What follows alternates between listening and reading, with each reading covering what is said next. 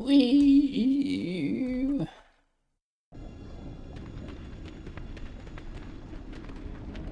Forsaken. Am forsaken.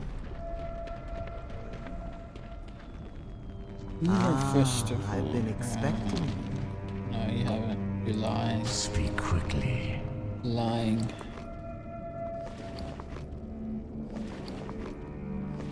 Bro, save all the shit. Beware the living. Beware the living. Not in a guild. Amazing. How may I aid you? Winds be at your back. I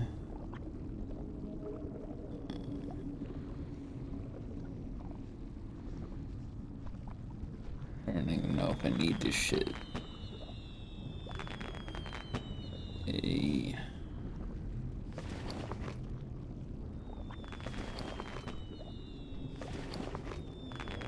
God, I have so much stuff I don't know what I need. What I don't need.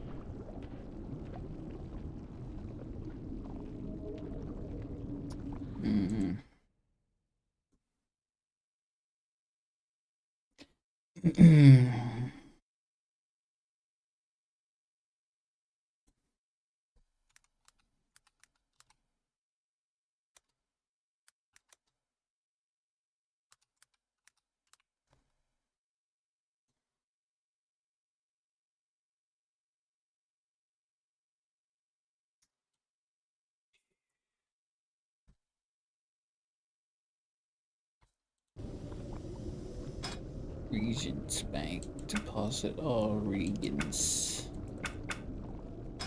Warband. Do I have 1,000 gold? Oh, I got 15,000 gold. Big offer storage that is shared with all members of your warband. Deposit all warband items.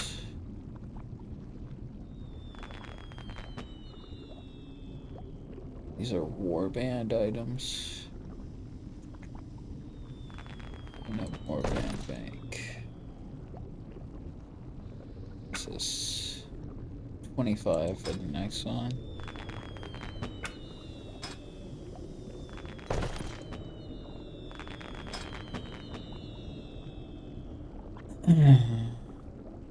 Put this shit in there.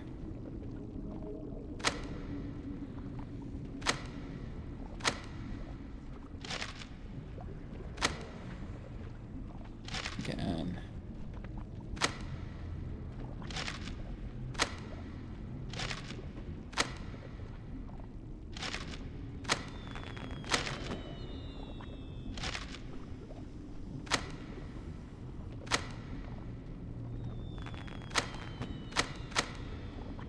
I can't carry anymore.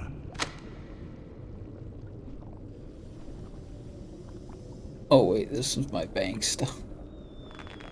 Oops.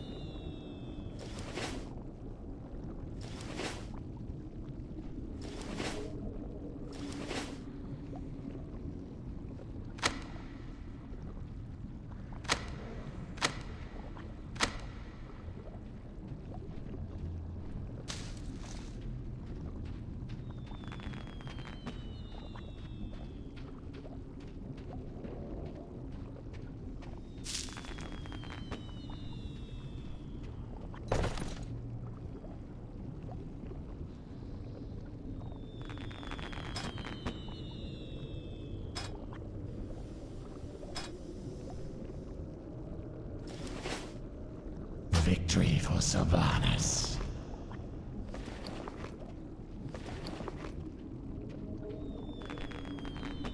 Is there a sleepy? No.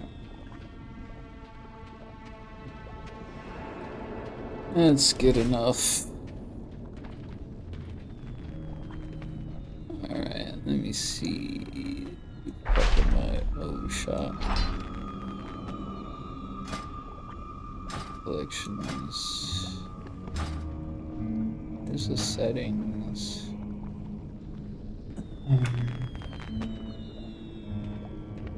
Action bars.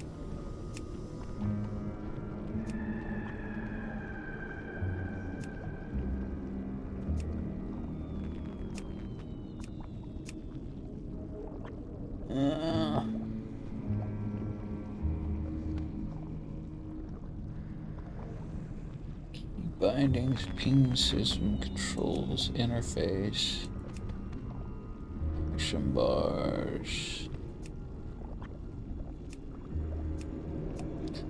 How the fuck do I...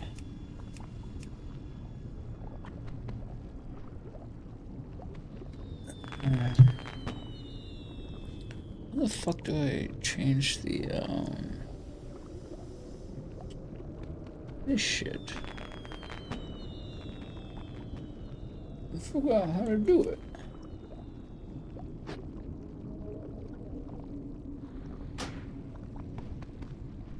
Edit mode? Oh, yeah, there.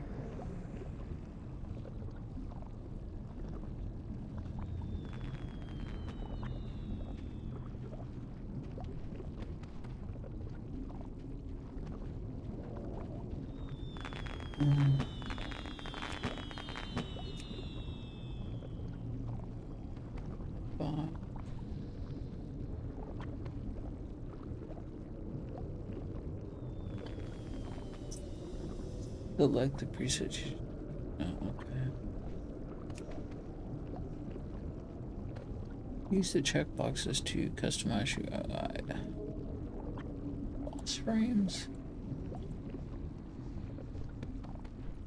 Arm. Buff. Team boss.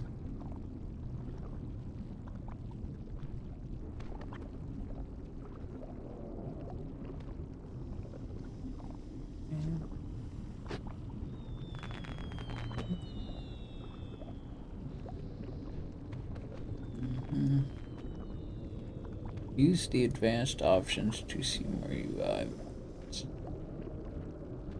Click any highlighted UI element.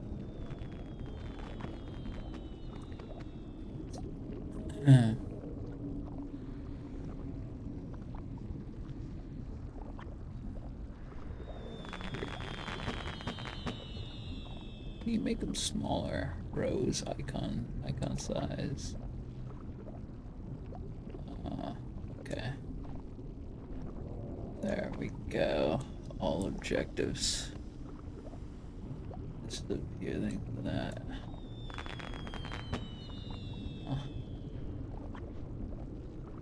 I get like. Actually, shorten the height of it.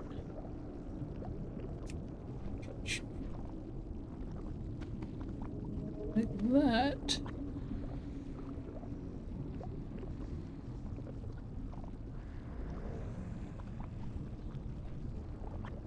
Bags.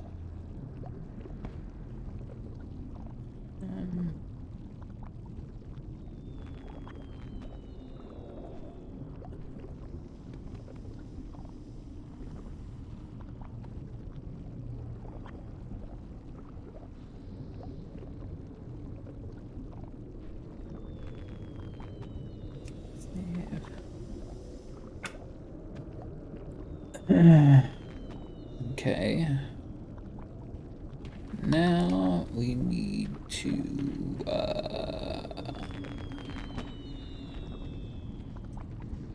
put my mouse and shit.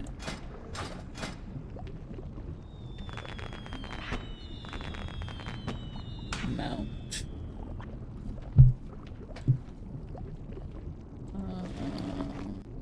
What's this? Turns to Garrison. Turns home.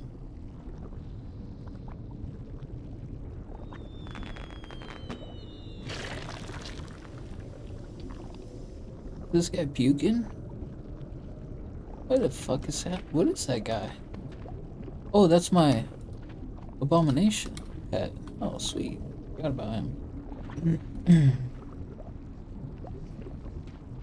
um,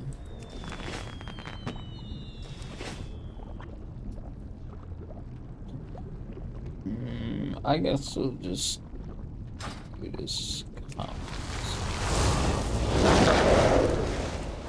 Figure everything out.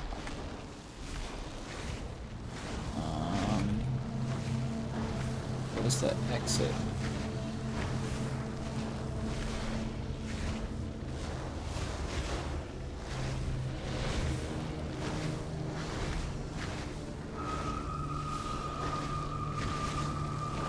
Be in the warlock area, I think.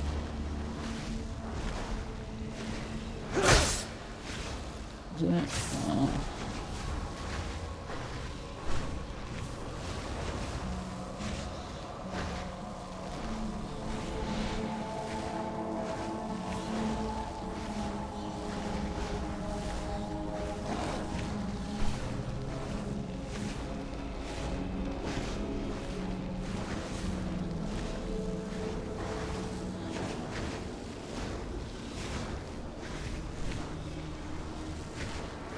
Shit.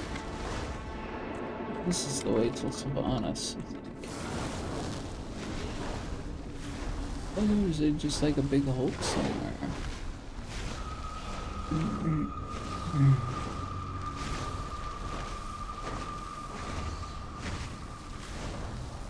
Map. Oh, it's here. I did miss it.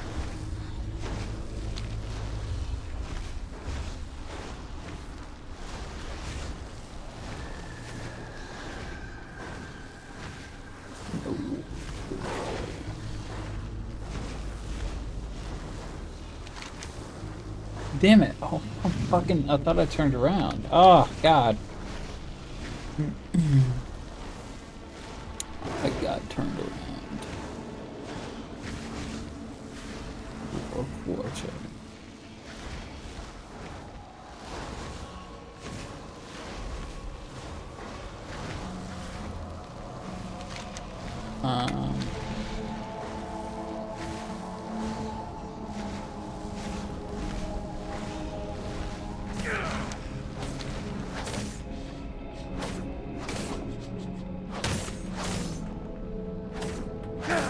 Where's the goddamn exit?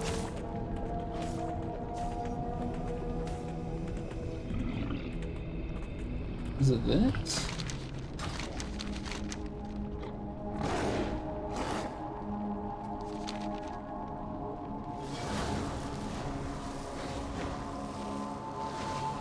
Oh, there it is. Could have swore the hole was a lot bigger.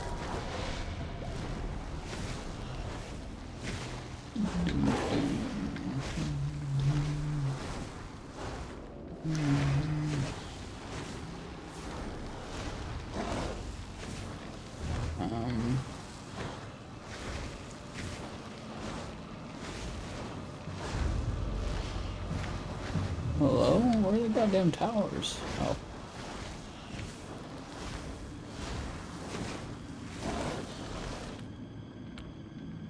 Is this the crossbar? Quelling Forge? Crossbar. Quelling Forge, that's where I went. God, it's been so long. Okay. Now I need to get to...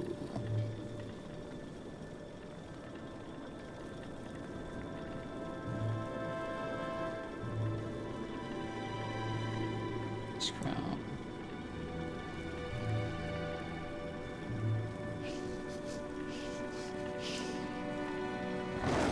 Ice Crown Citadel.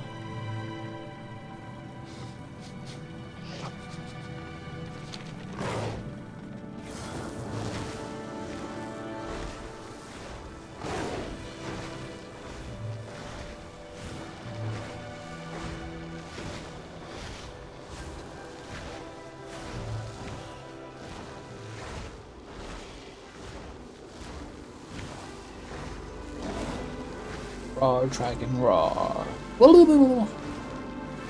It's me and my dragons. Raw dragons roar. Raw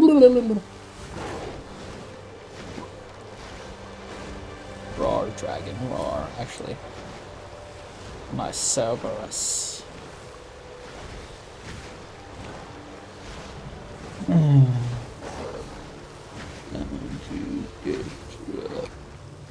don't like that camera. So far out. What the fuck?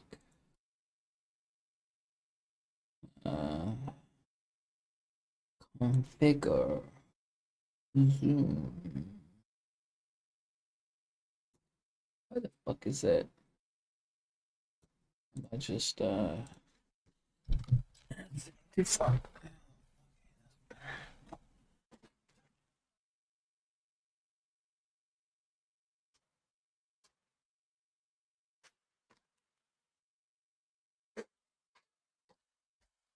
Okay, now. Oh, the lights aren't on.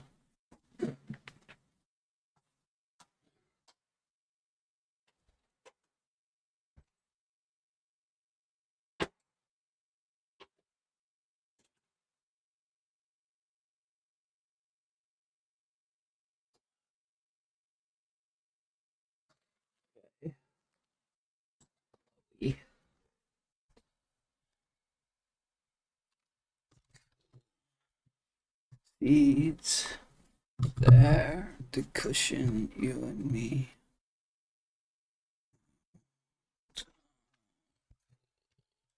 Over. Take me around again.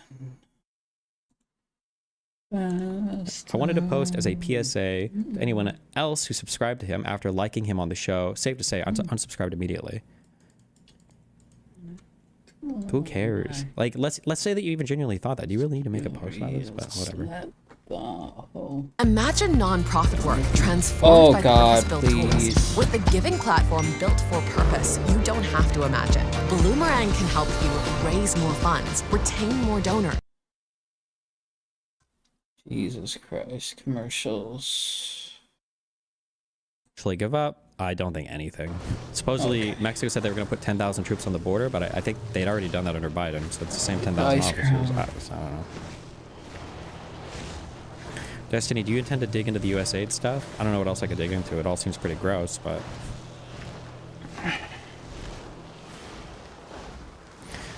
At Destiny, why not increase the tax limit? Like, if people can make infinite tax money, or I'm sorry, if people can make infinite money, why can't we tax those people rather than keep it mostly for people who make a few $100,000? The thing is, and the United States really doesn't want to do this because it's political suicide. You need to expand your tax base. Oh man, you cannot expect to fund this country with a few billionaires being taxed to death. It's just not going to work, and it's probably not effective. They probably just leave, and it's just not. You're just never going to collect money that way. Like, if I had to guess, oh man, I would love for somebody to do the math on this, just to know if I'm right or wrong.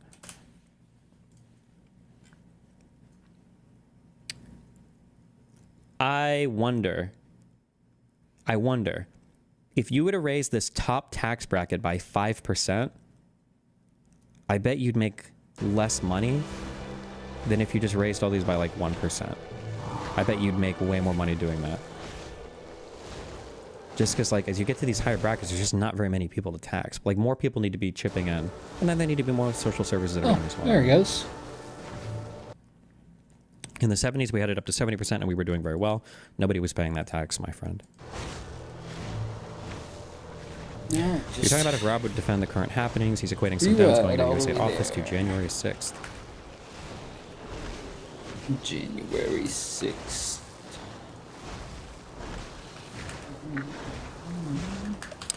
Yes, let's tax the people that make under 47K a year more. Unironically, yes. Sounds crazy, but I'm pretty sure in Europe they do this. Like, if you go to Sweden or Norway or all of your big progressive countries, believe it or not, even people making 40 or 50K pay a decent chunk in taxes. I think that people in Europe would be shocked to realize, like, how little tax, federal income tax at least, people under 100K pay in the United States. I'm pretty sure, like, our bottom half pay almost no, they basically pay almost no federal income tax. But We need to broaden our tax base. And then we can have more social services too. Like, if the U.S. made it easier to pay taxes, Oh, people would pay more shit. taxes. I feel like it's pretty easy to pay. Withholding is about the easiest way it could ever be to pay taxes. It's gonna irritate me. Here is audio. What about the sovereign wealth fund that Trump wants to start? Music. I mean, I think sovereign wealth funds are a really cool idea. I don't know if I would trust Donald Trump to start or manage one, but Ambiance. this is an insurrection. This lawlessness must be cracked down on. Investigate every politician and media member who spurred this on. Ban anyone from social media like YouTube, who now questions Doge's legitimacy and going after U.S. aid. This is one of our country's darkest days. Actual subhuman fuck. In Sweden, it takes me 2 minutes to do my taxes each year. It can definitely be easier. Oh, no, we have that now in the United States, I think. The IRS just recently implemented something really cool. I think it was called direct pay that we have, right? In the United States, guys, right? Don't we have this right now? Direct file? This is a thing that we have right now in the United States, right? Wait, what? Oh, no. Wait, what's this?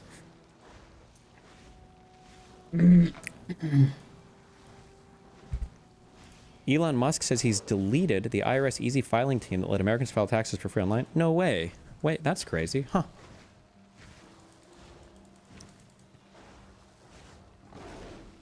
The IRS has come out to say direct file is still a thing? Oh, okay.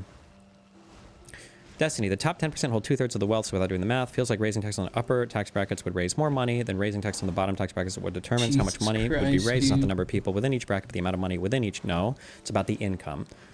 Wealth is not, you're never taxing wealth. You're only taxing incomes. Alright. Fuck. Where's the entrance to this crown?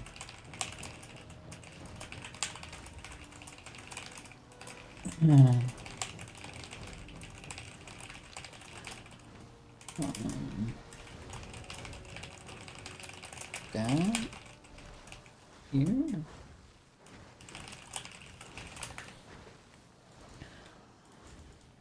Must be in here. Do you think there's any chance that conservatives push for a yes. flat tax? I mean, like, it would be a catastrophe, but at this point, I mean, like, what am I supposed to say? I have no idea what conservatives are willing to do. It feels like they have an appetite for everything. Was this an email or a subreddit post I got? Or a subreddit post or email I got? I think somebody emailed me, and it was a good point. It was really funny. Do you remember, does anybody remember what we were freaking out about after the election? It was, what is Trump going to do about Russia and China? And what is Trump going to do about Israel-Palestine? That was like all of our concern. And now our concern is like, are we going to go to war with Canada to make them a state? And what's our relationship with Mexico going to look like? And Denmark? Now we're thinking about allies. And not even like friendly or not so friendly terms. Like, are we going to war with these people?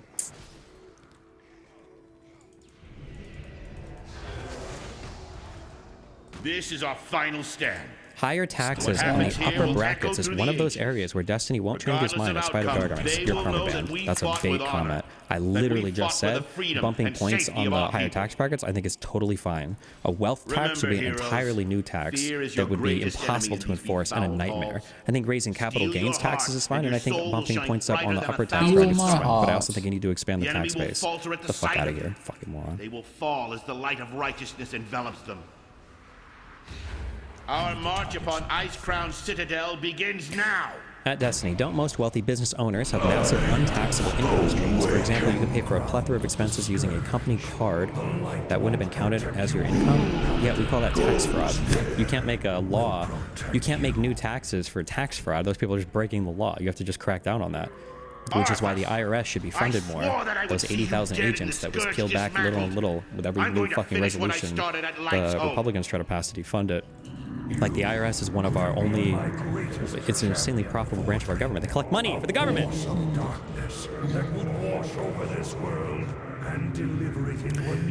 Wait, why would it be impossible, Destiny? Well, because you'd have to start you'd have to force people to start like selling off their businesses in order to pay taxes. You'd have to find ways to value businesses that aren't like being publicly traded, which is a nightmare. It's just too much of a nightmare. It's such a headache. A tax should be relatively easy to figure out and levy. And wealth taxes are just a fucking nightmare. The breaking of this one has been taxing. The atrocities I have committed upon his soul. What is the best argument for separating the artist from art that you can give? A really good idea is a philosophy, but it comes from a source you don't want to be associated. Well, sometimes you just gotta go hard, my friend. Hard. I will never serve you! And explore your heart. Introspect as much as possible. Yes, you will. You will all serve me. You will serve me. Motherfucker. Aren't property taxes also kind of annoying to implement in a similar way? No, because you have people that buy and sell homes and people that buy and sell similar homes in areas, so you can usually appraise houses fairly accurately. The IRS is a deeply unpopular institution. Knows no bounds, Sarfang. His soul is under great strain. Campaigning on funding it is risky. Yeah, but I feel like it's just because of how we talk about taxes. Everybody talks about taxes as like a punishment, and we shouldn't. If we rescue Bolvar Fordragon, we may this is a quell good one. the unrest between the Alliance and the I just wish more people thought like this. I don't know, man. Our mission is now clear.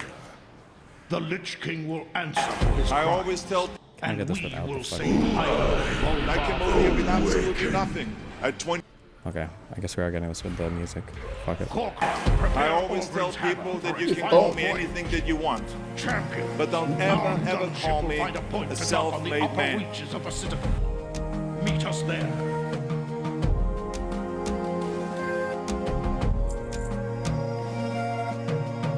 He's not so. I came over here with absolutely nothing. I had $20 in the pocket and some sweaty clothes in a gym bag. But let me tell you, I had this one little apartment, and on Thanksgiving, the bodybuilders from Gordon's Gym came to my apartment, and they brought me pillows, dishes, silverware, all of the things they didn't have. None of us can make it alone. None of us. Not even the guy that is talking to you right now. That was the greatest bodybuilder of all times. Not even me that has been the Terminator and went back on time to save the human race. Not even me that fought and that killed predators with his bare hands. I always tell people that you can call me anything that you want, but don't ever, ever call me a self-made man. And it gives the wrong impression that we can do it alone. None of us can. The whole concept of the self-made man or woman is a myth. I would have never made it in my life without the help. So this is why I don't believe in the self-made man. Why I want you to understand that is because as soon as you understand you have found that your you are way here because here, of a lot of help, because you are then you among the also few understand that gifted now with it's time true vision to help in a others. world cursed That's what with this is all you about. Can see through the fog that hangs over this God, shut world up, like a bitch. shroud, and grasp with okay. what? Enough! I see. I must take matters into my own hands. Zombie Control 1SU. You couldn't even. It says, stop being out of touch. I think you meant to say, stop being out of touch with regular people, dude. Taxes don't feel good, and we don't see much life improvement from it. That's just what it is. Okay. I mean, if you think that's a out of touch take, then listen, I'm all for then lower taxes away, and we'll see what your life looks like. Okay? Good luck. That recommended Ezra Klein video is a nice short and poignant essay about Trump and the flooding the zone tactic. Flooding the zone. Why do Americans think they're paying a lot of tax? I heard people say they pretty much pay as much as Scandinavia. Who started this idea? Well, I mean, if you live in certain cities, you can start to pay a lot. But...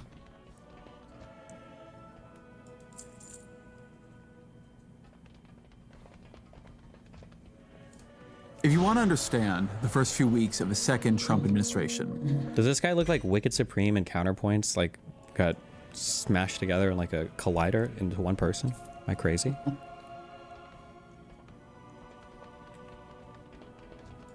If you want to understand the first few weeks of a second Trump administration, go back and listen to what Steve Bannon told PBS's Frontline in 2019.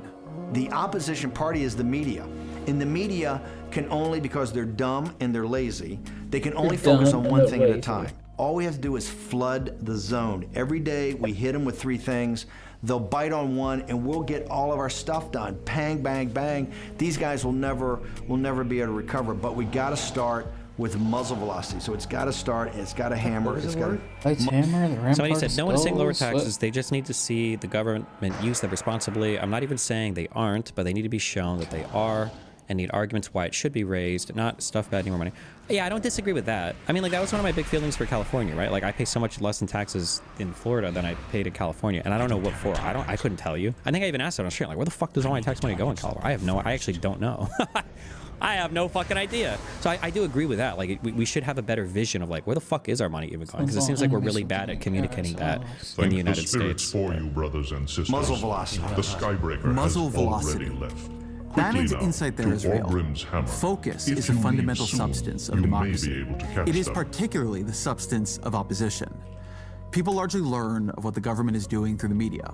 So if you overwhelm the media...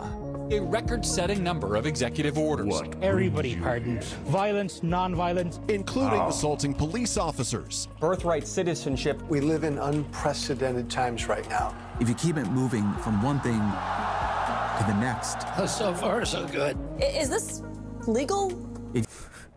Wait, real quick. I'm so sorry.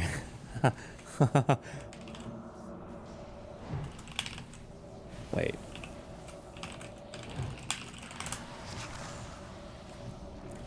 Fuck. Wait. I'm not gonna be able to find it. I saw this stupid, the dumbest meme video ever of what does RFK sound like?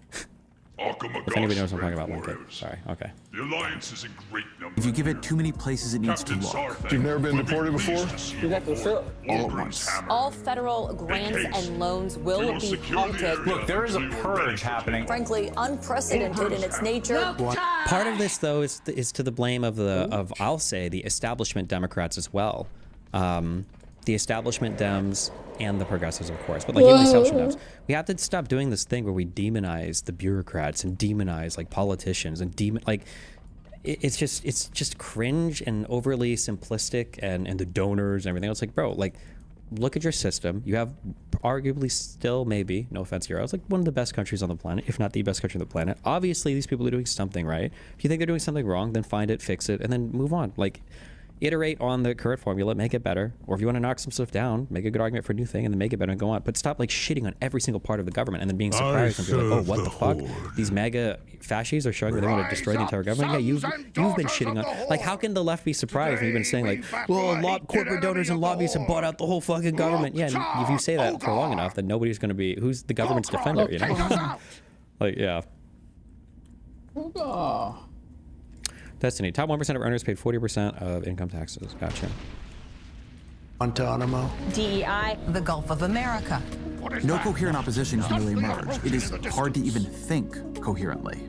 Donald Trump's first 2 weeks in the White House have followed Bannon's strategy like a script.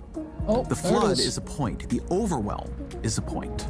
The message wasn't in any one executive order or announcement. It was in the cumulative effect of all of them. Taking hull damage! Get a sorcerer out here to shut down those cannons! You answer to you dare board my ship? Your death will come swiftly.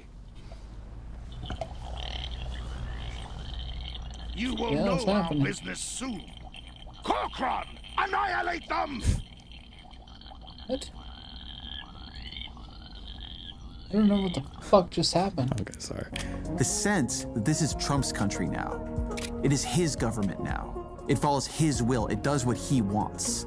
That he is limitless. If he says that birthright citizenship is over, then it's over. Or so he wants you to think. In Trump's first term, people said, don't normalize him. In a second, though, the task, I think, is a little bit clearer. Don't believe him. Because Trump knows the power of marketing, the power of belief. If you make people believe something is true, you make it likelier that it becomes true. He clawed his way back to great wealth by playing a fearsome billionaire on TV.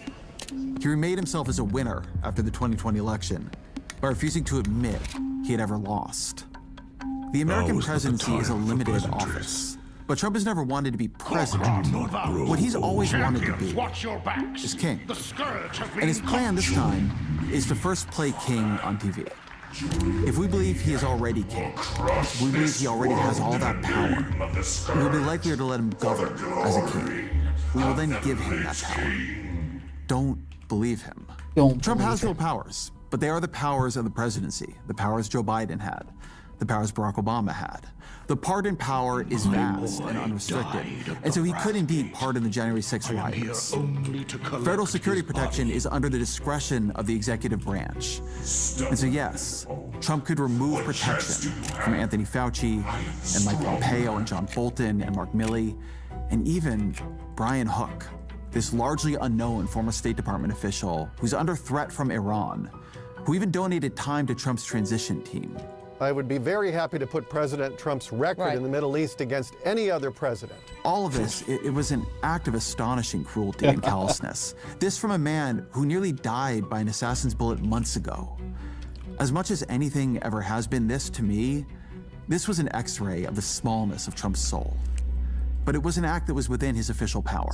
Small soul. But the president cannot rewrite the Constitution. Today, within days, his birthright citizenship order was frozen by a judge, by a Reagan appointee, who told Trump's lawyers, I have difficulty understanding how a member of the bar would say unequivocally that this is a constitutional order.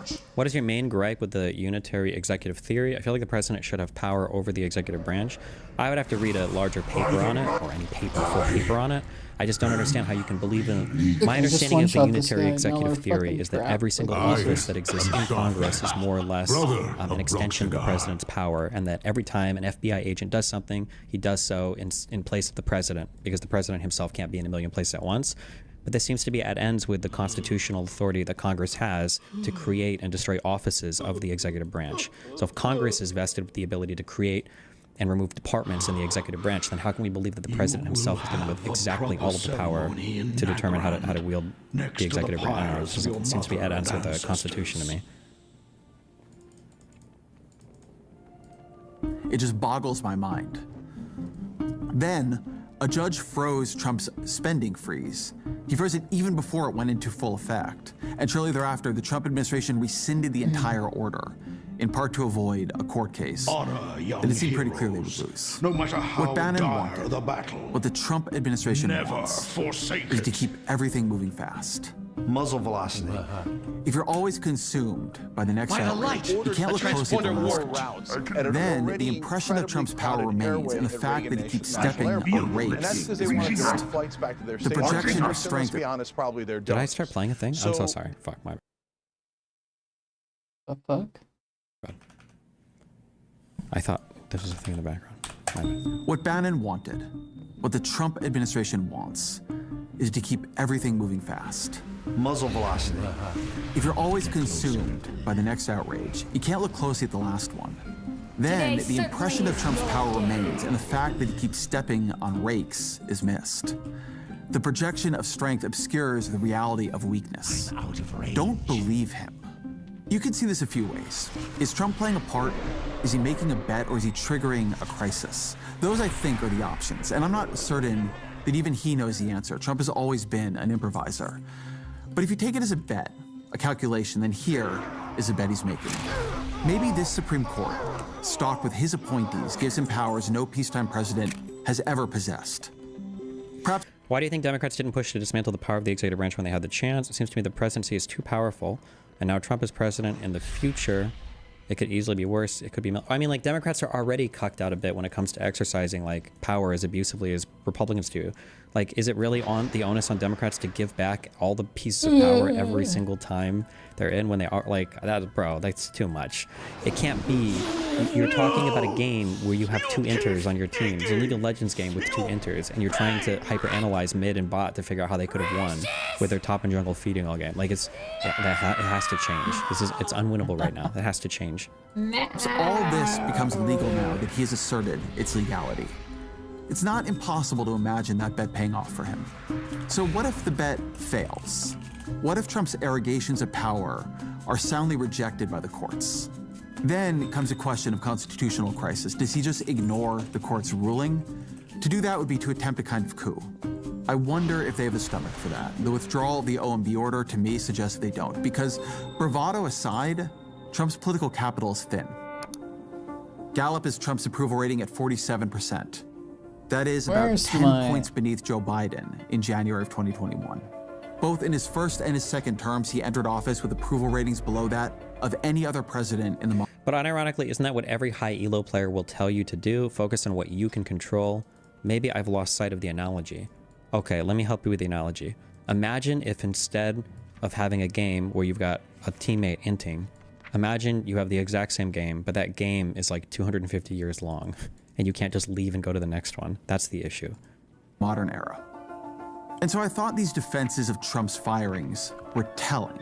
It is the belief of this White House. And actually, it wouldn't surprise me, any high elo player coaching a low elo player, unless league has changed significantly, would probably tell you that if you're grinding or if you're trying to get higher, if you've got an inter on your team, you forfeit 15, you can, or 20, forfeit 20 as soon as possible. Get out of that game. Don't waste your time destroying your mind and destroying your effort and wasting precious minutes in a game that can't be won. Just go to the next. These defenses of Trump's firings were telling. It is the belief of this White House and the White House counsel's office that the president was within his executive authority to do that. The law says he's supposed to give you 30 days notice. He didn't do that. Do you think he violated the law? Well, technically, yeah. Do you believe that it's legal? By definition. How real is the fear of Democratic backsliding? Vance doesn't seem as insane as Trump. I don't know what that means. How real is the fear? That's like asking, like, how real is the fear that, like, we'll survive to 2025? We already have. What do you mean? We've already had Democratic backsliding. This is already, it's already happened. So, like, this, the question is, how far will we backslide? It's his administration. They work for him. Technically, yeah. Do you God, it's bullshit how cool this guy looks with an eye patch. believe that it's legal? By definition, it's his administration. They work for him at the pleasure of the president. And if it's illegal, it should be legal. So then ask yourself, why isn't Trump trying to make it legal? There is a reason Trump is doing all this through executive orders rather than submitting these same directives as legislation that passed through Congress.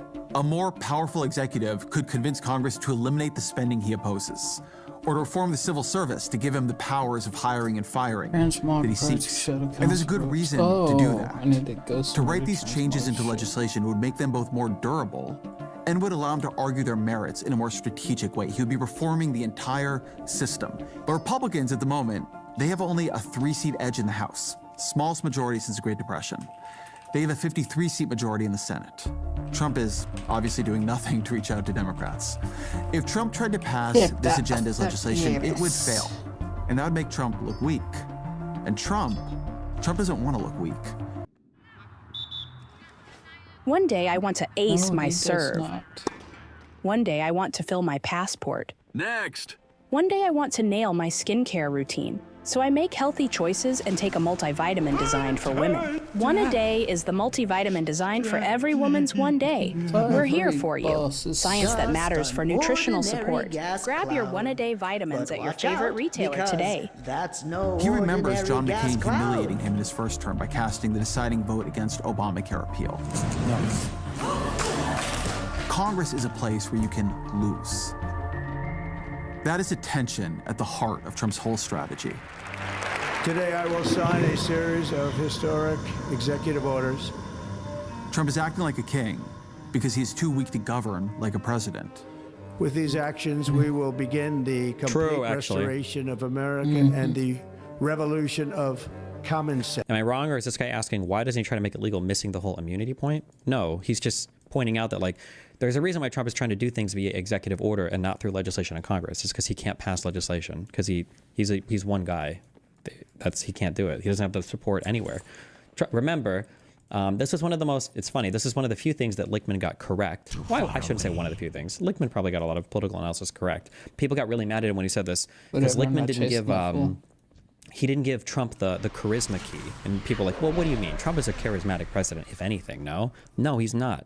Most people don't like Trump, and his approval ratings are historically low. It just doesn't feel that way because we're so divided. His approval ratings among Republicans is incredibly high. It's almost always like plus 90%, or 90% plus. It's almost always higher than 90%. I think at its lowest with conservatives, like 84%, like at its lowest, I think, like after Gen 6 or something.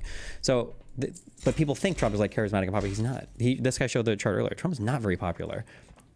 This flurry of activity It's meant to suggest the existence He's a of a plan. fuckhole. But the closer you look, even at this first 2 weeks, the less true it seems. Let's watch this video from the Silver Series. We've already watched it. Again. They are scrambling and flailing already. They are leaking against each other in the press already. We learned that the OMB directive was drafted reportedly without the input or oversight of key Trump officials. Wait.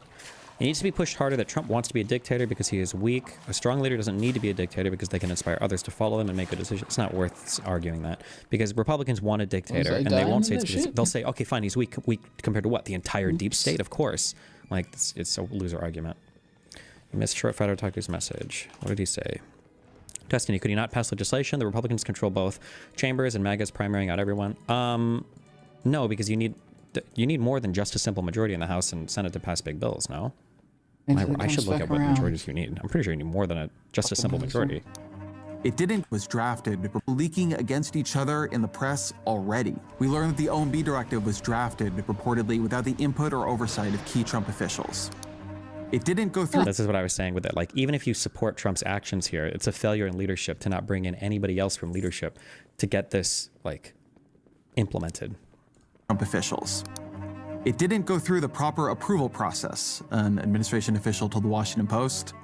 For that to be the process and product of such a sweep. Okay, asking why doesn't he try to make backsliding? Vance doesn't seem as insane as Trump. I don't know what that means. How real is the fear? That's like asking, like, how real is the fear that like will survive to 2025? We already have. What do you mean? We've already had Democratic backsliding. This is already it's already happened. So like this, the question is how far will we backslide? It's his administration. They work for him. Technically, yeah. God, it's bullshit how cool this guy looks with an eye patch. Believe that it's legal? By definition, it's his administration. They work for him at the pleasure of the president. And if it's illegal, it should be legal. So then ask yourself, why isn't Trump trying to make it legal? There is a reason Trump is doing all this through executive orders rather than submitting these same directives as legislation to pass through Congress. A more powerful executive could convince Congress to eliminate the spending he opposes, or to reform the civil service to give him the powers of hiring and firing that he seeks.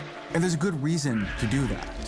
To write these changes into legislation would make them both more durable and would allow him to argue their merits in a more strategic way. He would be reforming the entire system. But Republicans at the moment, they have only a 3-seat edge in the House, smallest majority since the Great Depression. They have a 53-seat majority in the Senate. Trump is obviously doing nothing to reach out to Democrats. If Trump tried to pass this agenda as legislation, it would fail. And that would make Trump look weak. And Trump doesn't want to look weak. He remembers John McCain humiliating him in his first term by casting the deciding vote against Obamacare repeal. Congress is a place where you can lose. Bad news, everyone. That is a tension at the heart of Trump's whole strategy. Today I will sign a series of historic executive orders. Trump is acting like a king because he's too weak to govern like a president. With these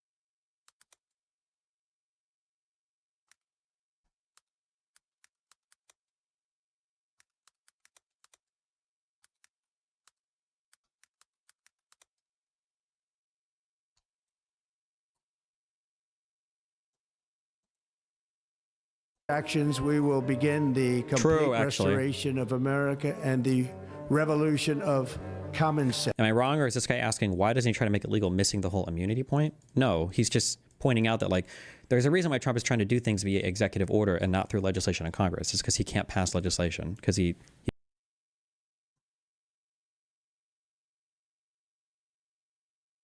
one guy.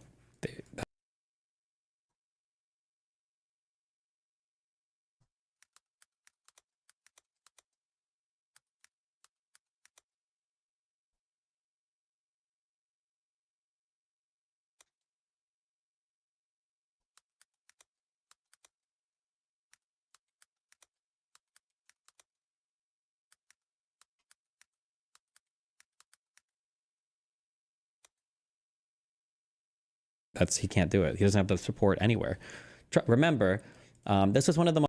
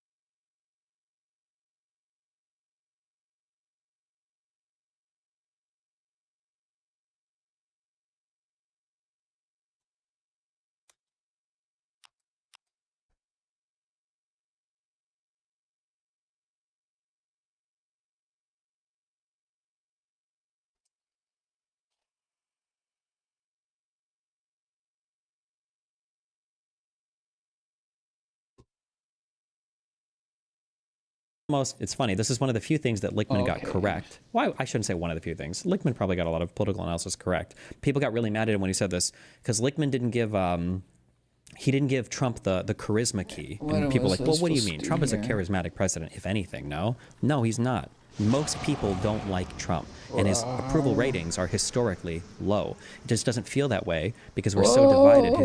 His approval ratings among Republicans is incredibly high. It's almost always like plus 90% or 90% plus. It's almost always higher than 90%. I think at its lowest with conservatives, like 84%. Like at its lowest, I think, like after Gen 6 or something.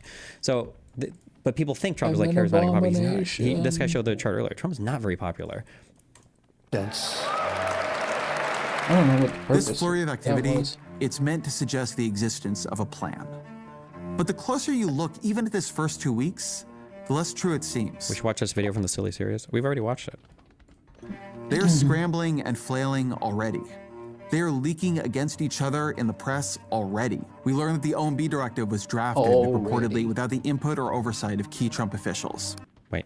It needs to be pushed harder that Trump wants to be a dictator because he is weak. A strong leader doesn't need to be a dictator because they can inspire others to follow them and make good decisions. It's not worth arguing that because Republicans want a dictator, and they won't say it's because they'll say, okay, fine, he's weak compared to what? The entire deep state? Of course. Like, it's a loser argument. You missed Short Fighter talk to his message. What did he say? Destiny, could he not pass legislation? The Republicans control both chambers and MAGA's primarying out everyone. The fucking deep no, because state. you need more than just a simple majority in the House and Senate to pass big bills. No, state. I should look at what majorities you need. I'm pretty sure you need more than just a simple majority. It was drafted, leaking against each other in the press already. We learned that the OMB directive was drafted reportedly without the input or oversight of key Trump officials. It didn't go through. This is what I was saying with that. Like, even if you support Trump's actions here, it's a failure in leadership to not bring in anybody else from leadership to get this, like, implemented. Trump officials. It didn't go through the proper approval process, an administration official told the Washington Post. For that to be the process and product of such a sweeping signature initiative in the second week of a president's second term, it's embarrassing. Stuck with nasal congestion? We've all been there. Afrin No Drip is here to help. Wow. Get ridiculously powerful nasal congestion relief in seconds. Stays right where it's sprayed. Wow. Whether it's allergies or a cold, Afrin is your go-to solution. Wow. Afrin, the wow is real. Use as directed. But it's not just a spending freeze. The Trump administration is waging an immediate war on the bureaucracy, trying to replace the deep state they believe hampered them in the first term. How disillusioned are you with the concept of American democracy? It seems that a lot of Americans are retarded and highly susceptible to lies as to allow for the weakening of democracy. It's not just Americans, though, it's everybody. We just have to figure out a way to deal with the media atmosphere. Bitch. We have to figure out a way to deal with the media atmosphere. Right now, we just don't know how. You fucking bitch.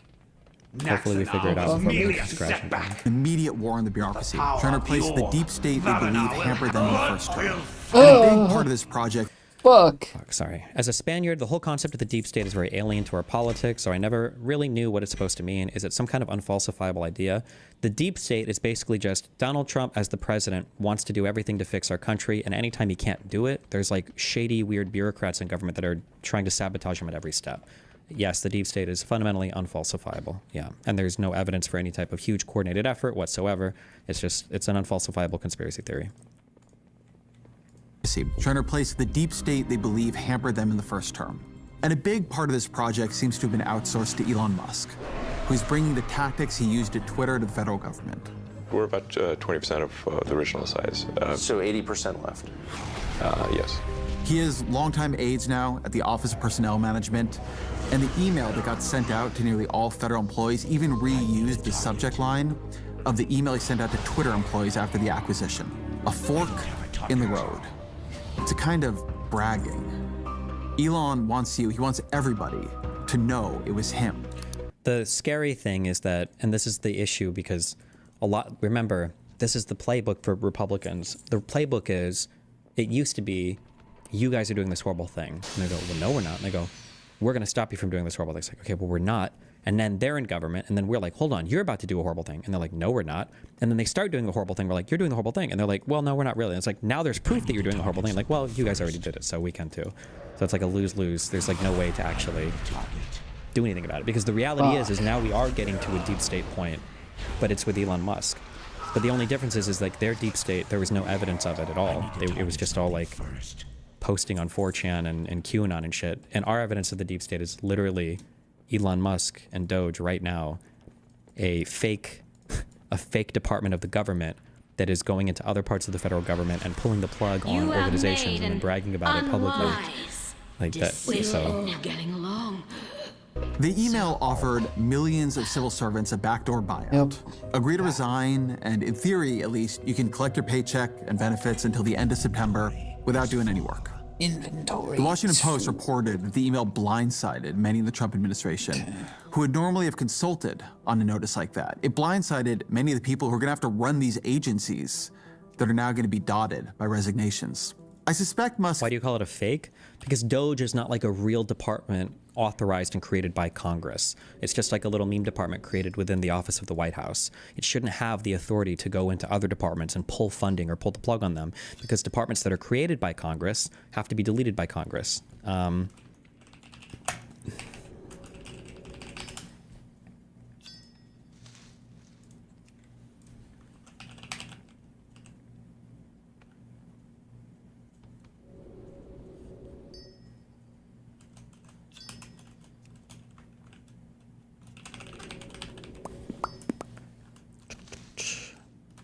One day I'll actually fucking learn the Constitution. Wait, Article 2 is the President? Which one is Congress?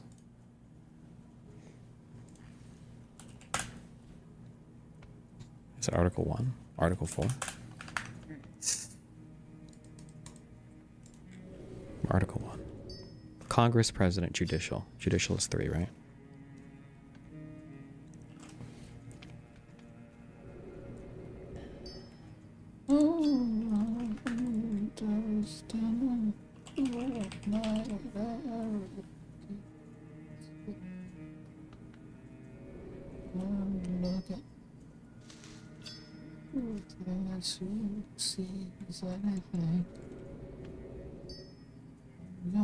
Wait.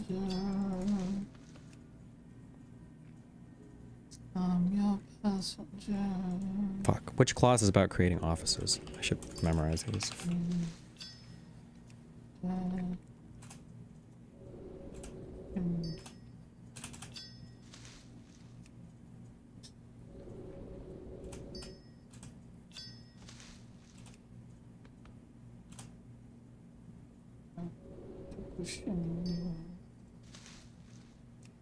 Is it this clause? To make all laws which shall be necessary and proper for carrying into execution the foregoing powers, and all other powers vested by the Constitution in the government of the United States or in any department or officer thereof.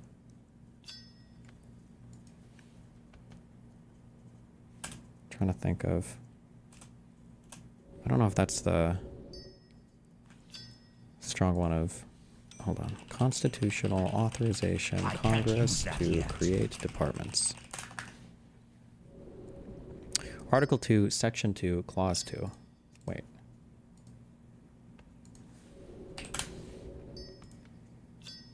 Article 2, Section 2, Clause 2. The President shall have the power, by and with the advice and consent of the Senate, to make treaties, provided 2/3 of the senators present concur, and he shall nominate, and by and with the advice and consent of the Senate, shall appoint ambassadors, other public ministers and consuls, judges, the Supreme Court, and all other officers of the United States, whose appointments are not herein otherwise provided for. Oh, okay, sorry, it's this here. And all other officers of the United States. So your officers are essentially your cabinet, right? These are the heads of your departments, whose appointments are not herein otherwise provided for, so they haven't been declared by the Constitution yet, and which shall be established by law, meaning the Congress. The Congress may, by law, vest the appointment of such inferior officers, so like your people underneath the top-level officers, as they think proper, in the President alone, in the courts of law, or in the heads of departments. So this is why it can be illegal for, like, the President, I don't believe, would be allowed to fire the Deputy Attorney General. The Attorney General would have to fire the Deputy Attorney General, but the President could fire the Attorney General, if that makes sense, I think. Unless Congress, when they created the Department of Justice, or when Congress creates something, they can specify, well, the President can do that or can't do that. There's also, I don't know how you can believe in the unitary executive theory, and I don't know how you get by, like, these clauses in the Constitution. USDS is now Doge. It is official, though. So I don't know what the USDS's prior roles were, but the president cannot have, cannot use. This is still part of the office of the White House. The executive office of the president that's synonymous with the office of the White House, right? I think. Or is the office of the White House different?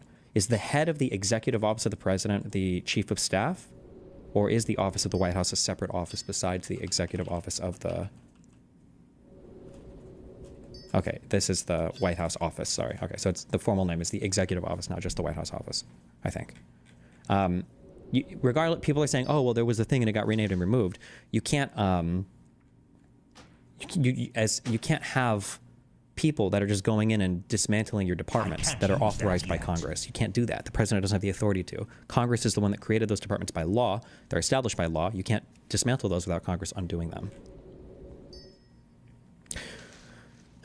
Destiny, this is just for appointment. You may remove an officer at any time. The unitary executive theory doesn't believe. I don't think that he can appoint anyone at any time. Well, no, but I don't. No, you can remove an officer at any time, but you can't remove anybody below them. Like the president of the United States is not legally allowed to fire people in the Department of Justice. I don't believe. He can only fire the Attorney General, I believe. Is my understanding at least.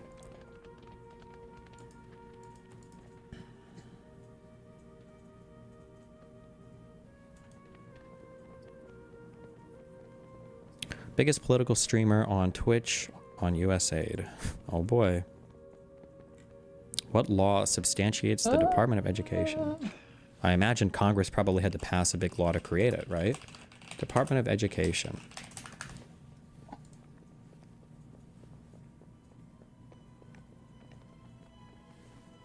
Having been created after the Department of Health, Education, and Welfare was split into the Department of Education and the Department of Health and Human Services by the Department of Education Organization Act. So this was an act by Congress that split this, and then that's where the Department of Education comes from.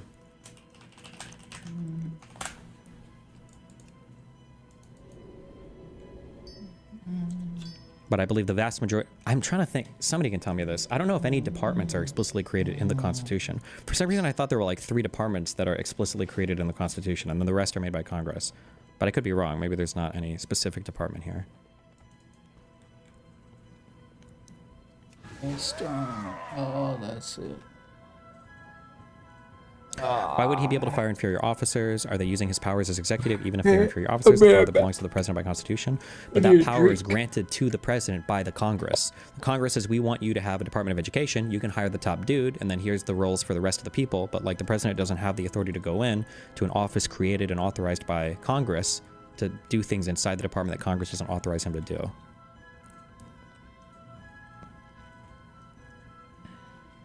What's the dumbed down solution to gun crime?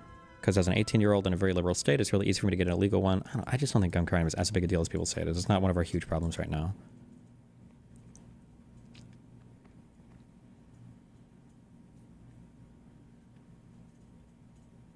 Okay, so the Constitution didn't explicitly create any departments. It just authorizes Congress to. Okay.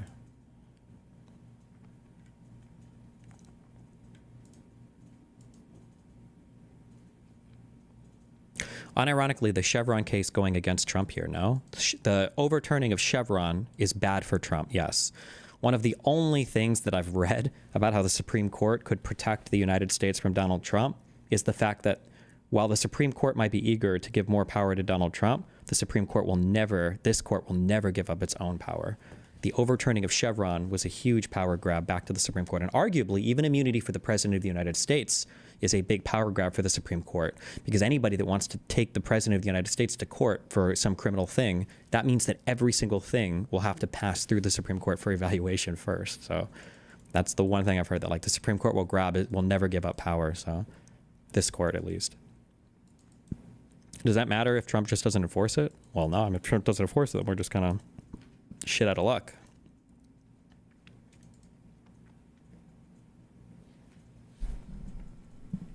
The first 3 executive departments created by Congress were the Department of State, the Department of Treasury, and the Department of War. The first Congress established these departments in 1789. Gotcha. What was the issue with Trump firing Comey? Trump fired Comey because he was trying to stop the investigation into him and his cronies over the colluding with Russian sources on leaking shit about Hillary and other things. Don't you think there's a bunch of bloat built up in the government that slows down the execution of important policies? Yes, but like you have to like when you say that, this is the equivalent of Elon Musk going on Twitter saying, "Oh, Twitter is slow. We need a rewrite of the full stack." What the fuck do you mean we need a rewrite of the full stack? What's slow? What do you want to change? Let's talk. It's the same thing when you go to government. If you think there are some parts that are slow and inefficient, or you want to, sure, fine, that's fine. We can change shit. You know what the problem is. But you can't just say, like, it's all bloated and slow. Let's redo everything. That doesn't make any sense. Can't Trump tell the head of the office to fire the people within the department, and if they refuse, just fire and replace? I'm not sure. I don't think he can, but I don't actually know the answer to that.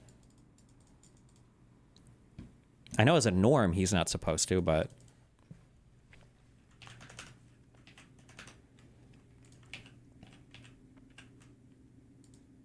Okay, let's finish this. Run these agencies that are now going to be dotted by resignations. I suspect Musk thinks of the federal workforce as this huge mass of woke and largely useless ideologues.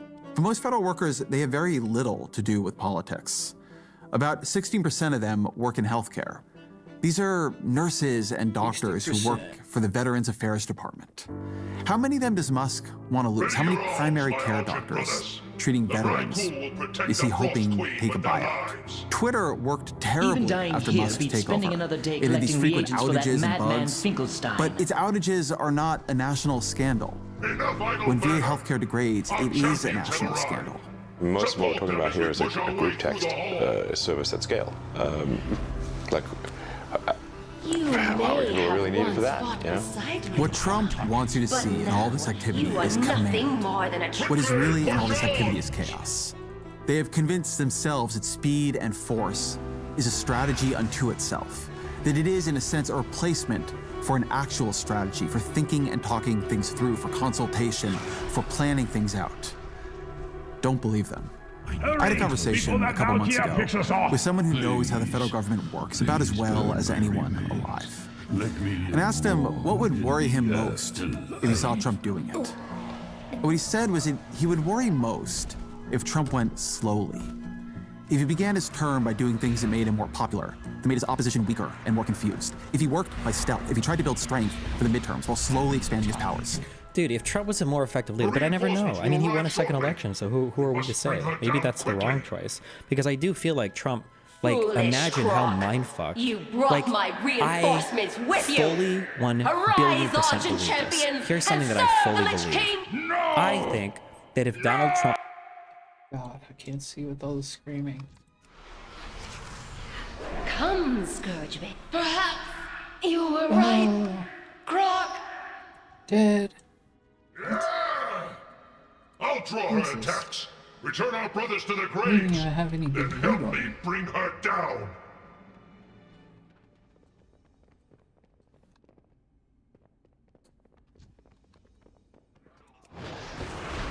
What have I done? No! No! I'll remain and inform Tyrion of our progress. You must press on and bring down Sindragosa. Loktar, champions! The loss of our comrades was unpreventable. They lived and died in the service of the Argent Crusade. You have done much in this war against the Scourge. May the light embrace you. May the light embrace you. Beware the dangers that lie ahead. And do try to remain in one piece.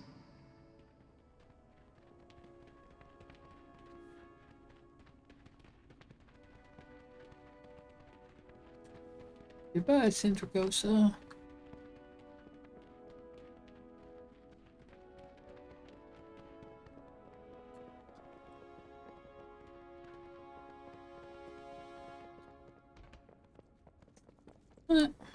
I'm gonna fight this motherfucker.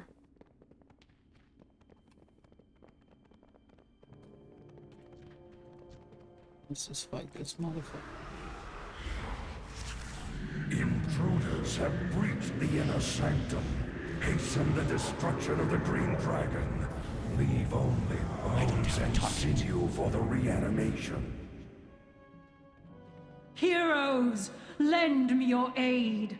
I cannot hold them off much longer. You must heal my wounds.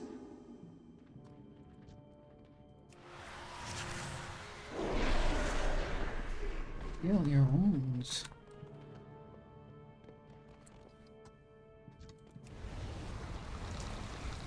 I pull my records backwards.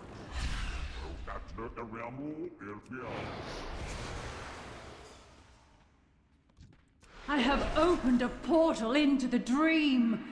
Your salvation lies within, heroes.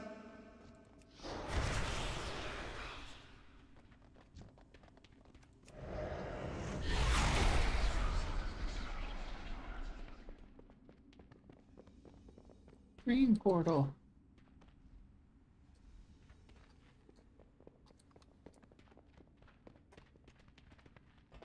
That it? I thought I'd get something for that. I guess it's worthless. Just run past next time. Alright, back to... Trump said on day one, we're going to have a 15 an hour minimum wage. I actually think the country would have it like in 2 months. I think it would be done.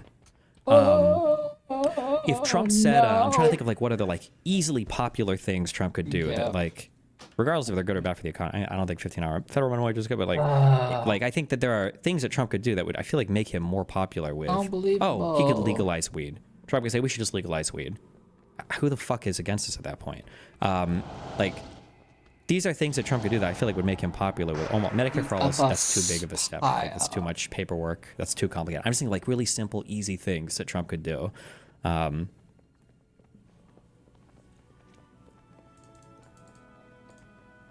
chipping away at the state. But none of those give him more power. Well, no, it would give him more power because one of the things that Ezra is bringing up here, that's a good point, is Trump doesn't actually have much political power, like structurally or institutionally. It's all in the people and his like voting base. Like Trump is not powerful or popular for Congress. This is what I was talking about before. That's why he always overperforms his ticket. It's always why the people underneath him on the with the R next to their names aren't doing as well as Trump is, because it doesn't translate to other people in the government. It's only Trump, and he could do things that I feel would shore up power for his people. That's why he lost the elections in 2022. Didn't go the way they wanted. So many special elections were lost. Like, if he worked by stealth, if he tried to build strength for the midterms while slowly expanding his powers. Maybe I'm wrong, but isn't deporting illegal people pretty popular amongst the public nowadays, even if it's bad for the country? I think there's ways that he could do that deportation thing that would like make everybody, like it would be less unpopular. Like a thing that you'd have a lot of trouble with is imagine Donald Trump says, I'm signing an executive order today that says that we are deporting every single illegal immigrant in every state and federal prison that has a felony. Like, that would be really hard for Democrats to fight against. You almost have to give them that one.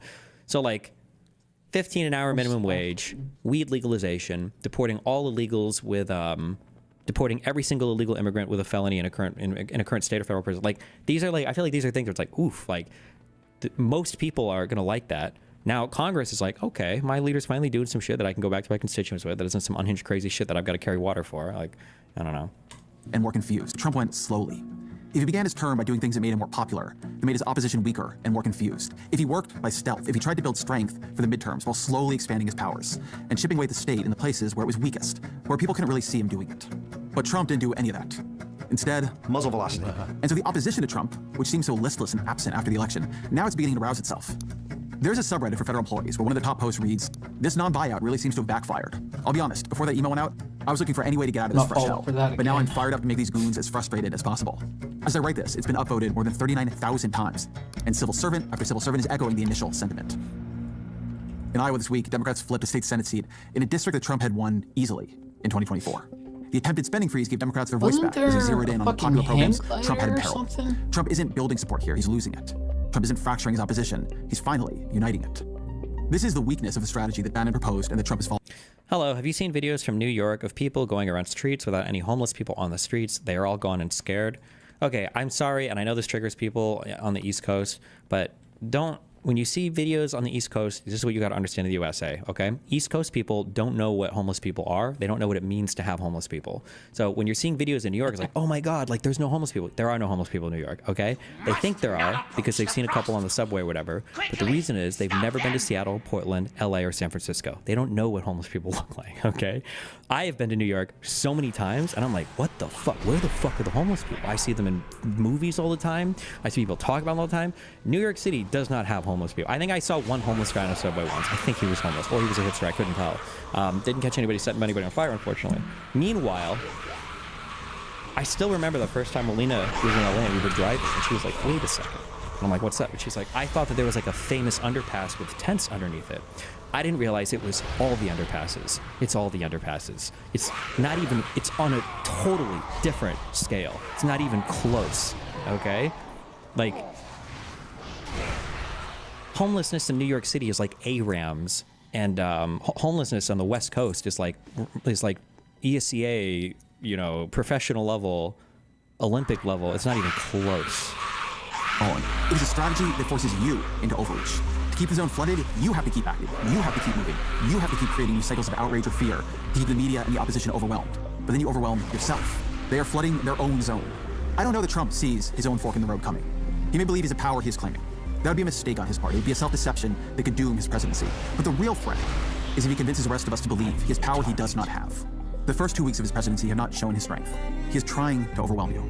He is trying to keep you off balance. He is trying to convince you of something that isn't true. Don't believe it. Also, keep in mind when I say that, I'm like 20% joking, because I haven't been to like the worst parts of like the Bronx or Queens. Like most of my time is spent in the city or in Brooklyn.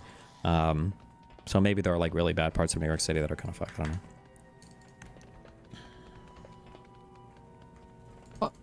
Why not use taxes to help them instead of red states? Weird take, but Trump opened the discussion for homeless people. The problem is it's not just a matter of throwing money. You need like whole systems to help homeless people. And I don't think we have the political will for it right now. Or the manpower to do it. I think homelessness in the United States, I think, is one of the, probably I would say, is one of the most disgraceful things in this country. Now, I'm probably overrepresenting just my personal run-ins with homeless people, but it's like, it is overwhelmingly, I say overwhelmingly, but the stats disagree with what I'm saying. So it could just be that I'm just encountering some people, but it feels to me is overwhelmingly people with extreme mental illness, like psychotic people, like people that were too crazy for my stream back in 2021, okay? Like these people have they just have to be sheltered full time and taken care of. It's really, really, really, really, really fucked.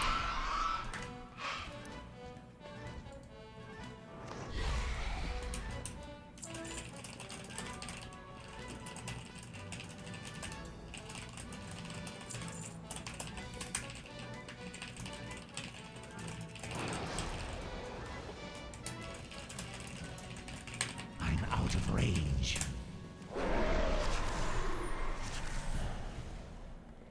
Out of range. And they also need help. That costs money. Yeah, but it's not just money. It's like money and manpower. The Money icy and winds of people. Northland will consume your souls! And like systems. Like you need a whole ass thing.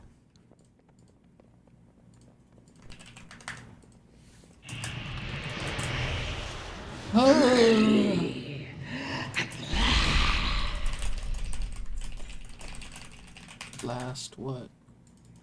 Memory of Malagos. What was this? Ordered 50 more routes. Ordered 50 more routes at an already incredibly crowded airway at Reagan National Airport. And that's because they wanted direct flights back to their states and districts, and let's be honest, probably their donors. So did they then increase the air traffic controllers? Ordered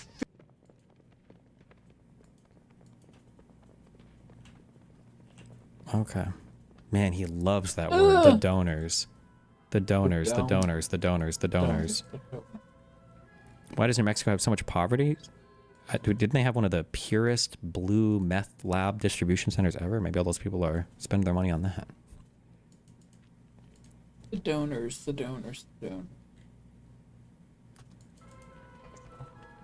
Fuck. Missed it.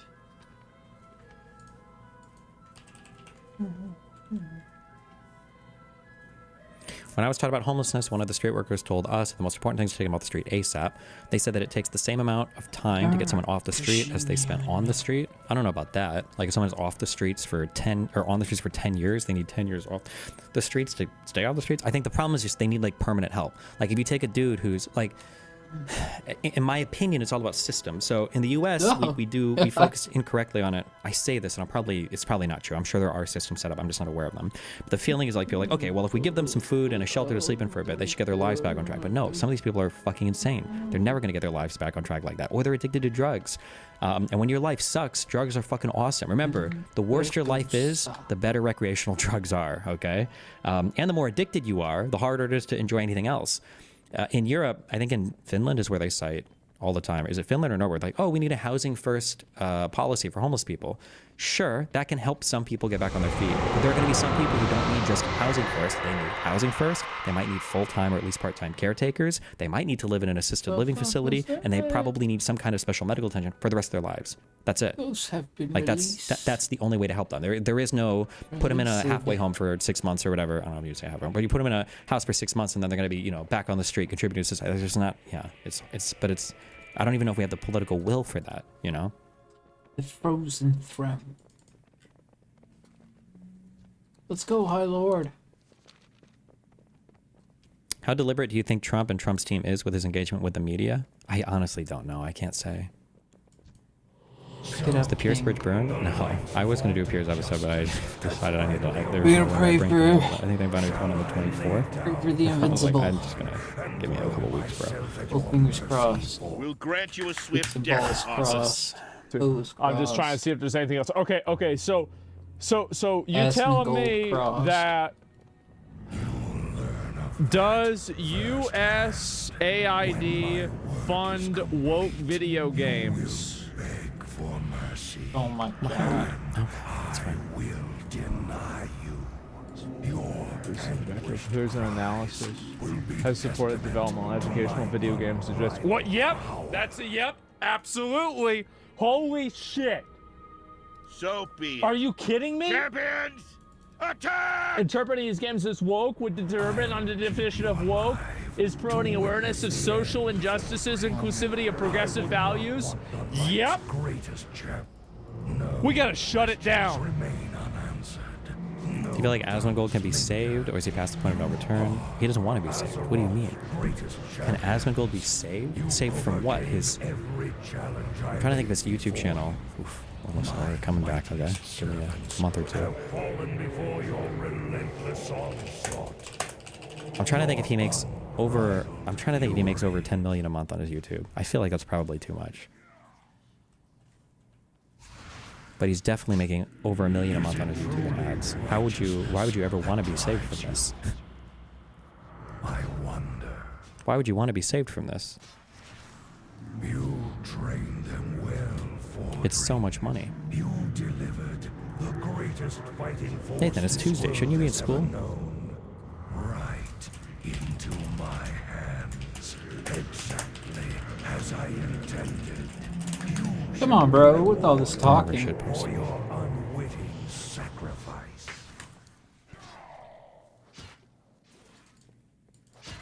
Watch now as I raise them from the dead to become masters of the scourge. Better question, is there anything Donald does intentional, or is he just stumbling through life, being semi-guided by people with intentions like Musk's? I have no idea. I wish I could. I don't even know where to even begin to think about that. Holy shit! Holy shit. How? Trump administration hit with a lawsuit over Musk/Doge data breach. Yeah, there's a ton of lawsuits being filed, like all over the place, yeah. How much money do they spend on woke video games? Light, grant me one final blessing. I don't understand why Asmongold is so appealing and makes millions a month. I don't get it. Well, because he tells you what you want to hear. If you're like an anti-woke person, this is like the best guy to get that messaging from. He's like you, ex-gamer. He already had a huge audience built on Twitch from gaming and doing gaming adjacent commentary. So he's just like the perfect, like, I guess, person for this. No more He doesn't seem like the kind of care for money, or do you think he's faking his whole aesthetic? Sorry, I generally say it's a money thing. It's more probably just like an influence and feeling thing. Like you have a community full of people that are constantly vibing with, reinforcing your opinion. You're getting tons of attention. Video games. Here we go.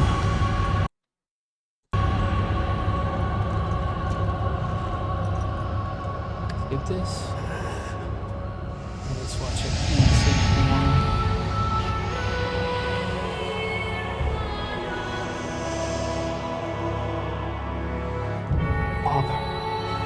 Father, is it over? At long last. No king rules forever, my son. I see. Only darkness before me.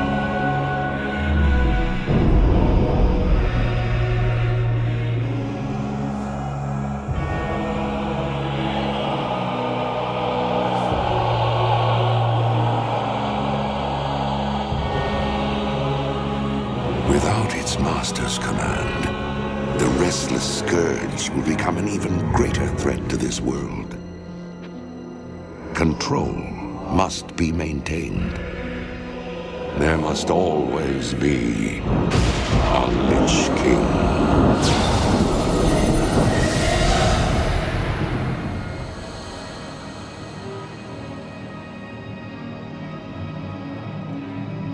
I'll do it. I'll be the Lich King. I'll be the Fire Lich King.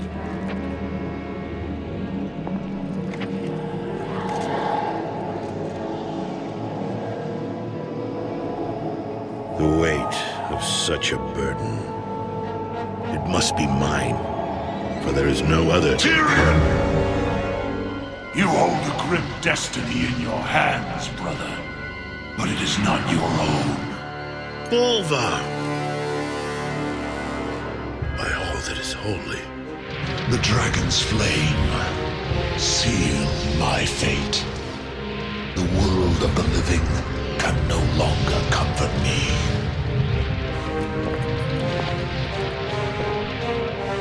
Place the crown upon my head, Tyrion. Forevermore, I will be the jailer of the damned. No, old friend. I cannot. Do it, Tyrion! You and these brave heroes have your own destinies to fulfill. This last act of service is mine.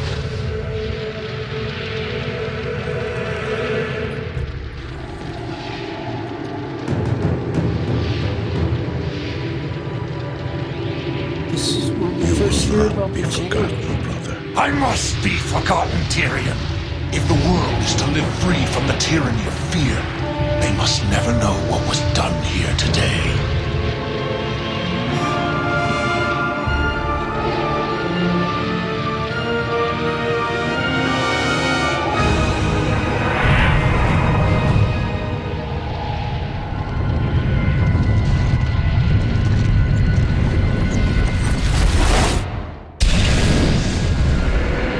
Tell them only that the Lich King is dead, and that Bolvar Dragon died with him.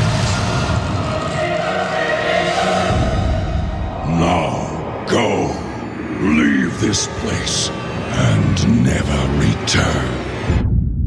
Oh, I'm probably gonna turn here every 2 weeks to try to get Invincible, unless I get him here. Okay. Come on, baby.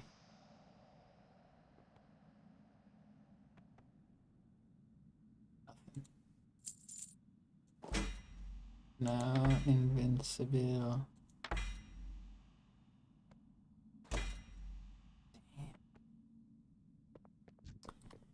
Damn.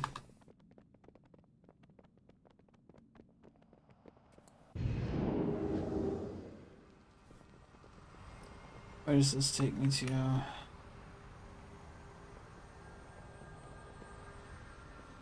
Where does this take me to? Something wrong.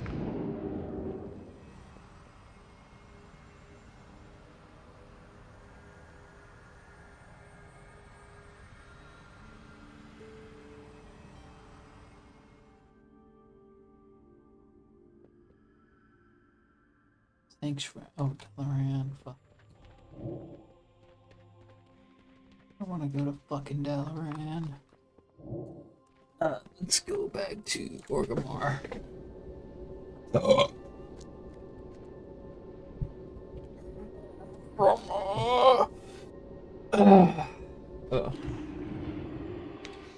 No Invincible for me.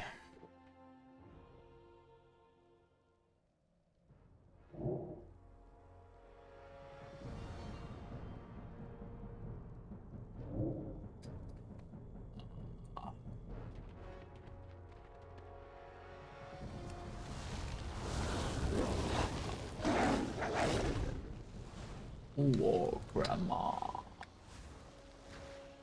I think I'm gonna log out for a second.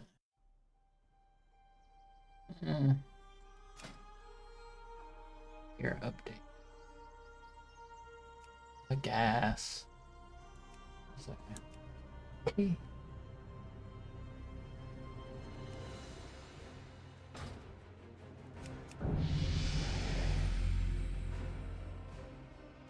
Look at him. What is the purpose of this warband yet? Working from the start. That's a category. Meet me in Orgrimmar, where I am about to present the Aspect's invitation to the Horde Council.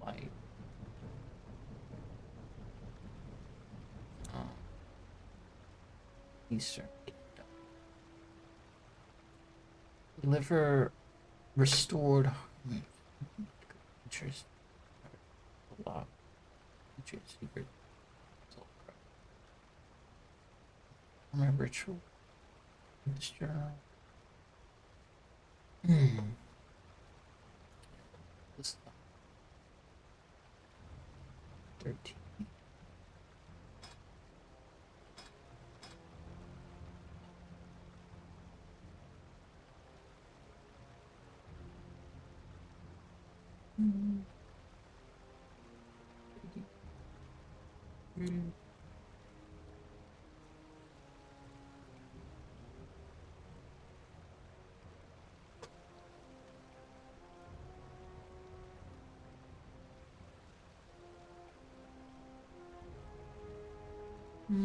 I had more money on my mind. What?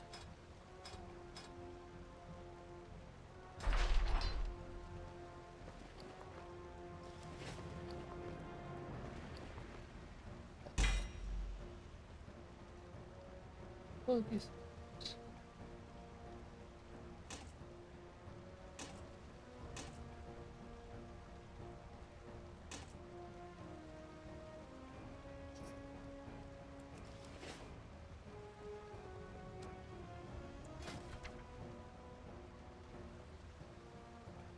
Oh, fucking mounts.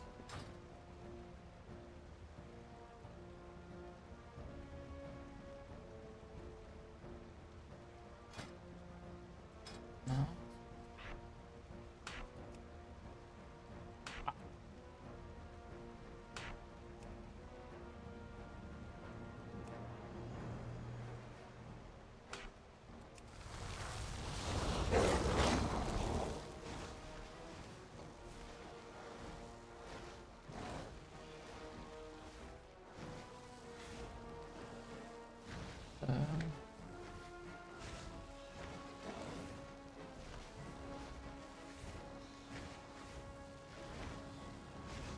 This, oh.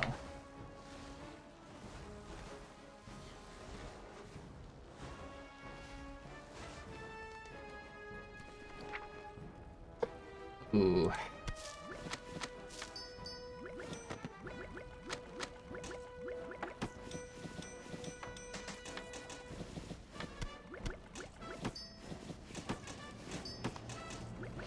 I can't carry any more of those.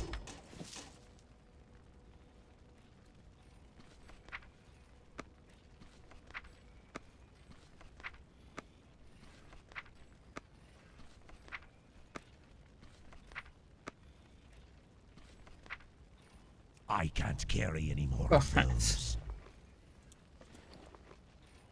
Can I not carry more things? I can't carry any more of those. Oh, this is a gatherer's bag. Let's see. I can't carry any more of those. What? I can't carry any more of those. More? Oh. I already have one. Why did I have two? Okay.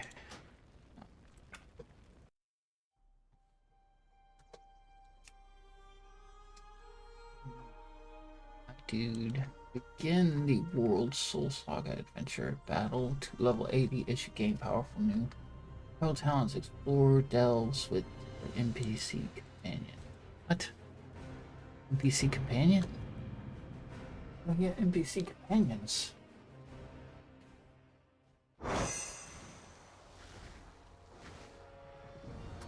I have unopened. It's max level. I don't know.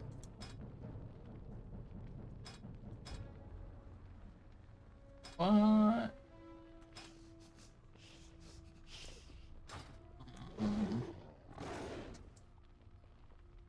What that? Okay. Yeah.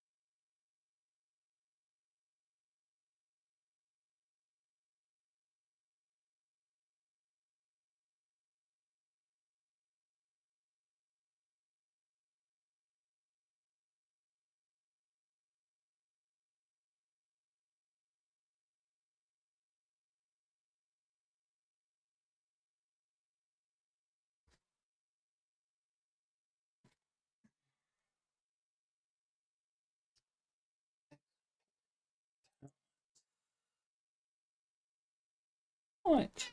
What?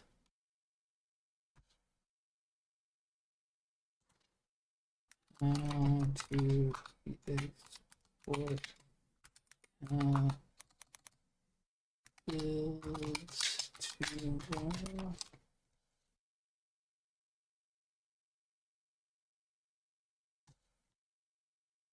talent tree.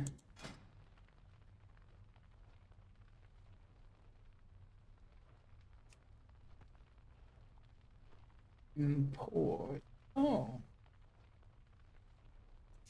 Without builds.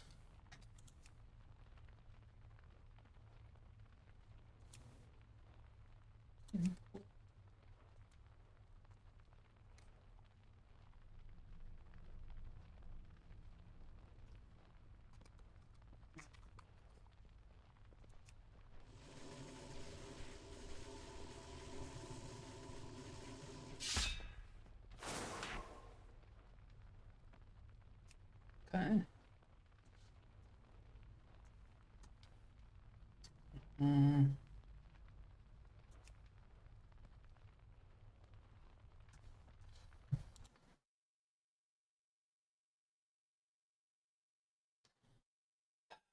see, what about the this?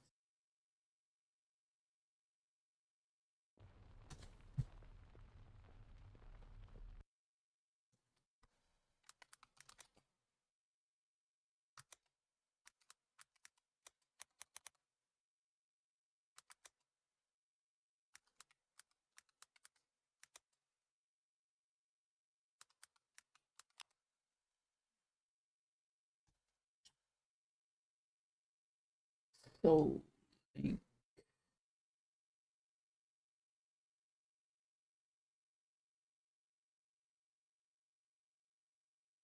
don't agree.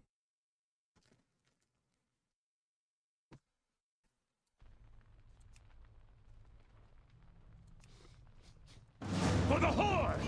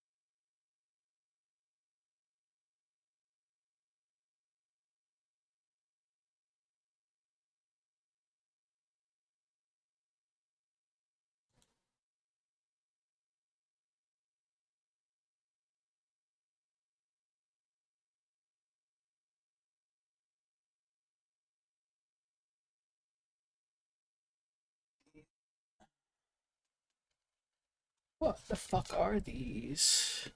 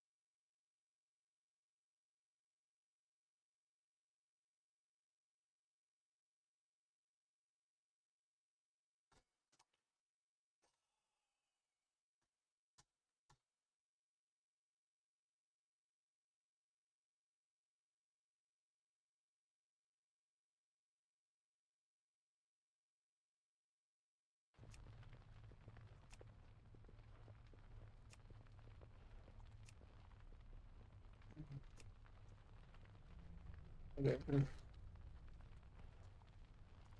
This is.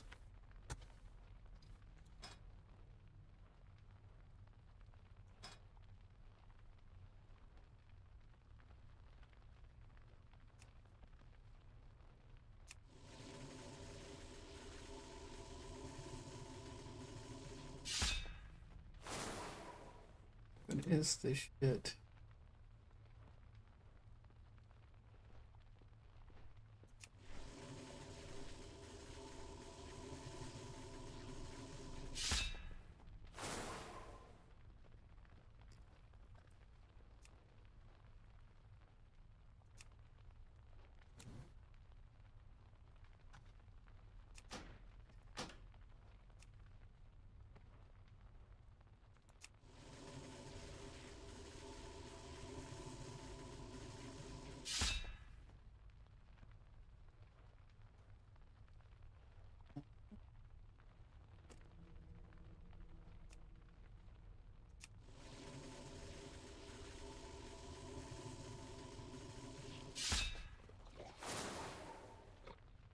Okay. Civilization.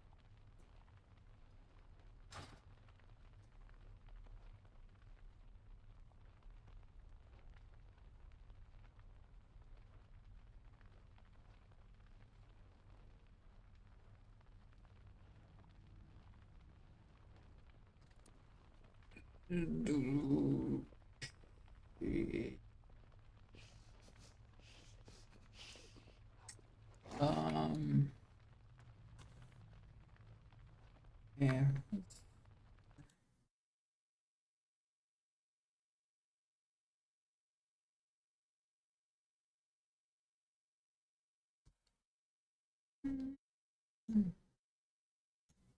It is loved. Um.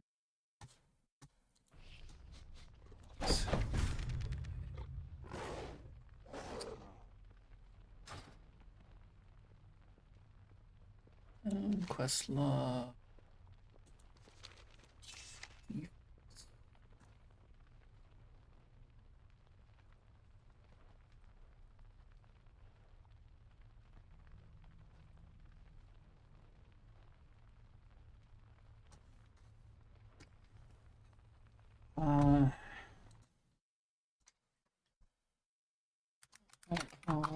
Warbands.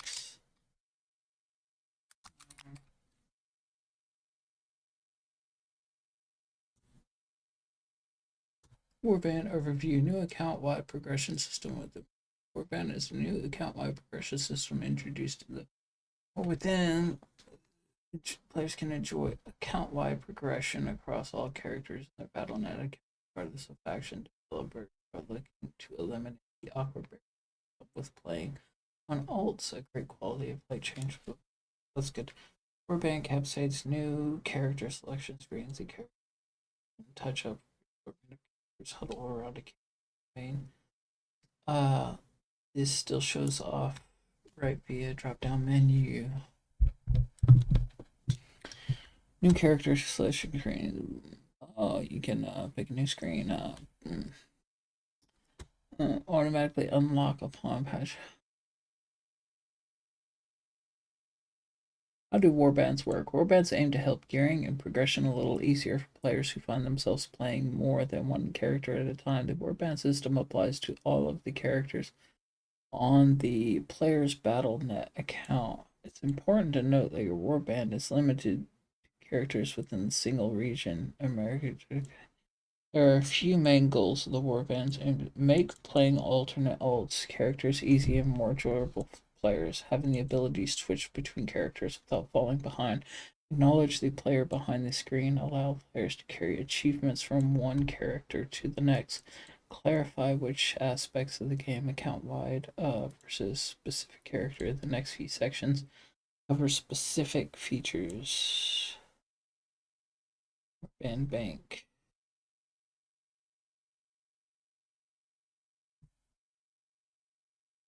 There's a new series of storylines.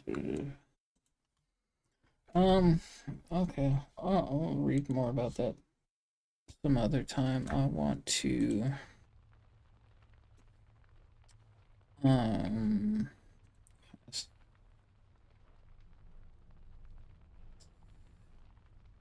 Kingdoms, Kilmandor. Complete this storyline listed below. Okay. Let's head over to Kilmandor. 2805 is my achievement points. Is that what I have on my other character? All my characters.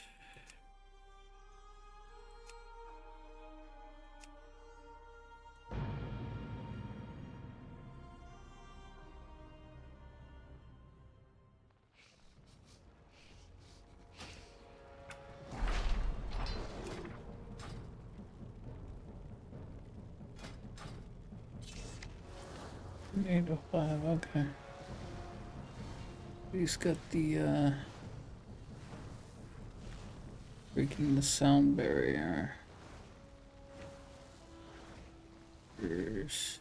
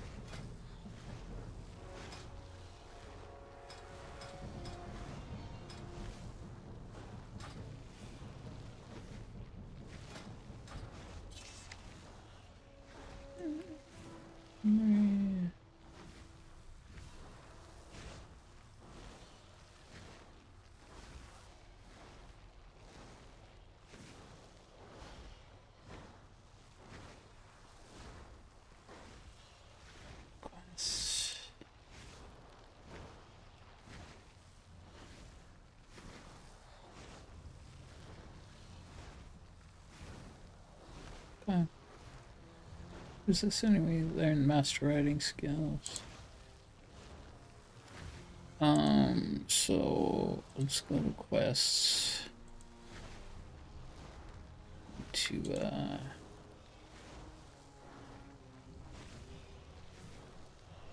it's 1621. 619.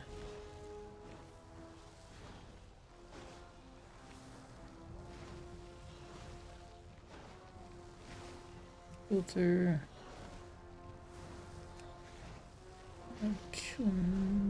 Kilimanjaro. Alright. Where's Kilimanjaro or whatever the fuck?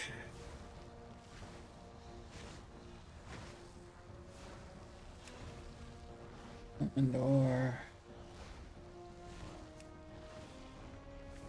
Oh, okay, I'm here. Quests you have already completed with other characters are hidden from the map. And their NPC quest indicators for the world. You can change the settings there.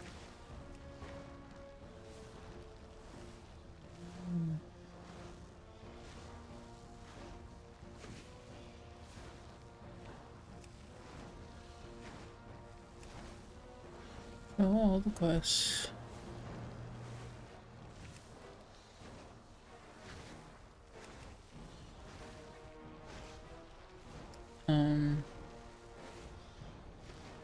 Locate story.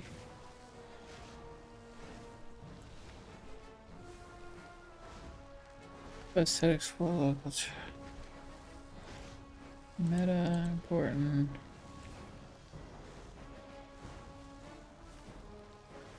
Oh, this is the legend, huh?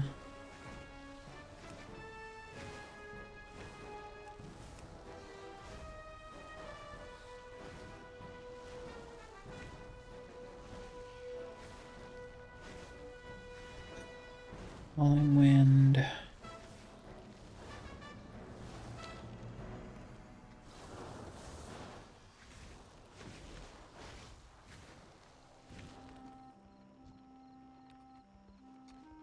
What you want? Stay away from the voodoo. Stay away from the fucking voodoo, huh?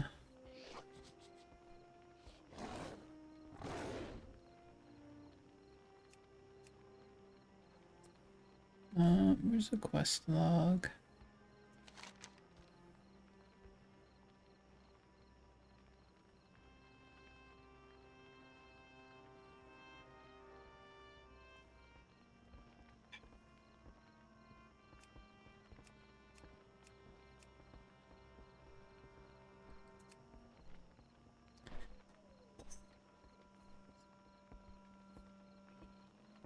Running low. Okay.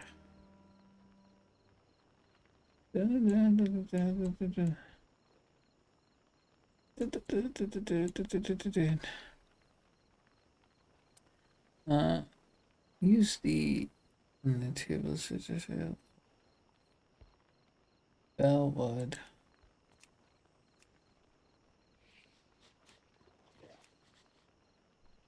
We can't track any more quests.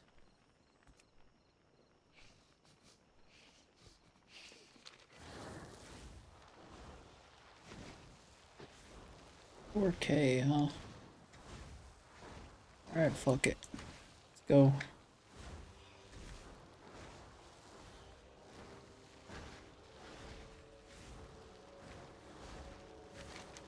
Man.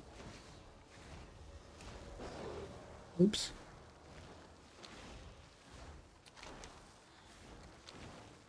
Oh, that's a quest.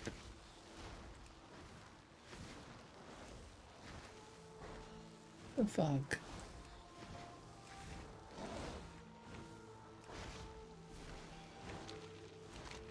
Map.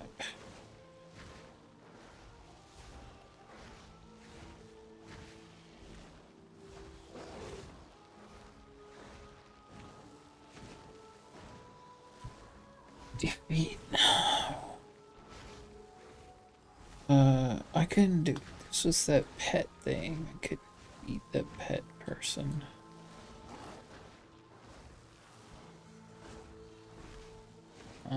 Figure that out another time.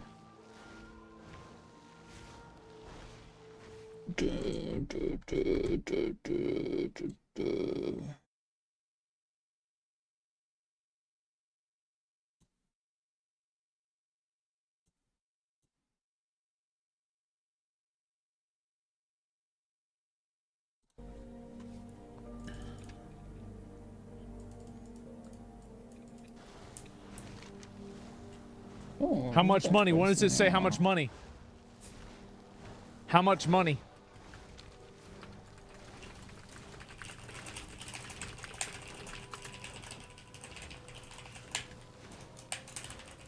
Your specific number based on I can't give you precise. Okay. If you can't. Is there anything Trump has done so far in this term that you like? I think it's been mostly terrible, but I can put a couple things I like. No, no, it wouldn't work that way ever. No, the ideology is like rotten to the core. There might be some things that he unintentionally stumbles into that if another person did, I'd be like, okay, well, this is okay at least. But like, no, I don't know his motivation or his intention or his purpose for doing anything. Even if it happens to be a thing that I would have liked coming from somebody else, I don't think I would ever sign off on it coming from Trump. Can't give me a precise number. Give me an estimate. Okay.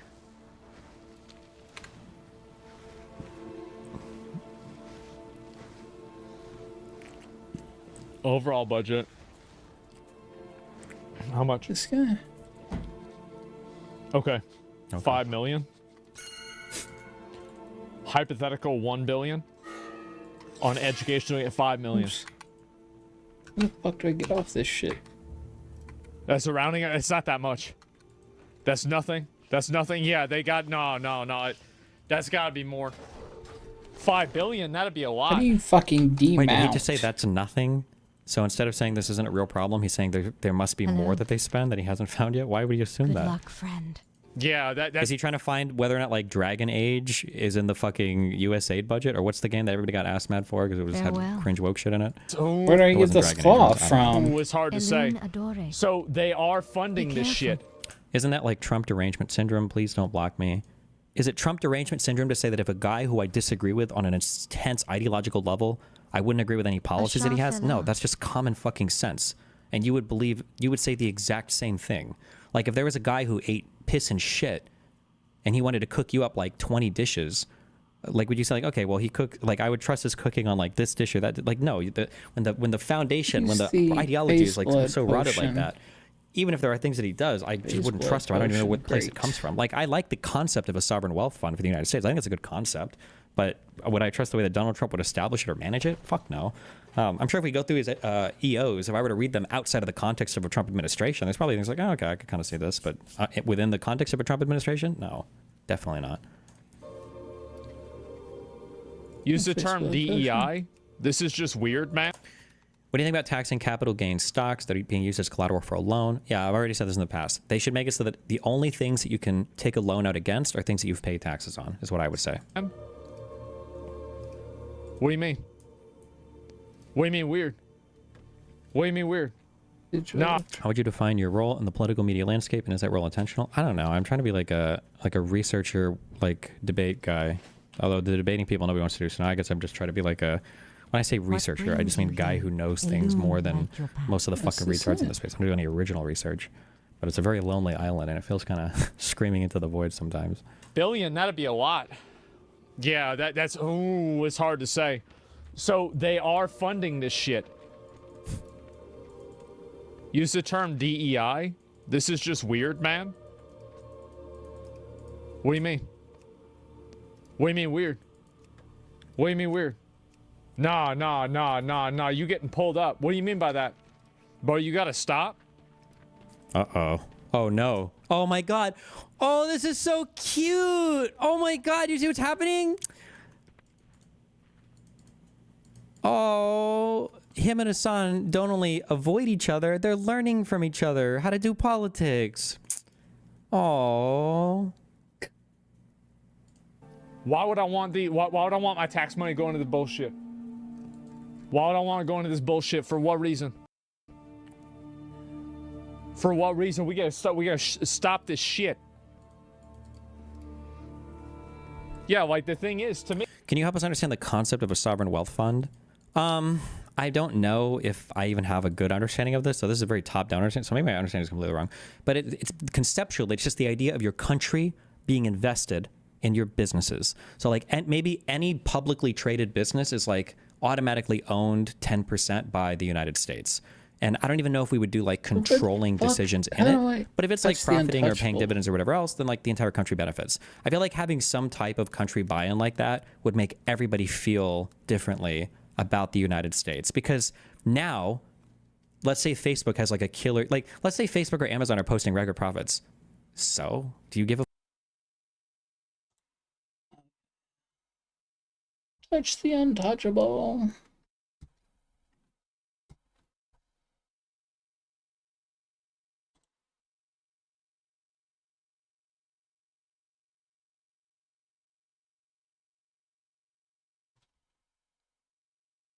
I've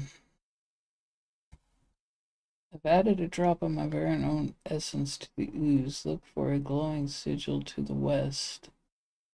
At the edge of Shadowlick Ridge. Stand on it, concentrate, and pour the stuff all over yourself. It should be enough to shift you into the village. What shit?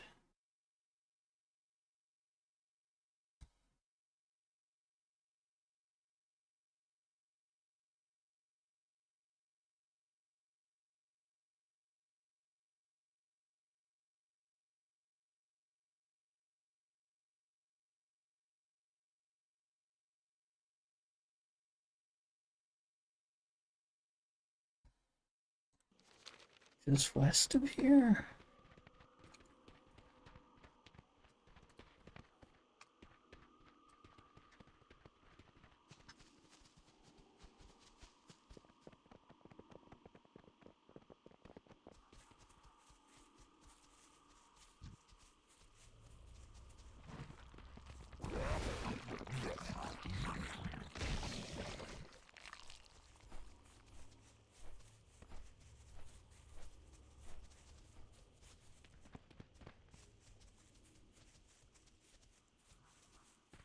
Oh.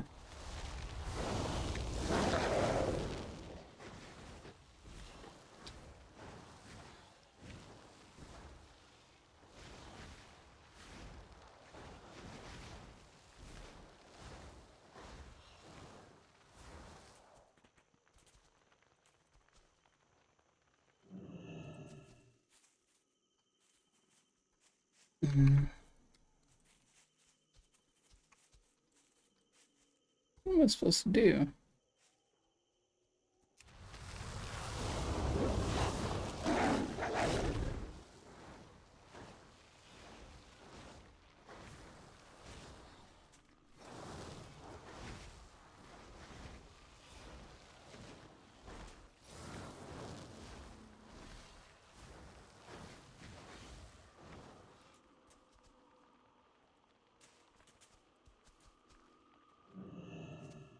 Did they even get a fucking potion?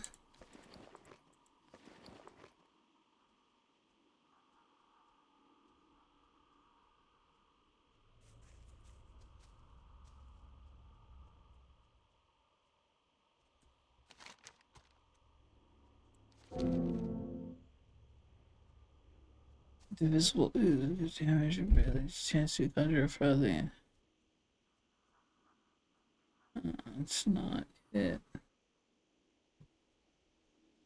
What is this potion shit?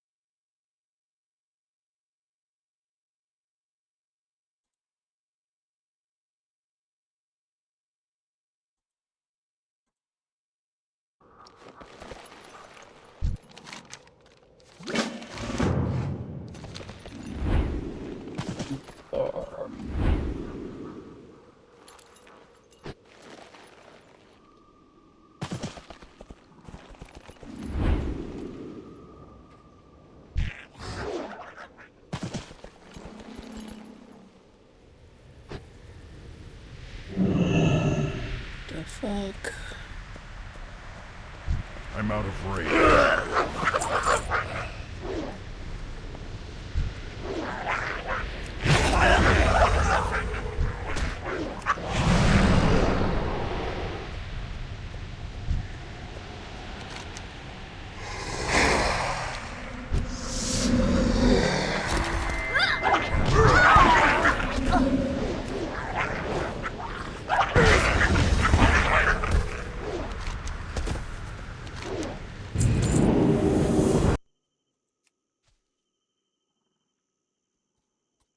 What? I'm out of... I didn't get a fucking potion. Use the face blood potion at the sigil. I didn't get a face blood potion.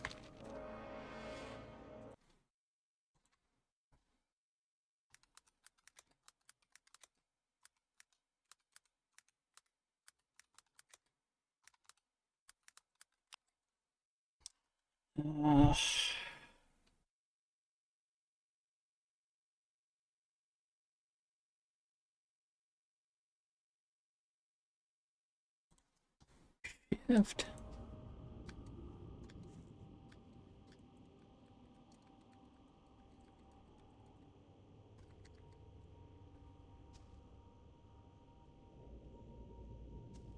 Where to get face blood potion?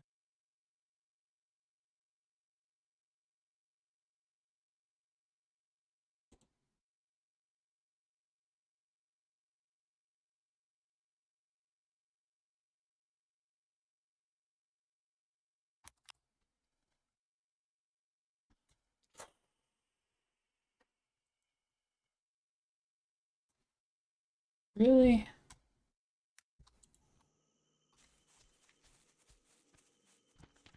Maybe I'll abandon. Pick it back up.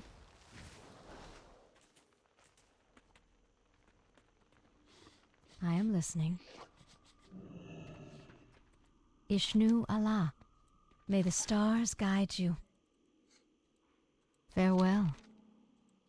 Where did I get the face blood potion? Ishnu Dal Dieb. Elun be with you.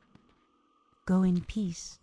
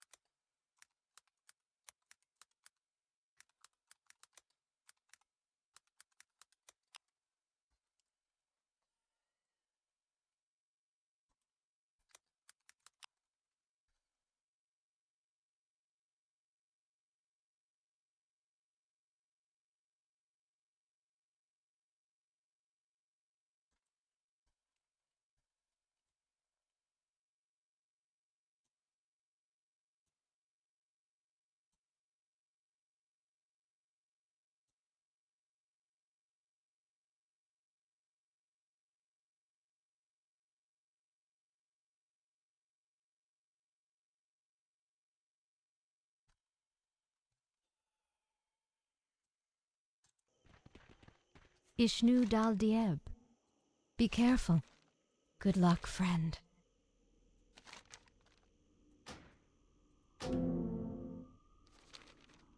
What brings you here?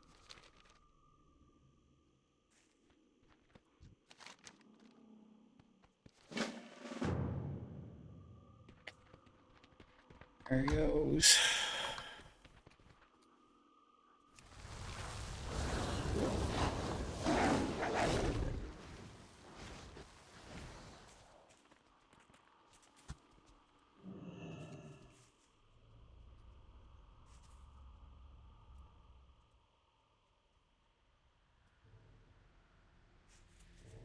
Now what do I do? Kill these things? Too far away.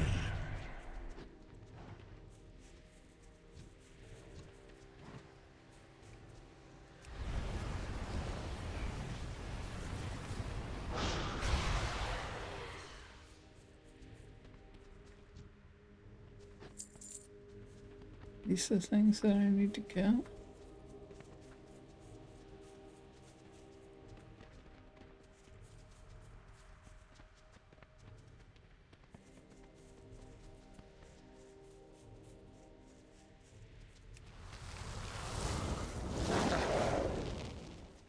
Okay.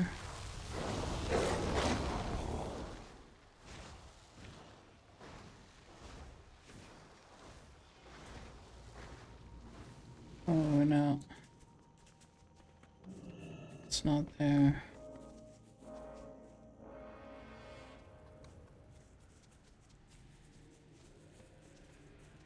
They're just killing these things in this area.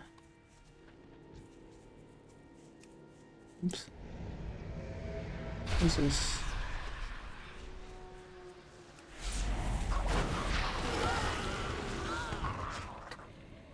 Oh, here we go. This guy. That's not bad. I need to target something first. Oh, he did as fuck. There we go. Oh. Got to turn that shit off. I don't have a target.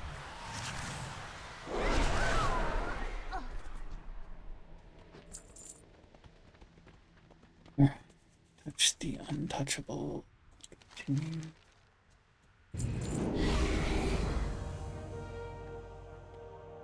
Ishnu Allah, Asha Fela. Break the unbreakable. May the stars guide you. Break the unbreakable. I need to get closer.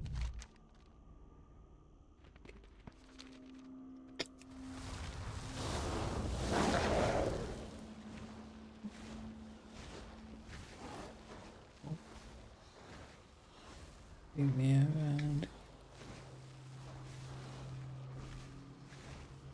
Must.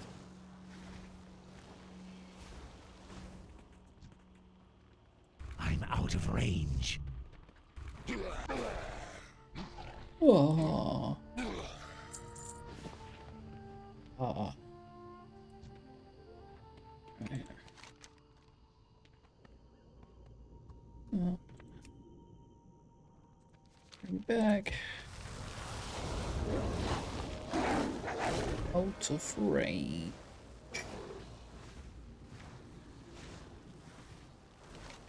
Oh, fuck.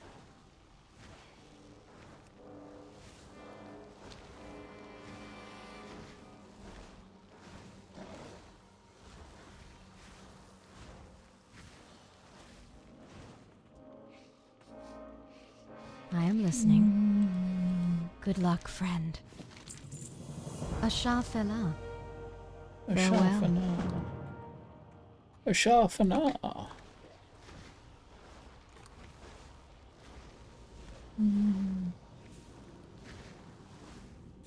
What's here? Terrified imps. Let's go. Kill the fucking imps. I need to target something first.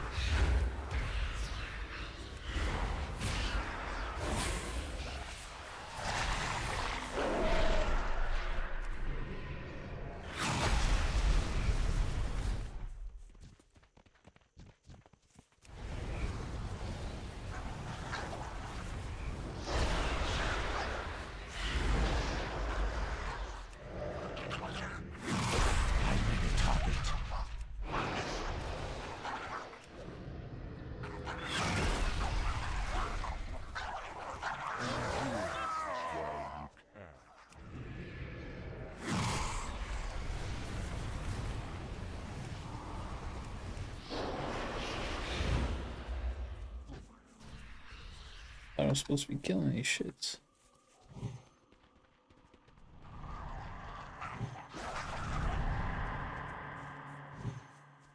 I can't use that item yet.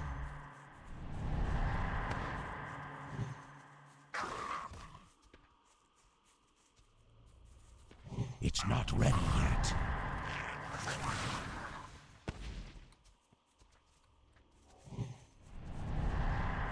It burns, it burns.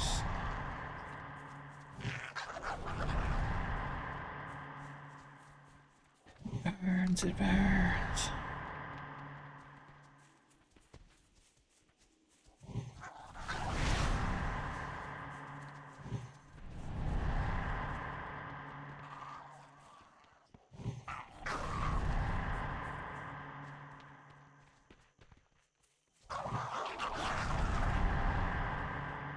It's still recharging. Okay.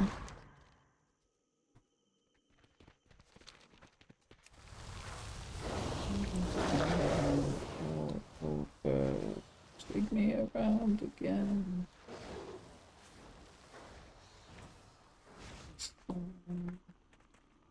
Ishnu Dal Dieb. May the stars guide you.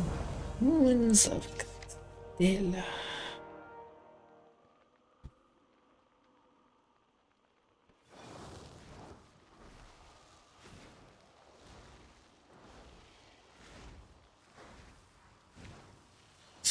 Exploration.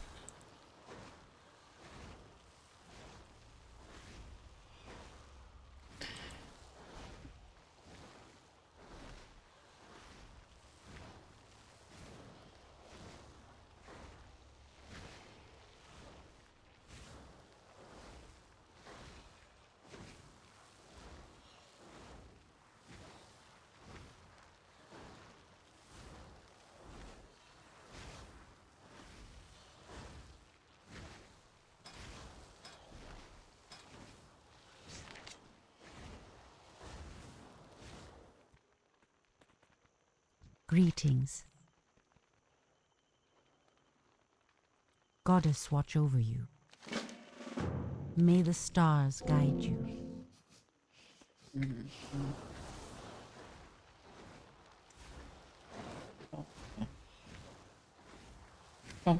Power. Oh shit.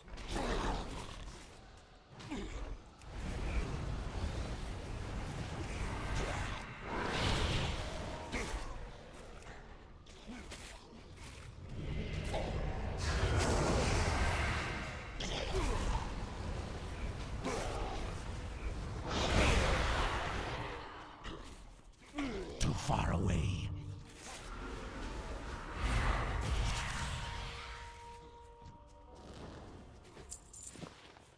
The fuck are you? American?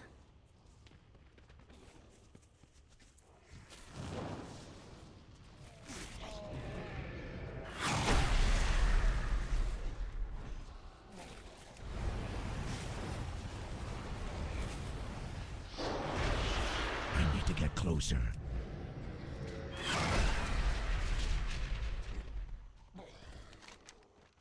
Dun, dun, dun.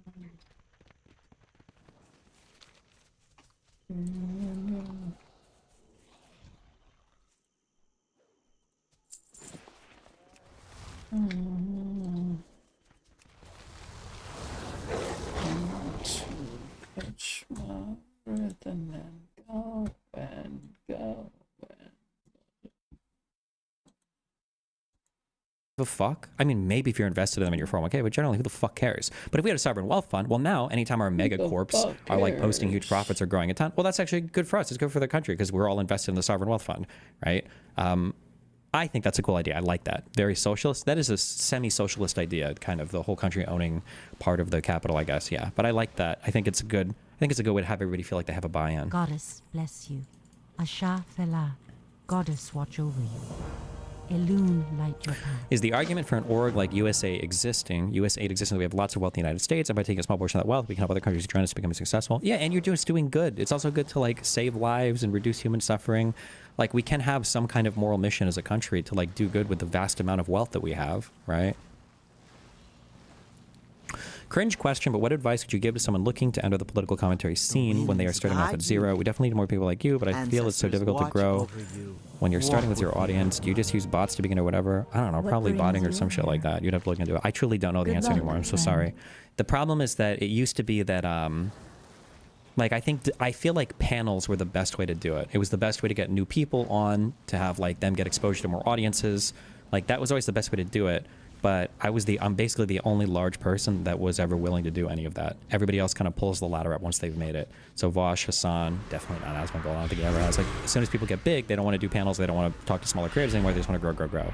So there's like, if you're a new political streamer now, I don't know where you go to find a new audience or to grow it all. It seems almost impossible. I feel like you'd have to start on YouTube making videos, but I don't know. Wait, don't you do panels? I mean, I did. What do you mean? I still kind of did. I'm not going forward because fuck all these guys. But is this an ego thing? I think it's more like it's partially an ego thing. It's partially a protection thing. Like, why would I ever risk losing a debate to a no-name? And I think it's partially a like a clout thing. Like, why would I go and share my audience with a bunch of less clouded people when I could only talk to more clouded people? Me, like, look, you stop the money, it stops happening. That's the way I look at it. Yeah, I want good games. I don't want this bullshit in my fucking games. Absolutely not. Yeah, I'm just here to watch games. Okay, then just wait for me to play a game. People losing their jobs equals W? Nah, you a crier. You are a crier, bro. Like, all you do is cry. You're done. Get out of here. All you do is bitch. Every day you come in here and get mad. Get the fuck out. Damn. Jesus. Get bitch. I would understand once or twice. But damn, this is a while. Rip Bozo, yeah, he getting mad over nothing. But you quit every game you play? So we got a... Ooh. We got a what? DEI defender or Destiny viewer? What did he say? But you quit every game you play? So we got a dick-sucking retard in the chat, apparently. Damn.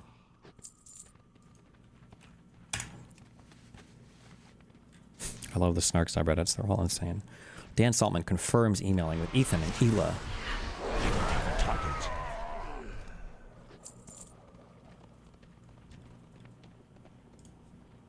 Are these redacted logistical logs? Can you? I love that. I need a target.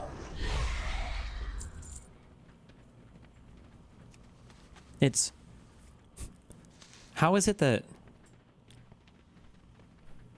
No, it's probably normal. That, like, when somebody decides that they don't like a person, or when a thing happens and they don't want to whatever, they think that this is a bad thing, they have to go totally 180. They have to go totally 180 on fucking everything. Okay. Well, that's all good. What's in here? Oh, what's up, big guy? What is this?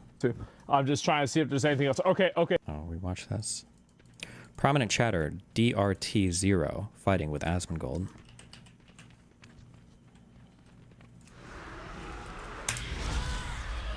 If somebody does this that's a Trump person, then tell me and I'll call them out. When was the last time you complained about the right doing death threats on Twitter? The last time it was sent to me and I saw it? Okay, I don't understand this. What brings you here? I won't ban you because I'm in a good mood right now. That's normal. Destiny did it with Mr. Girl. That's not true. The only thing that I changed my perspective on for the Mr. Girl stuff had to do with the rape thing, but it was because I was shown more video after our whole thing fucking blew up. But despite the fact that all of that happened, be with you. I will still give props to Mr. Girl. Like, I think I literally 2 days ago, when we were talking about Sam Hyde, I give props to Mr. Girl for having a really good aesthetic. I think he filmed stuff really well. I think he has a really good creative vision. Like, I'll always give props to people where they deserve props. And I'm not going to sit here and go, like, full insane fucking schizo. Like, I hate that I'm even fucking saying this, because I'll never get any of this from you fucking losers, even you guys, or Mr. Girl. Like, I don't think Mr. Girl legitimately threatened to kill the president at school, or whatever the fuck. Or I don't think, like, I think he was just being edgy. Like, but, you know, whatever. Say what you want, I guess.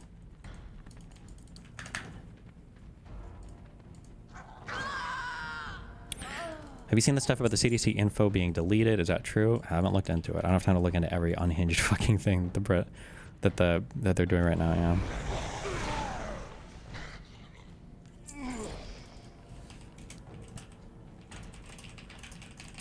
Do I think Mr. Girl's a rapist? Yeah, I think so.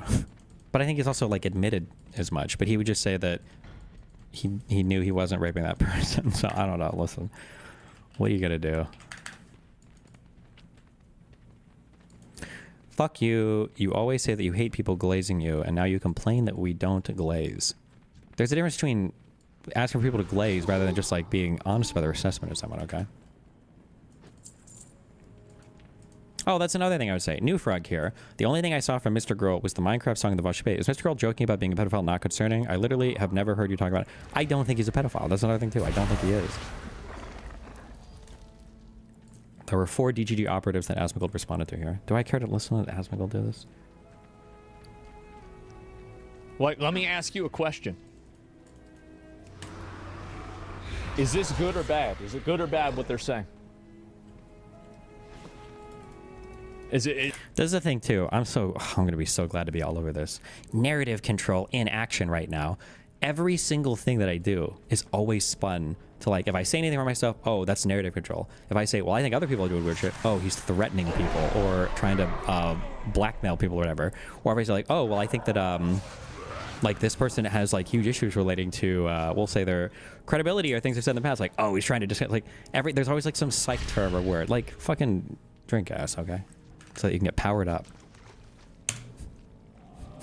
What he has done here, just so all of you know, that is some of the best things you can do for the United States. This is so insanely good. It's not brain dead, no. He's digging into government where they steal money from the state. Where people, to see where that has happened. He's digging into the shit. Who is stealing? I'm not sure about who exactly it is. And most likely, they're giving it to regimes all over the world. They're giving it to different politicians. Yo, FBI just filed a lawsuit. I don't know if the FBI can file a lawsuit. What does that mean? Maybe others as well. I'm not sure exactly, but that is what's happening. So who's stealing? There's a lot that is stealing. There's so much corruption that is insane. And now they're digging in to see where our money has gone. That isn't bad at all. He just doesn't know anything about government. I'll say this now, and maybe in 2 years it'll come back to bite me. I don't care much about what Canute says about politics. Canute's not like a super political streamer guy. But who knows? Maybe like Asmongold, maybe he will become a huge political streamer guy. Oh, FBI agents have filed lawsuits. Oh, okay, gotcha. That's different than the FBI proper doing it, but...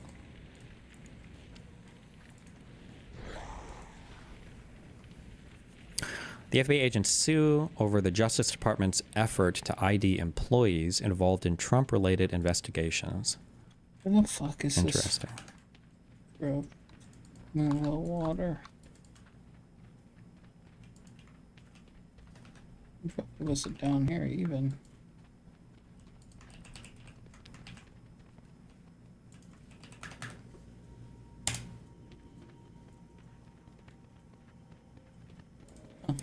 Ilhan Omar is conducting seminars for Somalians who are living illegally in the U.S. without documentation, providing guidance on how to evade deportation. She is breaking the law, literally, outright.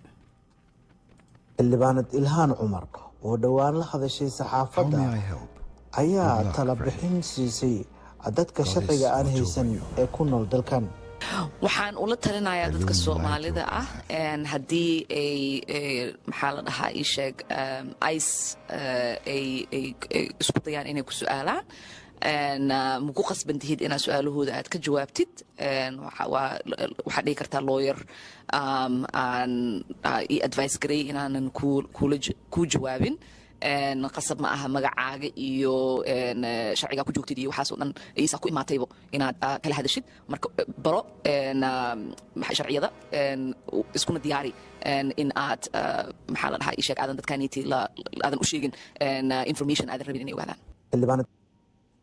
There's no Somalian word for information? It sounds like she's just informing people of their rights. I don't see this as... Can I assist you? How to evade deportation. I don't even know if...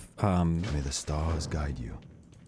Till next if you're here illegally, is that a felony or a misdemeanor? Or is it actually a crime on the books? Or is that like a... Or is that just... I don't know if immigration stuff is like criminal conduct. I actually don't know the answer to that.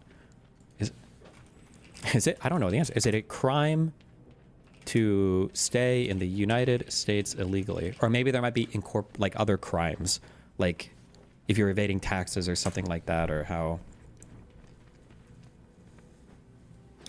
Being an undocumented person in the U.S. is only punishable legally if someone has already left or been deported and has re-entered without permission. They may be subject to imprisonment of up to 2 years. Gotcha.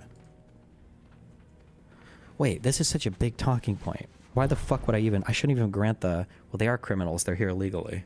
Because that wouldn't even be true then.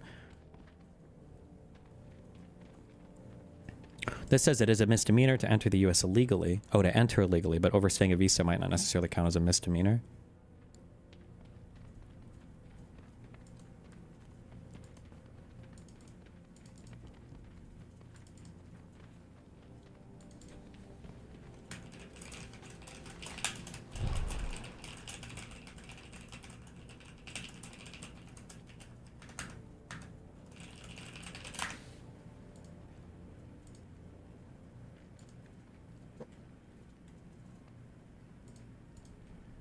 We need to get away from Twitter.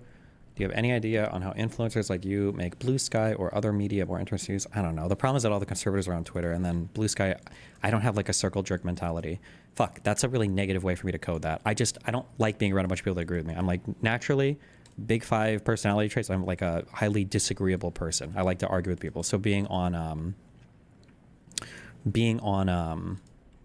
like platforms where other people are disagreeing is just more fun for me, I guess. I don't know. Yesterday, and he said, because I was talking about the Democratic National Convention yesterday. Now, I want to show you guys something I think is kind of funny.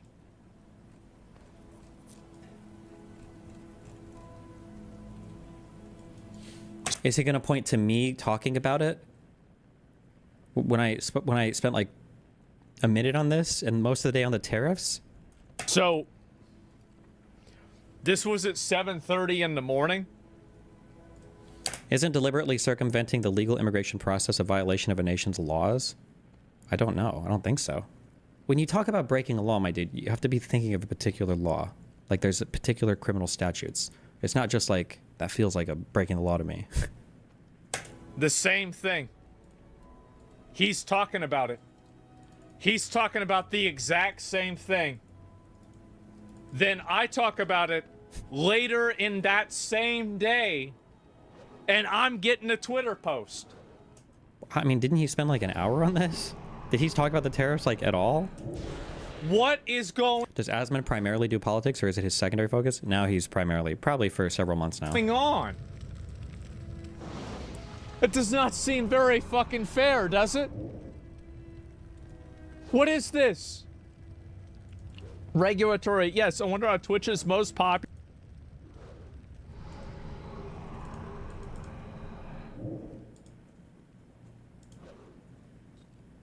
Rip.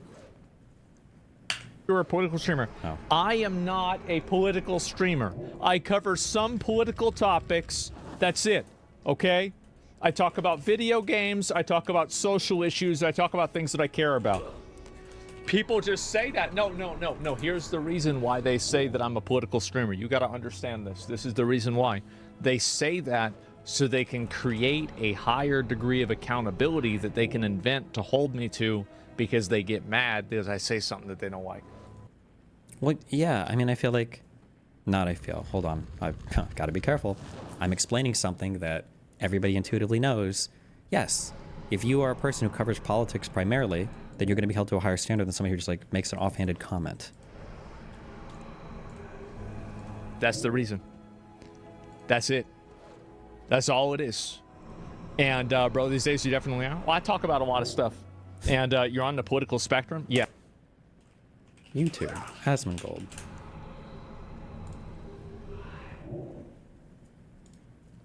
Our government is retarded.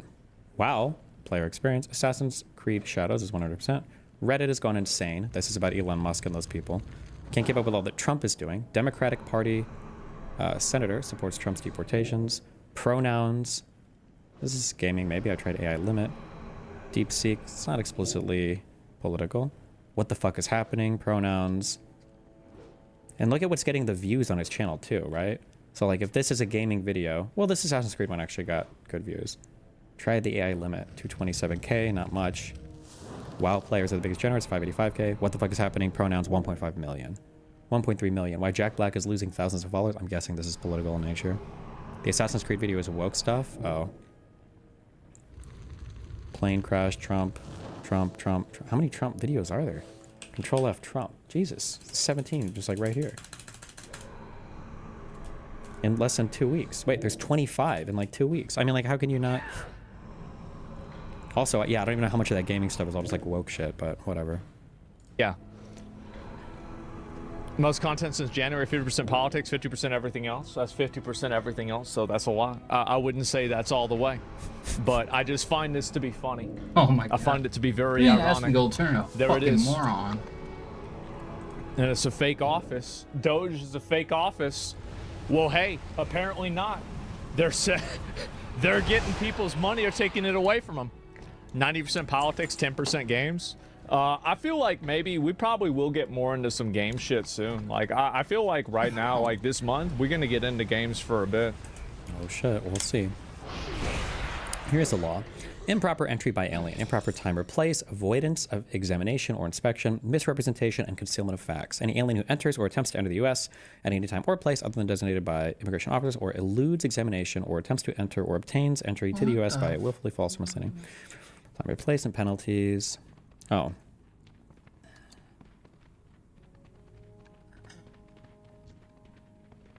Yeah, but like if you were to come in, like I think most of the people that are here legally right now are people that are overstaying visas. So if you stay, meaning you would avoid this. But let's maybe keep reading. Maybe there's more. Improper time or place. So any alien who's apprehended while entering.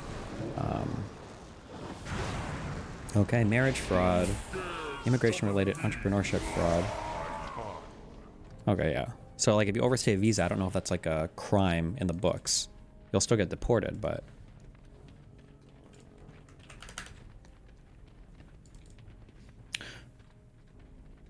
Baby honey. Hi, baby. What are you looking at?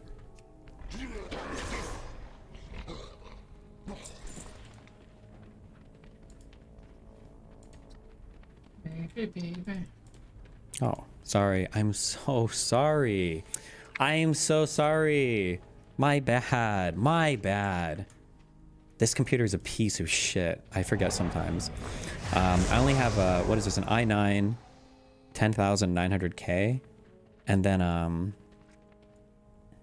what's my GPU? 3090? Oof. That's why I can't run Chrome and it crashes. I had 4 tabs open. I'm so sorry, Google Chrome.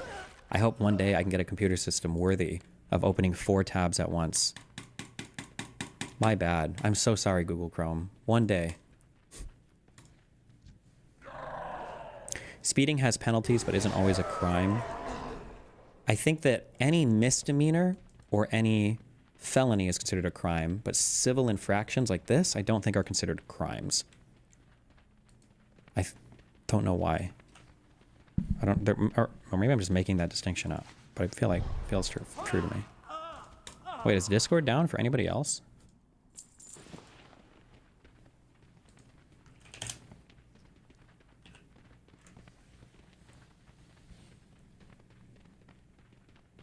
Oh, like half of chat is saying yes.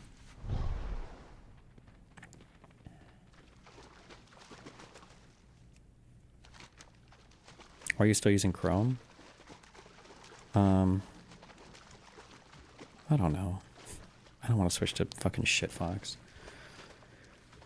Bro, do you know how expensive insurance is in Florida? I finally got my license plates and everything. Not all federal charges are felonies. It is a misdemeanor because you're not in prison for over a year. I think some misdemeanors, I think Class A misdemeanors in states can have you in prison for over a year now. But all misdemeanors and all felonies, whether it's federal or state, are considered crimes. But civil infractions generally aren't, I don't think. It's insane in Florida right now. My insurance used to be... So according to Destiny, breaking a country's laws isn't necessarily breaking the law. His brain's officially fried. I'm sorry, my friend. When you say breaking the law, you understand that that means that there has to be a law that you're in violation of. Not just some general vague shit that you say on Facebook or Twitter, right? Like, you've never seen an indictment say, he broke the country's laws. Usually they will always, they will reference a specific law that's being broken. You know that's how that works, right?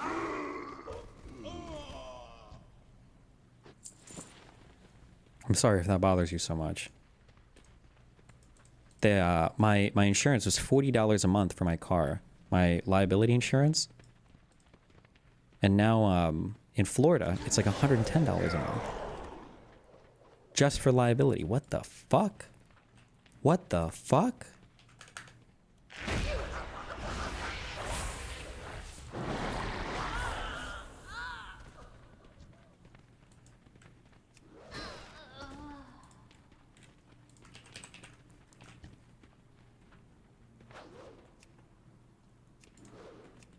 Wait, is this true? Where the fuck is my guy? Hey Elon, every single person in this country deserves to know their rights. That's legal. Maybe you should brush up on our laws, given the fact that you're breaking them to steal Americans' sensitive data. I think this is true. I think he is breaking a law right now. P.S. This video is manipulated, and I wasn't even at the event shown. Is that true? I don't know how it's not criminal. People need to start suing Elon Musk, bro. Fuck. There needs to be like so many lawsuits against this guy. He retweets so much misinformation or fake news. Like just straight out lies, and he gets away with it. Amazing.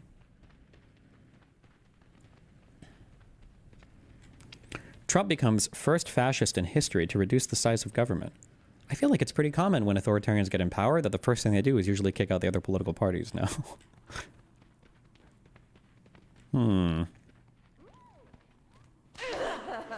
Also, the government size hasn't been reduced yet either, but...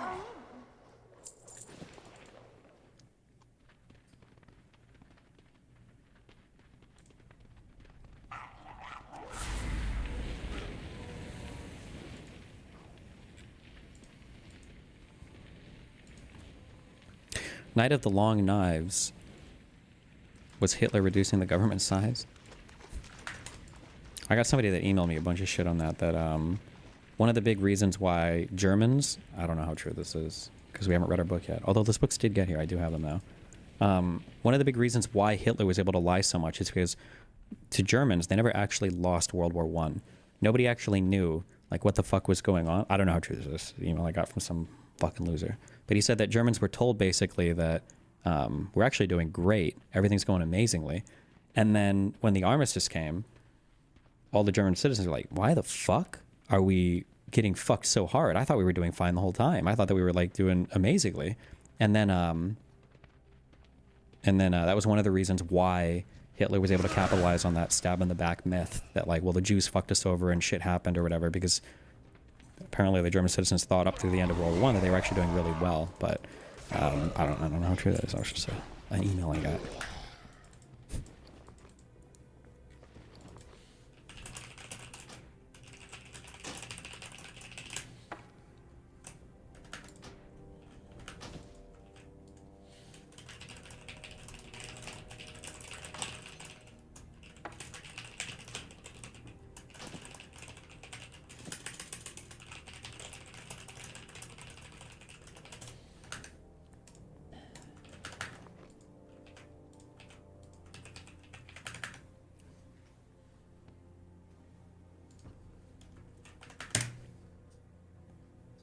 Men have been identified.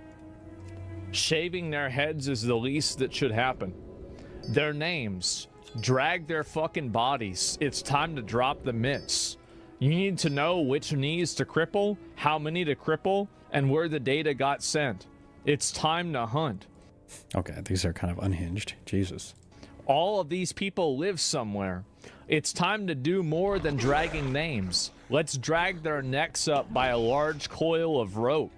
If they feel they can walk into your government buildings with impunity, just remember they all have addresses of their own.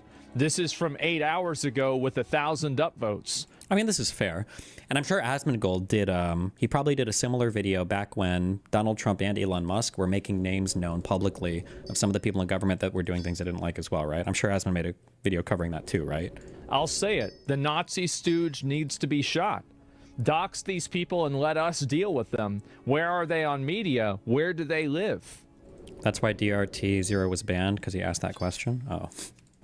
Pink missed them all. They need to understand that this is now a war, and in war there are costs for being the enemy. How are these different from MAGA comments?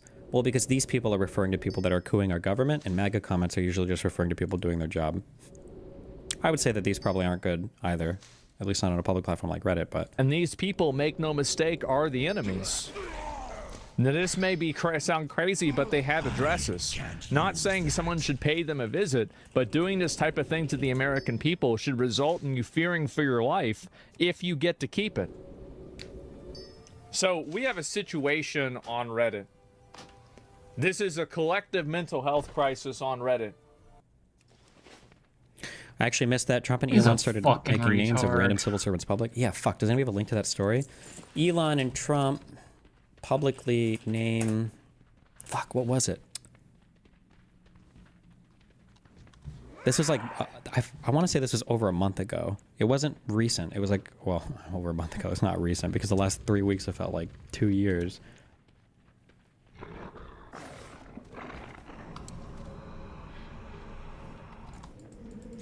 What was that?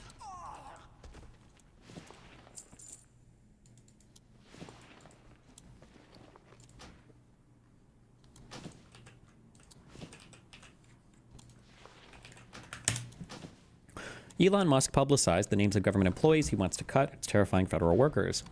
When President-elect Donald Trump said Elon Musk and Vivek Ramaswamy would recommend major cuts to the federal government in his administration, many public employees knew that their jobs could be on the line. Now, they have a new fear, becoming the personal targets of the world's richest man and his legions of followers. Last week, in the midst of the flurry of his daily missives, Musk reposted 2 X posts that revealed the names and titles of people holding 4 relatively obscure climate-related government positions. Each post has been viewed tens of millions of times, and the individuals named have been subjected to a barrage of negative attention. At least one of the 4 women named has deleted her social media accounts. Although the information he posted on those government positions is available through public online databases, these posts target otherwise unknown government employees in roles that do not deal directly with the public. I'm sure Asmongold talked about this. I'm hearing about this for the first time. It's good that you're paying for books given that you're rich, but just for convenience, you should probably know about Anna's Archive or Z Library. Well, I usually buy the physical book and then I'll buy the Kindle version, so...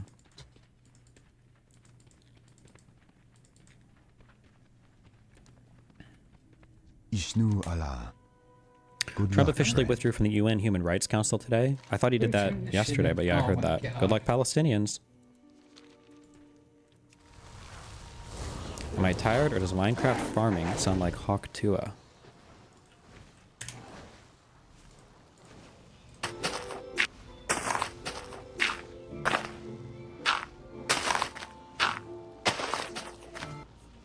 Okay. You wish to speak? May the eternal sun shine upon thee.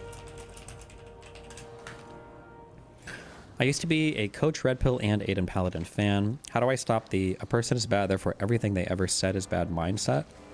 I don't know, just try to... You probably need to have your own, like, ideological foundation so that you can start evaluating what people say. If you don't have a foundation, then you just get into, like, everybody's good or everybody's bad, or somebody's all good or all bad or whatever, I think is the issue, but... Jesus, fuck that. Hello. Goddess, watch over you. Till next we meet, may the stars guide you. From the Athletic, I'm sorry. Sunday Super Bowl will mark the first time since February 2021 that end racism is not included as a message in the back of the finals end zone, according to league sources. Maybe that's good. Maybe that means we ended racism. Based. Yay, no more racism.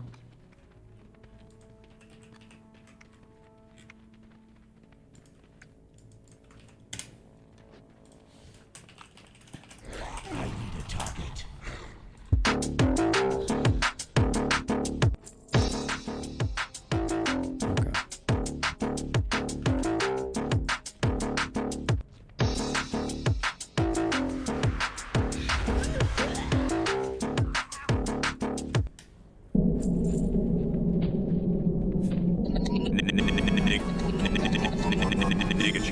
Elon Musk is a whole bitch, working in the interest of foreign aid and H-1B influence to silence USA-bred domestic niggas. In his 2016 Reddit meme repost fugue state, he initiated a...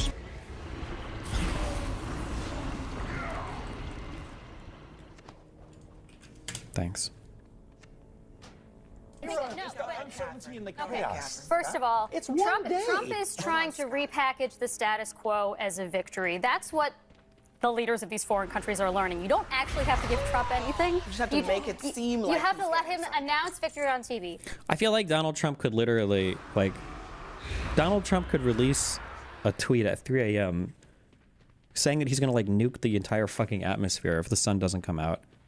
And then at 6 a.m., like, make a tweet saying that he reached an agreement with the sun. And then, like, at 9 a.m. when the sun is fully out. Like MAGA is like literally celebrating on Twitter over it. Like, thank God the sun has risen because God Trump willed it. Like, it's actually the most fucking retarded shit. It's so stupid, dude. Second of all, it's not actually back to the status quo. It is worse than the status quo. As Richard points out, we have tarnished our relationships with our allies whose help we need to rein in China, which I know you care about. Beyond that, think about the additional uncertainty that's being added to the business environment right now. If you are a company and you don't... I can't imagine what the fuck. If you're a company, what the fuck? What would you even think? What would you want to do? There's another problem with tariffs that are done kind of as sanctions and also just like done by only the president. Like, let's say theoretically the tariffs did go through against Canada and Mexico, right? And then you're in the United States, okay, well, fuck, time to start investing in U.S. companies, I guess, because this shit is fucked now, right? And now, or not now, but then in 2028, Trump, well, hopefully he's not running again. Say a Democrat comes in and then undoes the tariffs. Now you're fucked. Now you've wasted all this money invested. Like, fuck me, these businesses aren't competitive. Like, it's such a clusterfuck, dude. Holy shit. You don't know if tariffs are coming or they're not coming. You don't know if your input costs are going to go up or they're not going to go up. That's true. Why would you invest? Why would you invest in oil pipelines, for example, anything. to Canada? I know you really care about the Keystone Pipeline, for example. I mean, the one that Biden killed. Yeah, that You know that would be the oil... I don't think Biden killed that one unilaterally. Also, I don't know how you can say Biden killed... I thought...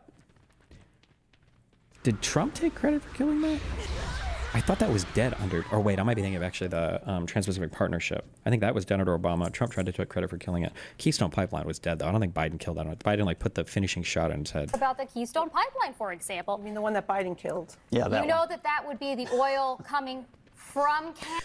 Destiny, that is why any tax changes are announced either ahead and are discussed with the markets beforehand to prevent such uncertainty. Wait, I can't tell if you're trolling or not. But like the legislative process takes a long time and people can see, like markets and other players internationally can look at, you know, like, okay, well, what's going to happen? Where are the American people feeling? Like it takes time to go through Congress and then to be set by the federal government. Like there's a time there for everybody to adjust. Having the president just do this unilaterally in a single weekend are crazy.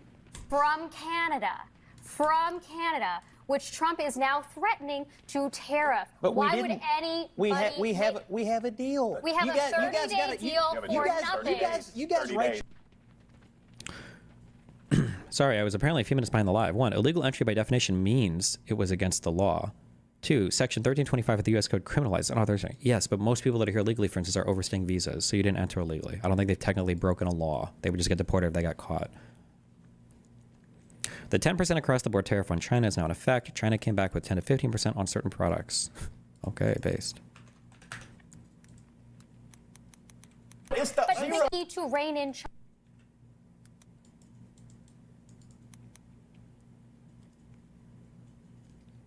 The concessions that Trudeau gave to Trump yesterday had already been passed in Parliament back in December. He just promised him the same thing that was already coming. Sure. Same thing with the 10,000 troops on the border or whatever. It's like, or police officers or whatever.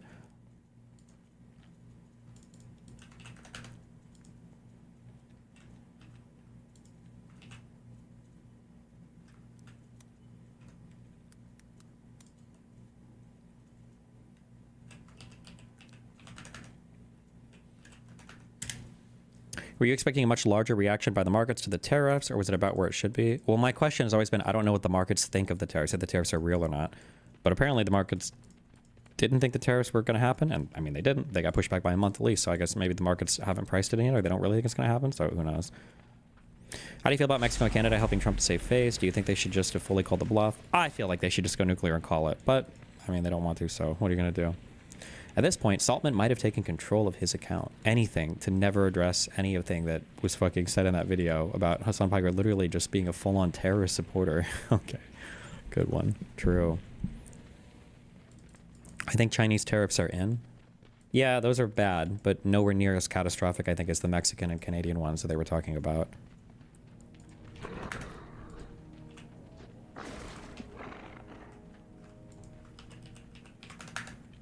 How do you think the plan to get rid of the Department of Education will go? I don't know, my dude. What is this? We're telling Ukraine they have very valuable rare earth. We want what we put up to go in terms of a guarantee. We want a guarantee. We want We're handing them money hand over fist. We're giving them equipment. European is not keeping up with us. They should equalize. And look, we have an ocean in between. If they are not allowed admission into the U.S., it is against the law. You read earlier if they are here and they are not allowed under admission. What does this have to do with overstaying a visa? See page 639. In general, an alien who is the subject of a final order for violation of Section 274C is inadmissible.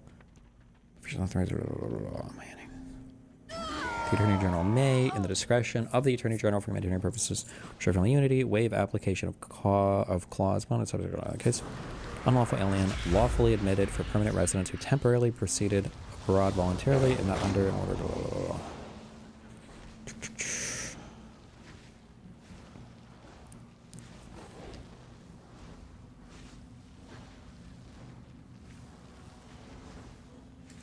Okay. Saltman taking control of his account is an anti-Semitic dog whistle, by the way. Why? They're both Jews, right? Does it? Farewell. Goddess watcher. It has to do with you pivoting to visas when you found out you were wrong on border jumping. Okay, you're banned. Bye. The majority of people here illegally are... and I didn't even pivot. I'm literally asking you to like look up the laws. Let's look up the laws. I could have just said it and left it alone. It's so funny because you will come to the stream and be like hypercritical. I'll be like, I'm not even sure if this is a crime. And then I look it up and they're like, oh, now you're pivoting. It's like, well, no, I looked it up. So if you enter illegally, that is a crime. We see that now. I see that now, right? Show me one of your conservative people or any other fucking retard that you watch that even verifies any of the shit they say is being true. It's fucking retarded. Holy shit. Did I actually see the Jew stalker crash on a day last night? No, I'm good on. I got other shit to do, okay?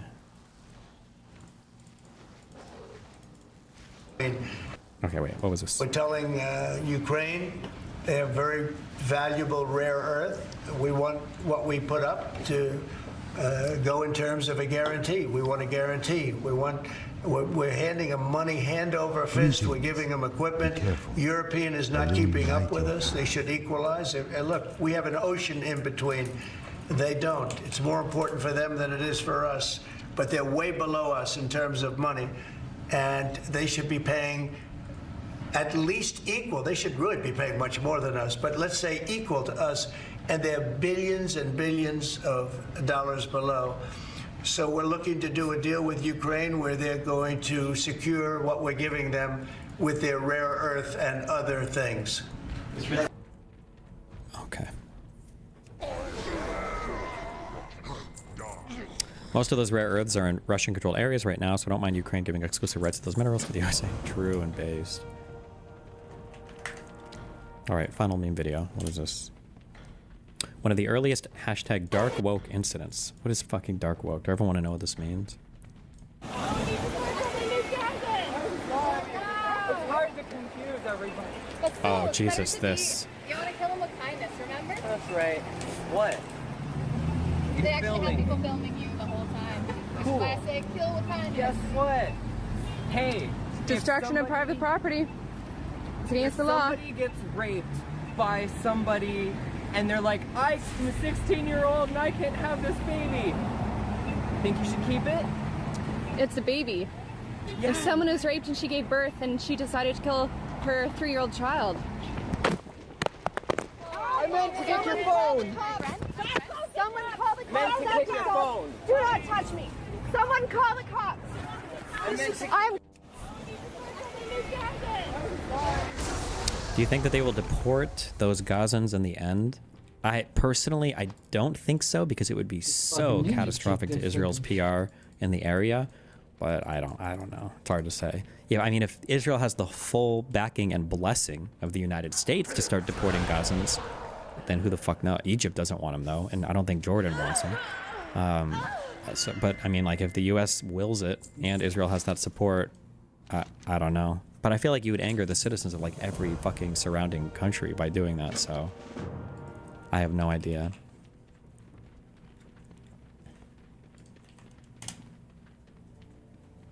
Trump says Palestinians have no alternative but to leave Gaza. Yeah, I've seen this. I don't know. PR with whom? The Arabs that use them as a cudgel? Well, right now, the Arab leadership in countries like Egypt and Jordan and Saudi Arabia and the Gulf states can kind of like keep their citizens at bay with like, okay, you guys can be anti-Semitic, but like Israel's still cooler than Iran, right? But if I mean, if they were to deport every Palestinian, it would cause unbelievable instability in the surrounding countries. That's a lot of people to deport. The Arab citizens of all the countries would fucking hate Israel even more. It would be harder to stomach it from the leadership or to defend it from a leadership perspective. I don't know, man. But who knows? Who knows? What is this?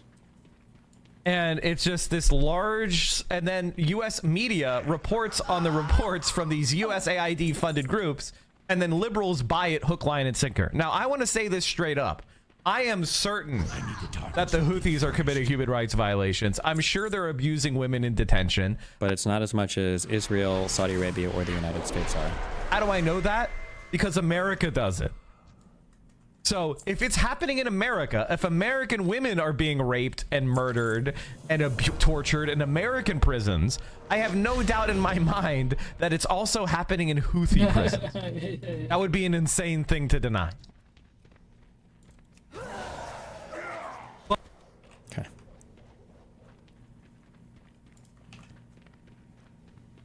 Mike from PA. Mike the retard from PA. Oh boy. Piers Morgan, thank you. Sorry. Telling off-color jokes off camera. Thank you so much. No, my pleasure. We are in Riyadh, Saudi Arabia. We are. I'm not even going to ask you how you wound up here, but I'm glad to see you. Well, we're both here for the same reason, actually. We've both gone into the oil business. Yes. So I want to ask you, I want to start just on a very hostile note, okay? Because I feel like that's a good way to frame that. Good. Well, let's start with me to continue. Zelensky is a hero. How could you say that? Oh.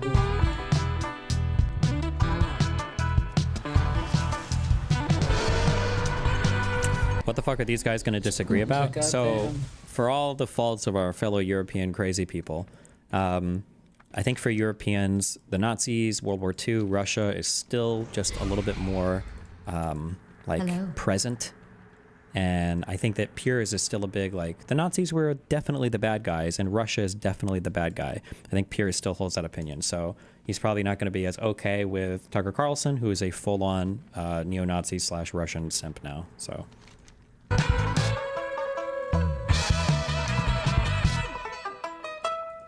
I don't agree with you about him or Ukraine. I went to interview him in Kyiv, and he's an extraordinary story. Obviously, this comedian who becomes president, having played the comedian who was a president in a comedy show, right? And I've seen what you said about it. I mean, what's interesting to me on a bigger picture about Ukraine, Russia, your views, a lot of conservative views in America, is that 30 years ago, there would have been no element of resistance from the conservative side about taking on a Russian dictator who'd invaded a European country. I know it's a lot more complicated. I know the history, but a lot of very smart people on, a lot of people you've interviewed. And, I do learn a lot each time I talk about all the history. Obviously, my brother was a British Army colonel. My sister married a British Army colonel. They've all engaged in conflicts around the world. And so it's complicated. There's no doubt that on the Russian side, they believe they were provoked into doing this. I know that you have sympathy with that view. There's also no doubt from the Ukrainian side that they believe since the 90s they've been this sovereign democratic country, albeit not perfect. You think deeply flawed. I think they've been imperfect, trying to improve. And Zelensky has actually, I think, been a force for good, not bad. But ultimately, what's happened now is that you have a situation where, as Donald Trump told me recently, it's just the mowing fields now, where you have thousands of young men being killed, often on a daily basis, both sides. And no one's winning this war, it seems to me. And if anyone is going to win it, it's likely to be Russia, not Ukraine. And then what happens? And that concerns me enormously. If the West allows Putin to just take the land he's taken, what guarantee do we have he won't try and take the rest of Ukraine? He took Crimea. He's back for more. I think he wants the whole of Ukraine. I think he won't stop there if he's allowed to get it. I think he's a pretty ruthless, evil Russian dictator. How are we defining, just to define the term so we can follow this in? How are we defining evil, ruthless, and dictator? What's a dictator? A dictator to me is somebody, well, I would start by saying you have no respect for democratic norms. A free and fair election. So like an is he about to say an unelected bureaucrat? Please don't. Please don't do that, Tucker. You're smarter than this. This is evil if he really is about to say this. Elected leader would be a dictator. Well, you wouldn't. Please don't do this. Argue that Putin, for example, has free and fair elections. No, I'm not that interested actually. Not really. It's not my country. I'm interested in my leaders, whether they have the consent of their people. It's not of great interest to me. Whether I do think Putin's way more popular than Joe Biden. To his people. Yes. Weird, bro, but okay. More popular in Russia than Biden was ever popular. I wouldn't dispute that. But why are you so against Zelensky? No, I'm just trying to understand when you dismiss Putin as a dictator, which totally fair, I guess, but I'm just trying to understand what you mean by dictator. So the first criterion for dictatorship is that you're not elected. And what else? Because Zelensky's obviously not elected either. Yeah, So I'm just trying to kind of figure out what you're talking about. Oh, I'm sorry. I forgot we're doing Russian apologia today. One of the popular Russian dog whistles.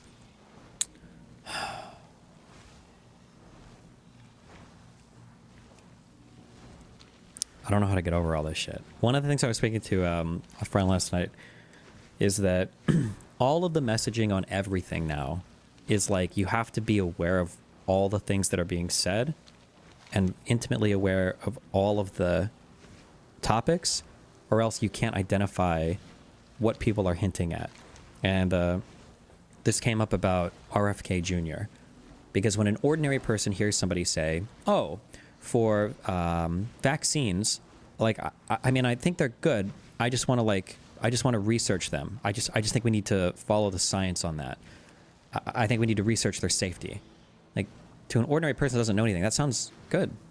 Yeah, we should. Yeah, that sounds good, right? And it's like, hold on. If somebody's talking about vaccines and saying this, they're just anti-vax. That's what that means. You're not, but you don't, but like, you sound crazy saying that. You sound like an insane person. Well, what's wrong with following the research and being, this person doesn't follow the research? Do you think these things are not researched? Do you think we have never done, do you know what the FDA is? Or do you know the history of vaccines at all? They're like, it's just like nobody, but you have to be so in the zone and like in these worlds to even understand the dog whistles. And then if you try to just call out the dog whistle, you sound crazy because you're disagreeing with things that you can't disagree with. And the neo-Nazi stuff is the same. Everything that we're probably about to hear from Tucker Carlson is going to be the same.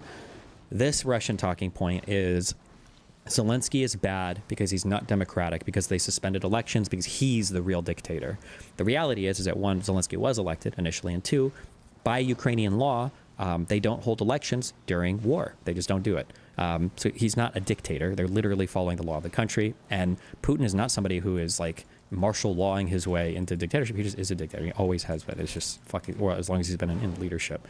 So this is a stupid fucking comparison.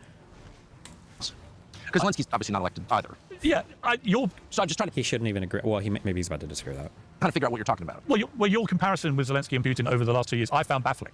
Because you seem to think there's some moral equivalence between the two. And Zelensky hasn't illegally invaded another country. Do you not have a problem with what Putin's done? Hold on. I just want to know what a dictator is. I just want to know. I mean, maybe. This is, ever since I learned about these, I see this happening so much more as well.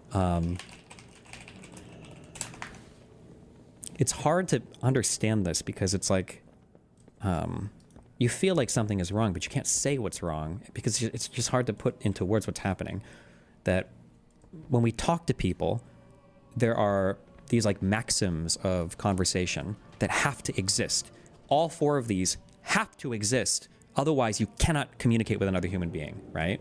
So I think what these have to do with is the idea that when you're communicating with somebody else with language, both of you are making an effort to understand each other. You have to be, because, so for instance, when you're having a conversation, these are I think, four maxims that, what was this, Grice? I don't know, some language theorist guy identified, or girl maybe. Quantity, where one tries to be as informative as one possibly can and gives as much information as is needed and no more, right? So what this means is that, like, if somebody says like, oh, like, what did you do today? And you were like, oh, I went to work and then I stopped by Burger King and then I came home, right?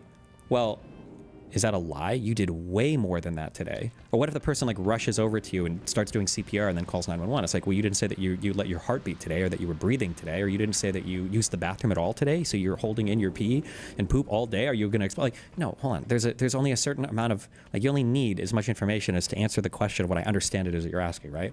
Or quality, where one tries to be truthful and does not give information that is false or that is not supported by evidence. I think quality has to do with like, if somebody says, oh, did you play basketball today? And you're like, oh yeah, I played basketball with some friends. And in reality, you know, you went home and you like played one game of NBA Jam or something. It's like, well, that's not what we're talking about. I think is quality relation, where one tries to be relevant and says things that are pertinent to the discussion. So if somebody says like, oh, like, what did you study in school? And a guy's like, oh, I read all the guides on 2nd edition Dungeons and Dragons. Like, it's like, that's not what we're asking. Manner, when one tries to be as clear, as brief, and as orderly as one can in what one says, and where one avoids obscurity and ambiguity. All of these like maxims are important, and everybody is following these at all points in time, because otherwise like language would be meaningless. But I noticed in a lot of these like bad faith conversations, somebody is like deliberately breaking a maxim, and I don't know if they're aware of it, like consciously that they're breaking a maxim, or if they're just doing it as like a bad faith technique. But this thing of like, oh, both of them aren't elected, right? when we say elected, like, what does that actually mean? I don't know if this would be quality or manner. Like, we're not talking about the same thing here, but you're pretending it is. But that's not true. They're breaking like this cooperative principle of conversation in order to further this. And you could probably tie this into a bunch of fallacious logic and sophistry and all that bullshit as well. But maybe he's a better guy than Putin or whatever, and you could say some things about one or another. But like, we're just going to define dictator. The first. Hey, you.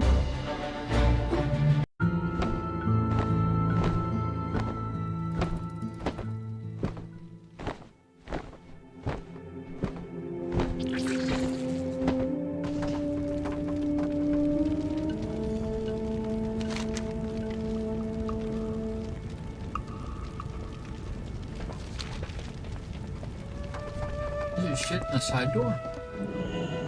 Oh, it is, huh?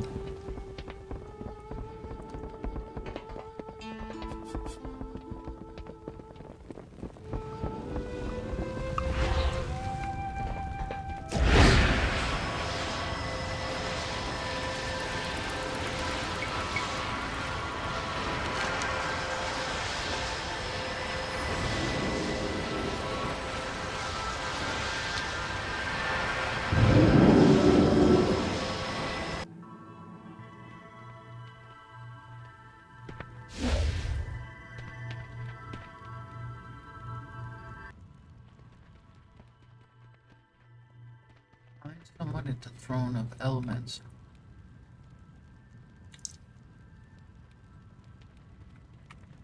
What's up? Keep it real.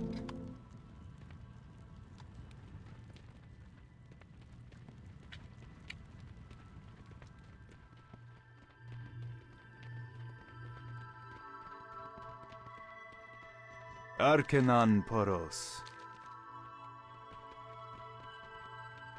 There remains much to be done.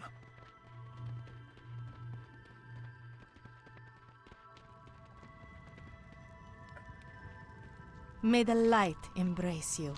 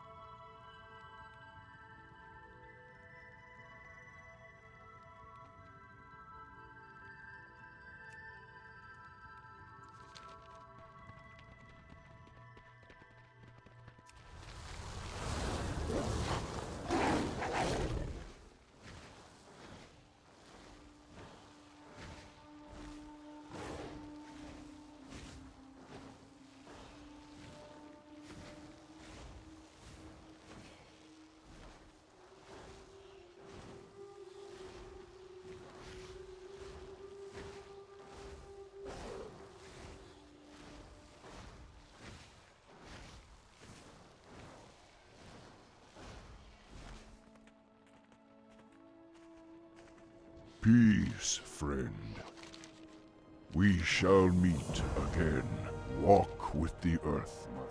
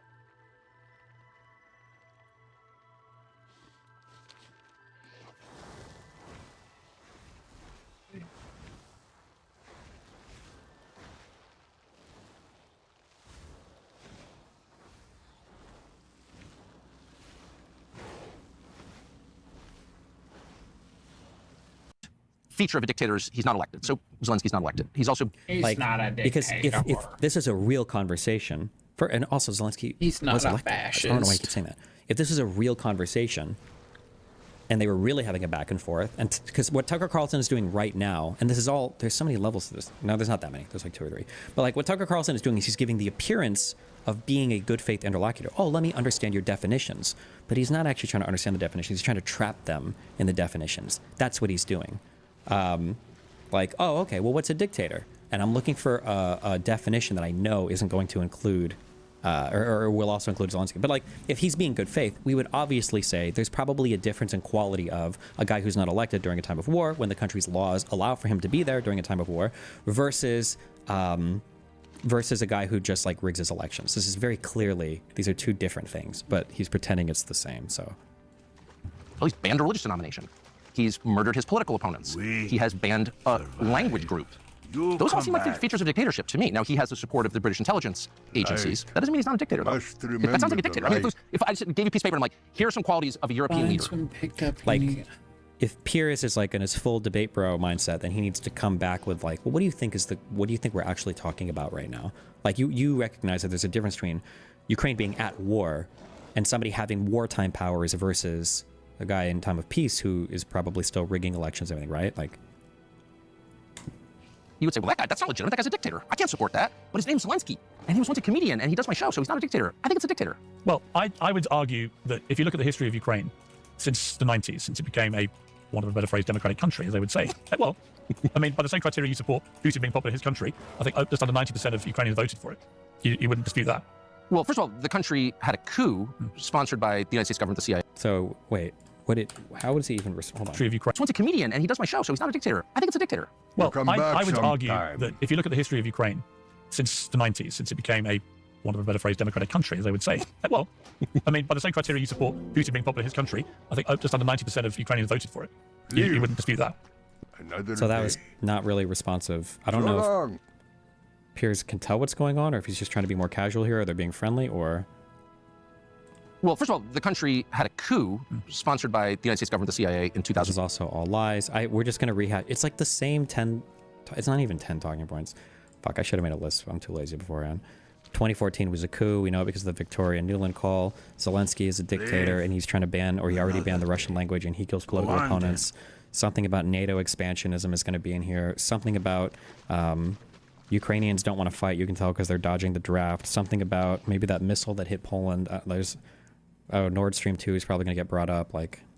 2014. So everything that happened subsequent to that, I don't think we could call part of the democratic process. But just Zelensky, personally, is not elected. He's not an elected leader. He rules by force. There's no election that gives him legitimacy.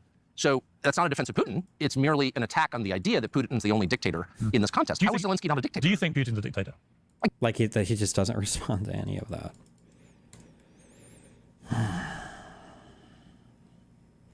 Guess, yeah. I mean, I guess. I mean, if I stand up outside the Kremlin and say, down with Vladimir Putin, I'm probably in trouble. I don't live in Russia. Right. I certainly think that Ukraine has had a lot of corruption. No, but is Zelensky legitimate? How's he legitimate if he's not elected? Well, how could you support an unelected leader? Well, he's the president of the country. Well, he calls himself that, but there's no election that made him president. He blew past the election and said, oh, there's a war.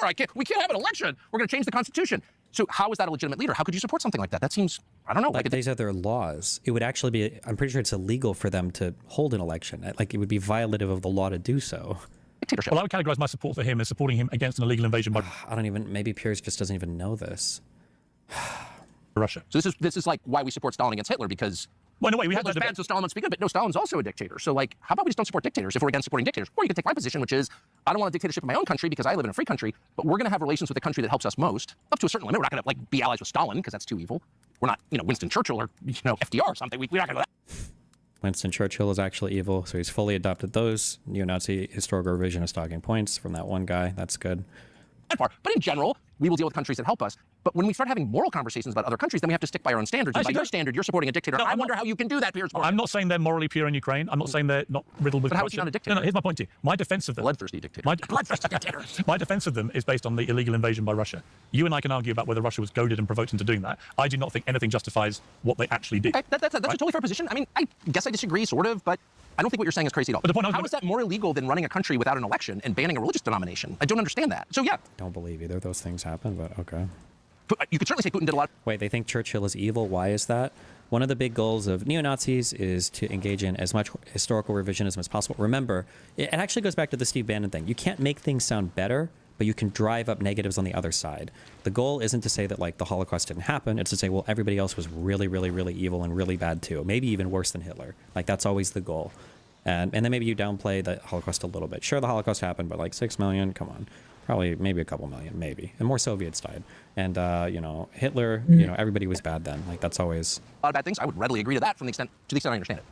But we're supporting, my government and your government particularly, are supporting this dictator in Ukraine who's oppressing Christians, who is banning people's native language and books in their native language. He's a book burner.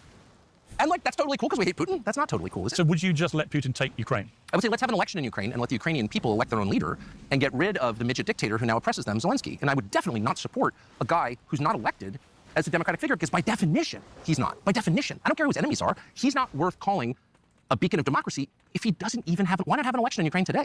Because we've got a war. We had elections in our country during the Second World War, so did you. Like, yeah, but those are the rules in our country. Destiny, the U.S. had elections during the Civil War, but you can actually argue that was less democratic than postponing the election. Like, half the country wasn't part of the presidential election. It was probably the right thing to do, but still. Wasn't there... I don't remember, but I thought there was... Jesus, was it for Ulysses S. Grant? Wasn't there a really fucked election where, like, the electors were actually being, like, straight out fucking rigged? Like, it was fucked? I thought this is where the Electoral Count Act came from, was because the election was so fucked. Was it Hayes? Oh, maybe it was Hayes. I don't remember. Like, our country was super fucked in terms of how this election went down.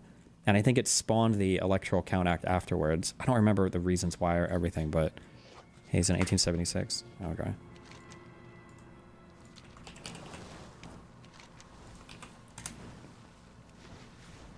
This was the Compromise of 1877, or the Corrupt Bargain, was an unwritten political deal in the U.S. to settle the intense dispute over the results of the 1876 presidential election, ending the filibuster of the certified results and the threat of political violence in exchange for an end to federal reconstruction. No written evidence of such a deal exists, and its precise details are a matter of historical debate. Most historians agree that the federal government adopted a policy of leniency towards the South to ensure federal authority in Republican Rutherford B. Hayes' election as president. The existence of an informal agreement to secure Hayes' political authority, known as the Bargain of 1877, was long accepted as part of American history. Supposed terms are reviewed by historian C. Van Woodward in his 51 book, Reunion and Reaction, The Compromise of 1877, and the End of Reconstruction. Under the compromise, Democrats controlling the House of Representatives allowed the decision of the Electoral Commission to take effect, securing political legitimacy for Hayes' legal authority as president. The subsequent withdrawal of the last federal troops from the southern United States effectively ended the Reconstruction era, forfeited the Republican claims to the state governments in South Carolina, Florida, and Louisiana. The outgoing president, Republican Ulysses S. Grant, removed the soldiers from Florida, and as president, Hayes removed the remaining troops from South Carolina, Louisiana. I don't know, this was like really fucked, but...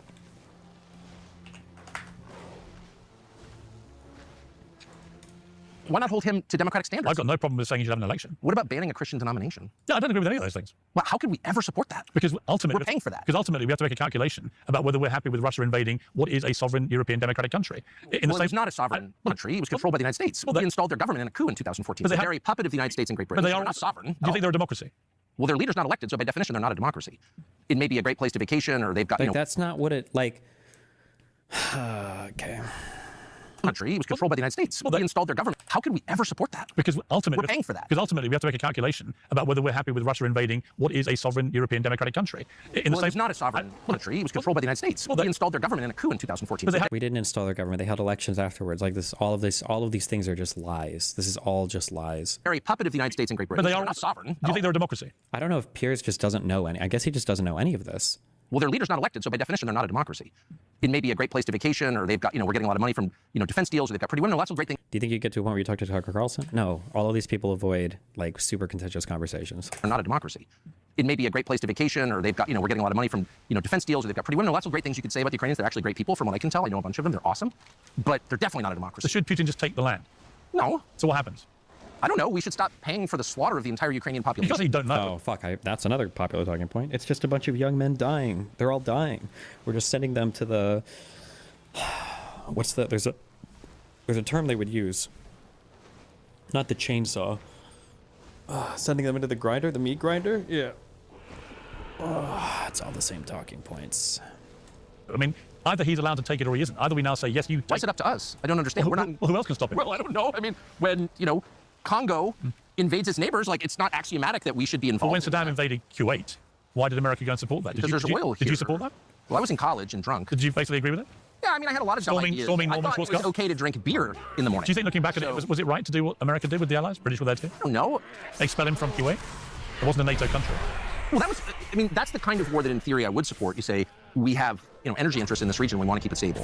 When you start getting theoretical, like we're preserving democracy by supporting dictators. We take energy from Ukraine, though. There's an energy component to that. Maybe. I don't see the... What I'm thinking is that what I don't like is the moral overlay because it's fatuous and fraudulent. This is not a democratic country. He is a dictator. We've supported many dictators. We supported Mobutu in Zaire, which no longer exists because he was a bulwark against the Soviets. We thought, and a million others. No, but you've already said that you would support the expulsion of Saddam. What qualifies as a talking point? I mean, anything can. I don't think talking points are necessarily bad, but they're just, none of it is true. These are all false. Like, the Ukrainian people want to fight, or they have wanted to fight. Maybe, haven't seen the recent polling data, but it's not like they're being forced to fight by Zelensky in a way where the population is majority against the war, like they want to fight. So this framing of we're being compassionate for Ukrainians by telling them to sacrifice their country is disingenuous. This is a Russian propaganda point. From Kuwait. Well, I don't know that I would. Led by America. Well, you just said you did, right? So no, I said I was drunk in college. I haven't really thought. I said, but theoretically, you can make the case. Because they had the United States, we need cheap energy. We're going to go to war to preserve cheap energy. That's not a crazy thing to say. Maybe I could support that. Right. So what's the difference between that and what's happened with Russia and Ukraine? Well, because we need Ukraine's energy. We need Ukraine's wheat. We do. 25% of the world's wheat comes out of Ukraine. I'm aware, which is why you probably don't want to kill all of its farmers and sell all of its farmland, which is what we've allowed to happen. Zelensky. We're not killing them. The Russians are. A majority of the population wants a peace deal. Look at recent polls. Wanting a peace deal isn't the same as saying that they want to surrender, number one. Number two, it's non-responsive to him saying that we've just been supporting them running into the meat grinder. This is a Russian talking point. They all want to sign a peace deal, and there's enough pressure on the country to do it. Zelensky will probably do it. I don't think Zelensky would force the country to fight an unwinnable war if they didn't want to. But historically, over the past 2 years, 3 years, or whatever, they've had the desire to do so. Well, no, this war wouldn't exist if it weren't for the money and arms that we're sending to Ukraine. It would have been over in one day. It never would have started if we hadn't said... When you say over, what do you mean? Over in one day? What, I mean, like, but the Russians failed in their first pushes, but... What would have happened? I think it's very clear, and I don't know that anyone would disagree with this, that... One of the things that I don't like, I wonder if he's going to respond to that. This is the same thing with pro-Palestinians and pro-ultra-Zionists, I guess, too. Nobody will ever answer this question like, okay, let's say that the other side wins completely. What do you think they would do? They never answer it. But let's see. I wonder if he'll actually answer it, if he'll say, well, one thing we could say for sure is there'll be a whole lot less death. Started if we hadn't said... When you say over, what do you mean? What would have happened? I think it's very clear, and I don't know that anyone would disagree with this, that Russia would not have invaded eastern Ukraine if the Biden administration hadn't sent Kamala Harris to the Munich Security Conference in February of 2022. Like, they won't answer, they'll never, like, engage with a question at all, but okay. To say to Zelensky, on camera, we're going to make you a NATO country, meaning we're going to put American NATO arms on the Russian border. Like, you would not allow Chinese, well, your country probably would, but you shouldn't allow Chinese missiles in Scotland peering over Hadrian's Wall aimed at London. You'd be like, no, it's our, you can't do that on our border. Because these people aren't constantly invading or warring with each other.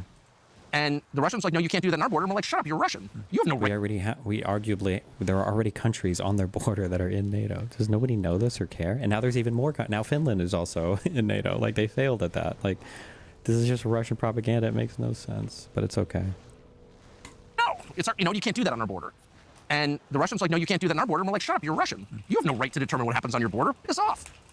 But if actually happened. But my point is, if the defense of expelling Saddam Hussein from Kuwait was that we have energy interests in that country, and therefore we should kick him out, but that's obviously what we all knew, and it was done very quickly and competently by General Norman Schwarzkopf, and it was great military operation. But surely the principle and ideology is not different. And what's interesting is every Republican back in... They're idiots. They support the Ukraine. No, I mean, every Republican in '91 would have supported that conflict.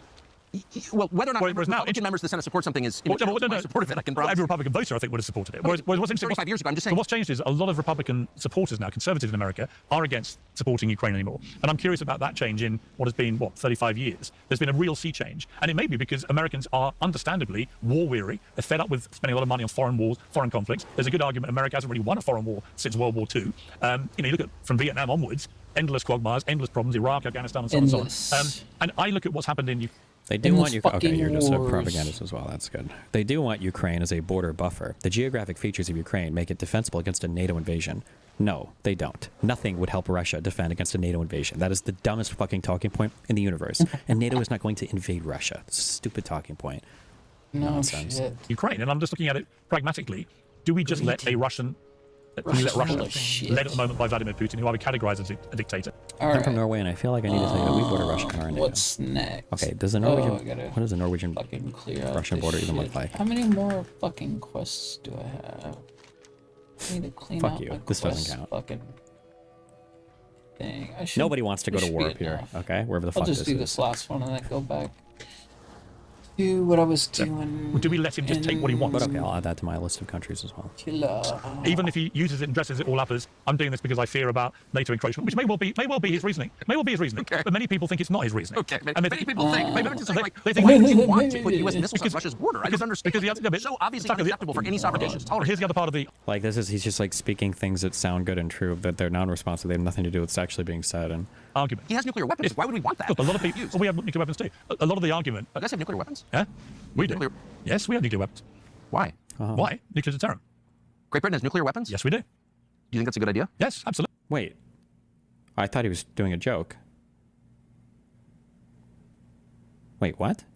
Is he doing a joke? You know why? You're freaking me out. If Ukraine had Britain has nuclear weapons? Wait, is he trolling? He must be. Yes, we have nuclear weapons. Why? Why? Nuclear deterrent. Great Britain has nuclear weapons? Yes, we do. Do you think that's a good idea? Yes, absolutely. You know why? You're freaking me out. If Ukraine had nuclear weapons, they wouldn't have been invaded. Freaking me out. Can we agree on that? I don't even know if he's true. I don't know.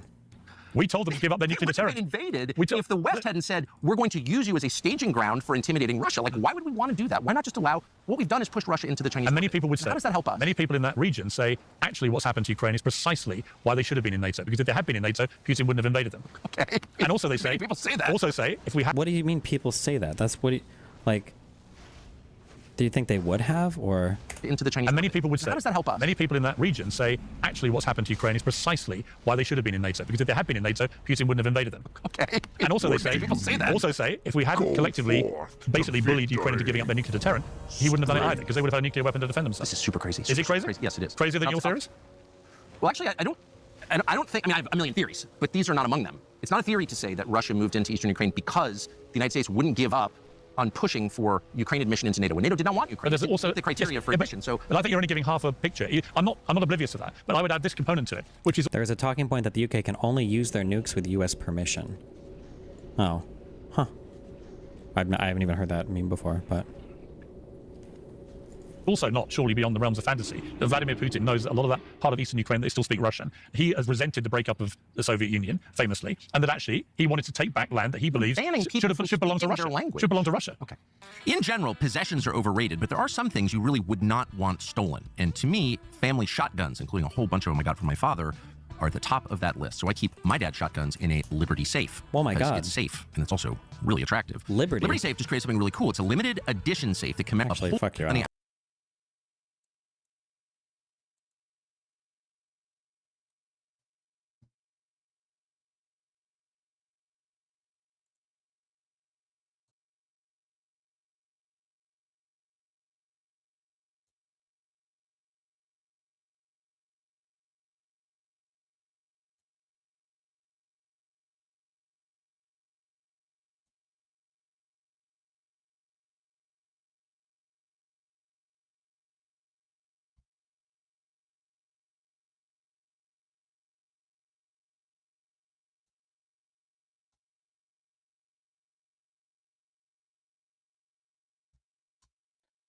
And that shit looks so funky.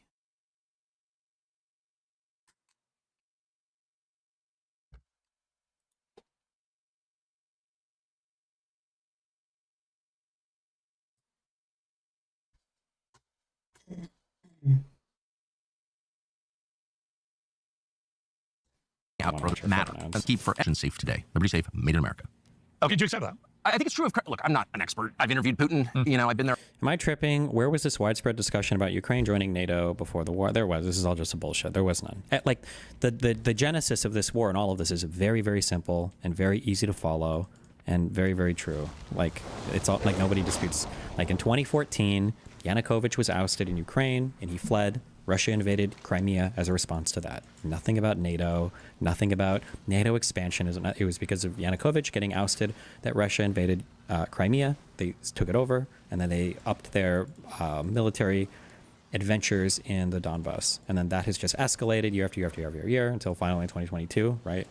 2021, 2022, it exploded into a full-on, like, well, limited military, what do they call it? Special military operation?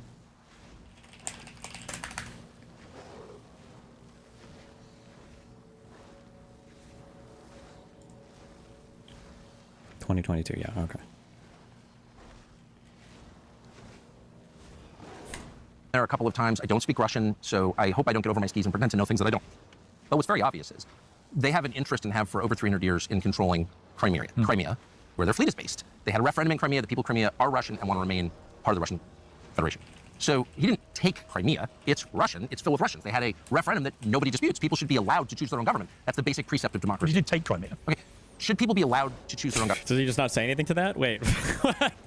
Where their fleet is based. They had a referendum in Crimea. The people of Crimea are Russian and want to remain part of the Russian. That was all, by the way, that was held under like threat of, this is a bullshit election I use referencing, but okay. Federation. That was after they'd already fucking what? He didn't take Crimea. It's Russian. It's filled with Russians. They had a referendum that nobody disputes. People should be allowed to choose their own government. That's the basic precept of democracy. But you did take Crimea. Okay. Should people be allowed to choose their own government? No, you can't. That's not the question. The question is, should people be allowed to just arbitrarily secede from parts of countries? No, that's not how this works. Should your neighborhood be allowed to secede from your country or your state or your city? Should your city be allowed to? No, you don't have the right to do this. Yes. Okay, so the people of Crimea voted overwhelmingly to align with the Russian government, so that's illegitimate. That was after they were already fucking invaded, dude. What the fuck? Government. Yes. Okay, so the people of Crimea voted overwhelmingly to align with the Russian government, so that's illegitimate. Why? When did they do that? Right after the coup in 15, I think. Right, so after they've been invaded. Why do you think? Why do you think? Why do you think? Just dude, I can't. I don't know if I can make it all the way through this.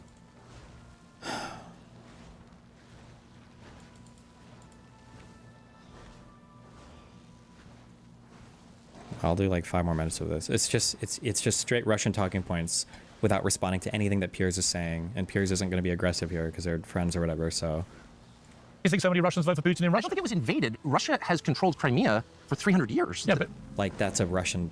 This is just straight Russian propaganda. I hope is his citizenship revoked? Where are they? Because they're in Riyadh right now in Saudi Arabia. Can somebody take this dude's passport? My God. It wasn't Russia's, and in the same way that you say the people of Crimea voted overwhelmingly in favor. Of course they did. They would have been killed if they hadn't. Same way as in Russia. In a secret ballot. The same way Russia. Wait, hold on. So you're saying that the election was conducted under duress and people's votes were known to the Russian government? I don't think that's true. I'm saying it's exactly the same way that people in Russia vote for Putin. You think it's an overwhelming show of support for him. A lot of it is driven by fear. Oh, okay, that may or may not be true. I don't know, but the only measure we have of popular consent is an election, and when conducted by secret ballot, if we think it's not the 2020 election, it's like kind of a legitimate election, that's what we go with. Like that should I can't. I don't know if I can do it. I don't know if I can do it.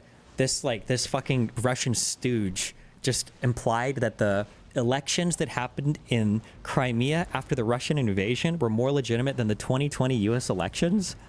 Like, he should just be I can't. I'm gonna get banned. If I keep watching this, I will get banned. I don't think I can handle it. I don't think I can do it. I don't think I can do it. Zelensky's getting rich from the war. Should NATO be abolished? Should the US send money to Israel?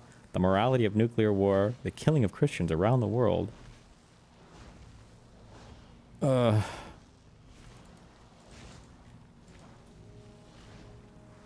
have you ever met anybody who believes that if a free and fair referendum were held once again in Ukraine, that Ukraine would vote, rather than Crimeans would vote to align with the Zelensky government in Kiev? I don't think so. It was 97%. Look, I'm just saying, self-determination is the core idea. Who votes 97% on anything? Like, how could you not know that that's whoever?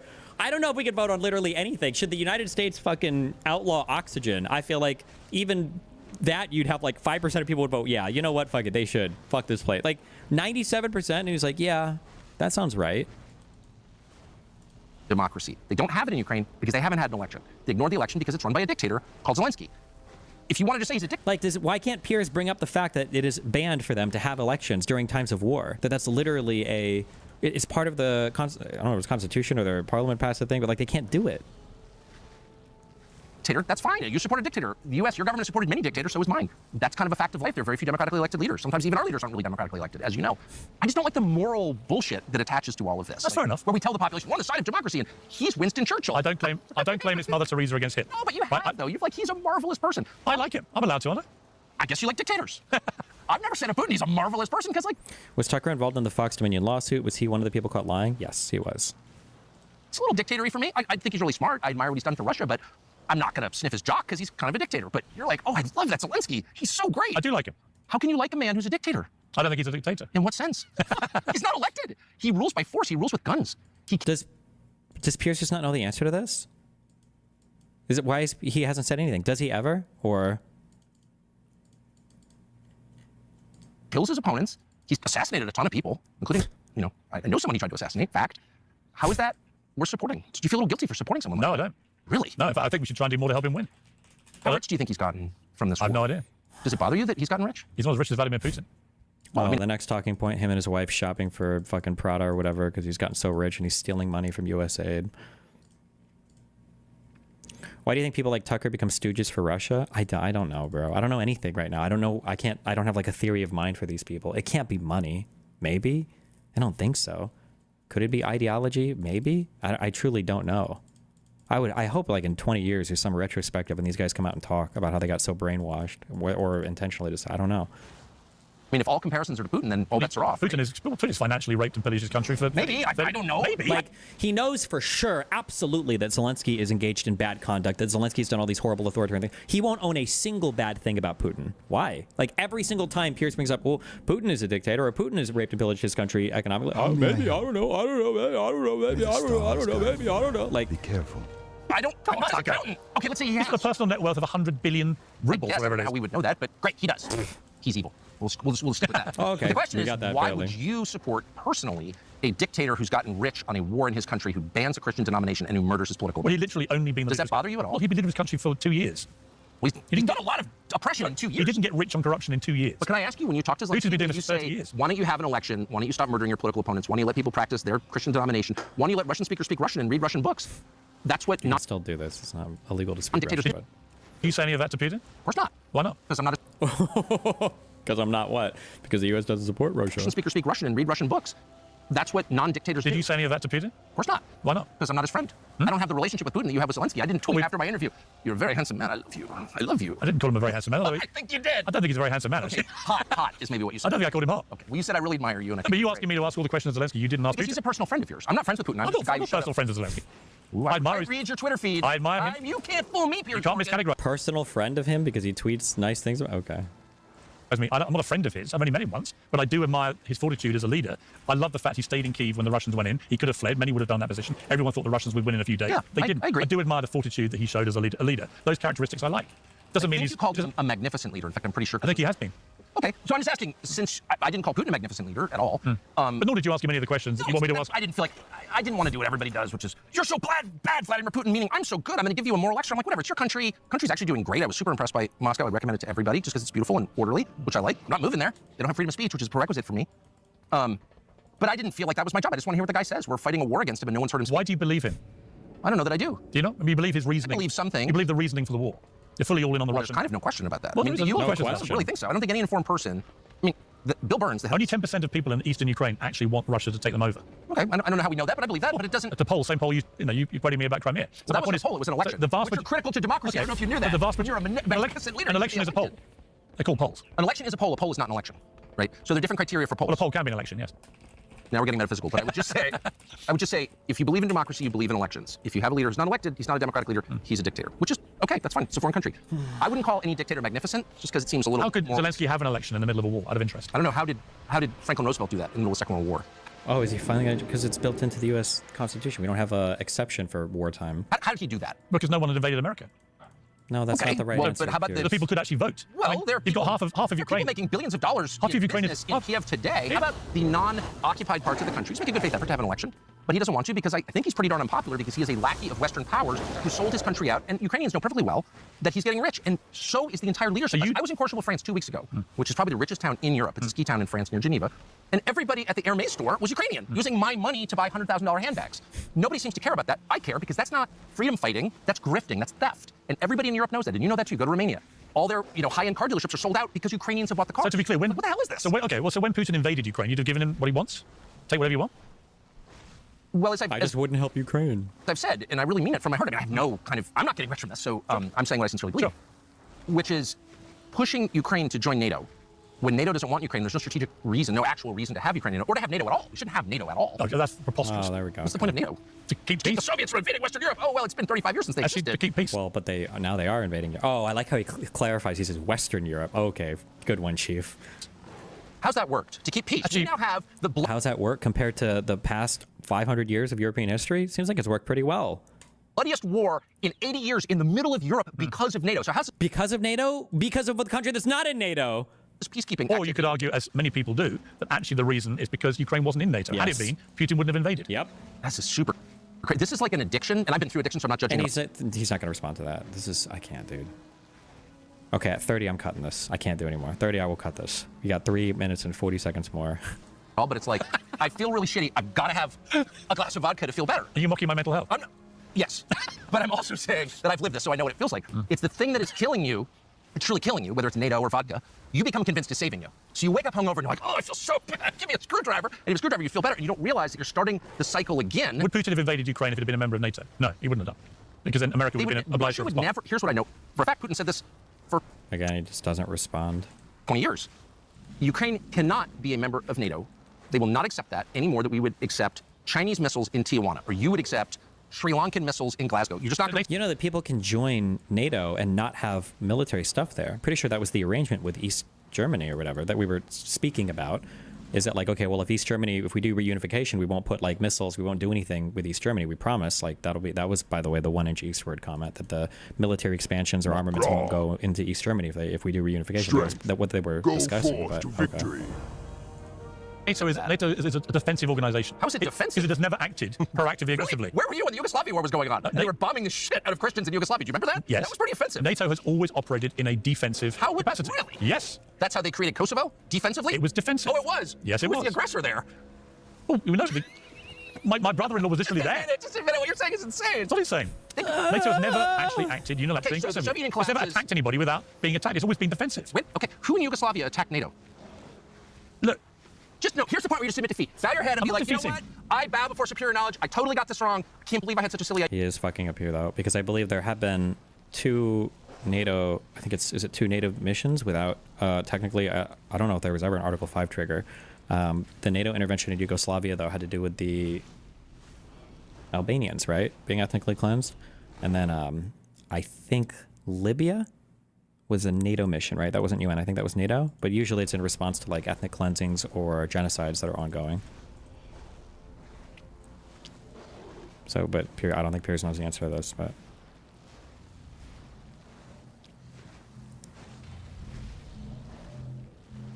The idea, So you think nice good guys in Yugoslavia... I'm saying they're nice good guys. Were I'm just saying that was not a defensive action. That was an offensive action. Bill Clinton's like, I don't like what you're doing. I'm going to use NATO to kill you. And he did. And then created Kosovo. Oh, was Libya the UN Security Council?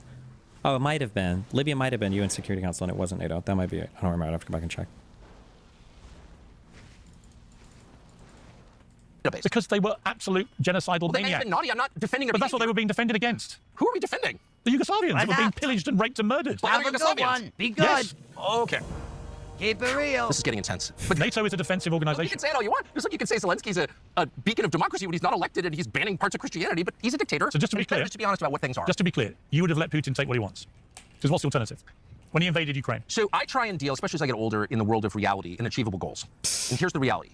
Russia is a nuclear armed power. It's the largest country on Earth by landmass. It's also the remnants of a global empire. So they have a sense of themselves as a global player, and they are because of energy and resources in general. Uranium. I mean, they have a lot of resources the world needs. So they're a real country. They're not Afghanistan. You can't just tell them what to do. Get in line, bitch. They're not going to accept that, okay? So they have said, since the fall of the Soviet Union, you cannot have NATO on our border because it's a critical national interest of ours. So unless you want to risk nuclear war, which we are now doing. Can somebody, do people, they can't be this stupid, right? That they just don't know any of the Baltics exist? Do we just ignore these? Or does nobody know, does anybody even in Europe know like the geography of Eastern Europe? Or like what countries are there? I don't understand how we can say this. Does nobody know this? Are these like, is this like a hidden OP strategy? Do you just know the countries in Europe? Or does he ever bring this up? You can't move NATO to their border. Does Piers know about the Baltics? Or are these just like fake countries? I mean, to be fair, I don't think I've ever met an Estonian or a Latvian or a Lithuanian in my entire life. Maybe they are fake countries, actually. I have no fucking idea. Do you want to or not? That's just a fact. And if you do, you're going to get a war. We've known that since the fall of the Soviet Union. We promised not to do it. And we tried Another lie. to bring, he asked to be in NATO in 2000. He asked George W. Bush to be in NATO. Nobody can test that. This evil dictator who wants to invade Liechtenstein asked to be in NATO. Why wouldn't we let him in NATO? Why did Condi Rice say, well, it can't be in NATO? He wanted an expedited path. Why do we have morons like Condi Rice in our U.S. government? I don't know. So when he invaded there, what would you let him do? we're in a hall of mirrors now. Look, not really. Okay, we're in a very... Say, well, it can't be in NATO. Why do we have morons like Condi Rice in our U.S. government? I don't know. So when he invaded there, what would you let him do? We're in a hall of mirrors now. Look, Not really. Okay. We're in a very clear moral moment in history where Vladimir Putin invades Ukraine. It is a European country. And we side with the It has been dictator, and we fund independent his from secret Russia services since the as they mid-90s. assassinate people. Yeah, but No. what do you do? You let There's them take something moral about this. Look, in the real world, we do things we can't achieve. And if we can't achieve something, we don't try and do it because millions will die as they're watching. So what do you let him do then? Well, you start with a realistic understanding. This is antithetical to the entire foundation of the United States. We only do realistic things, but okay. Of the limits of your power, which is all adults have to do. My neighbors may offend me. I want them to turn down the music. I can't just go over there and shoot them. I just can't. It's against the law, and I'll pay a penalty if I do that. So I have to negotiate with them. Will you please turn down the music? Shut up! No, please do it. What if they've already taken over half your house? If they won't, I maybe threaten them. Like, I live in the material real world. Right. But once actually he's invaded, what do you do? Then you have to decide, like, is it worth it? Right. Is it worth it? So that's interesting to me. 1 million Ukrainians are going to die. Their farmland's going to be sold to BlackRock. The Ukrainian nation will cease to exist. They'll flood it with third worlders. So what do you do? What do you do?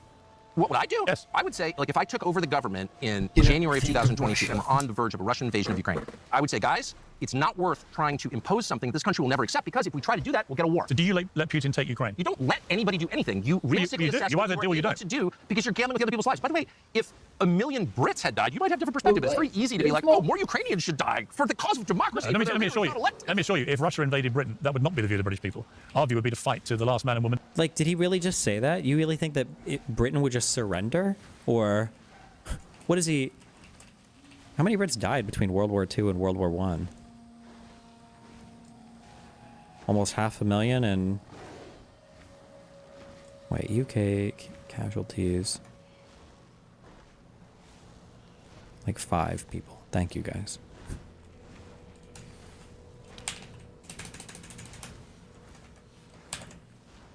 He's saying this because he would surrender the US? I don't know.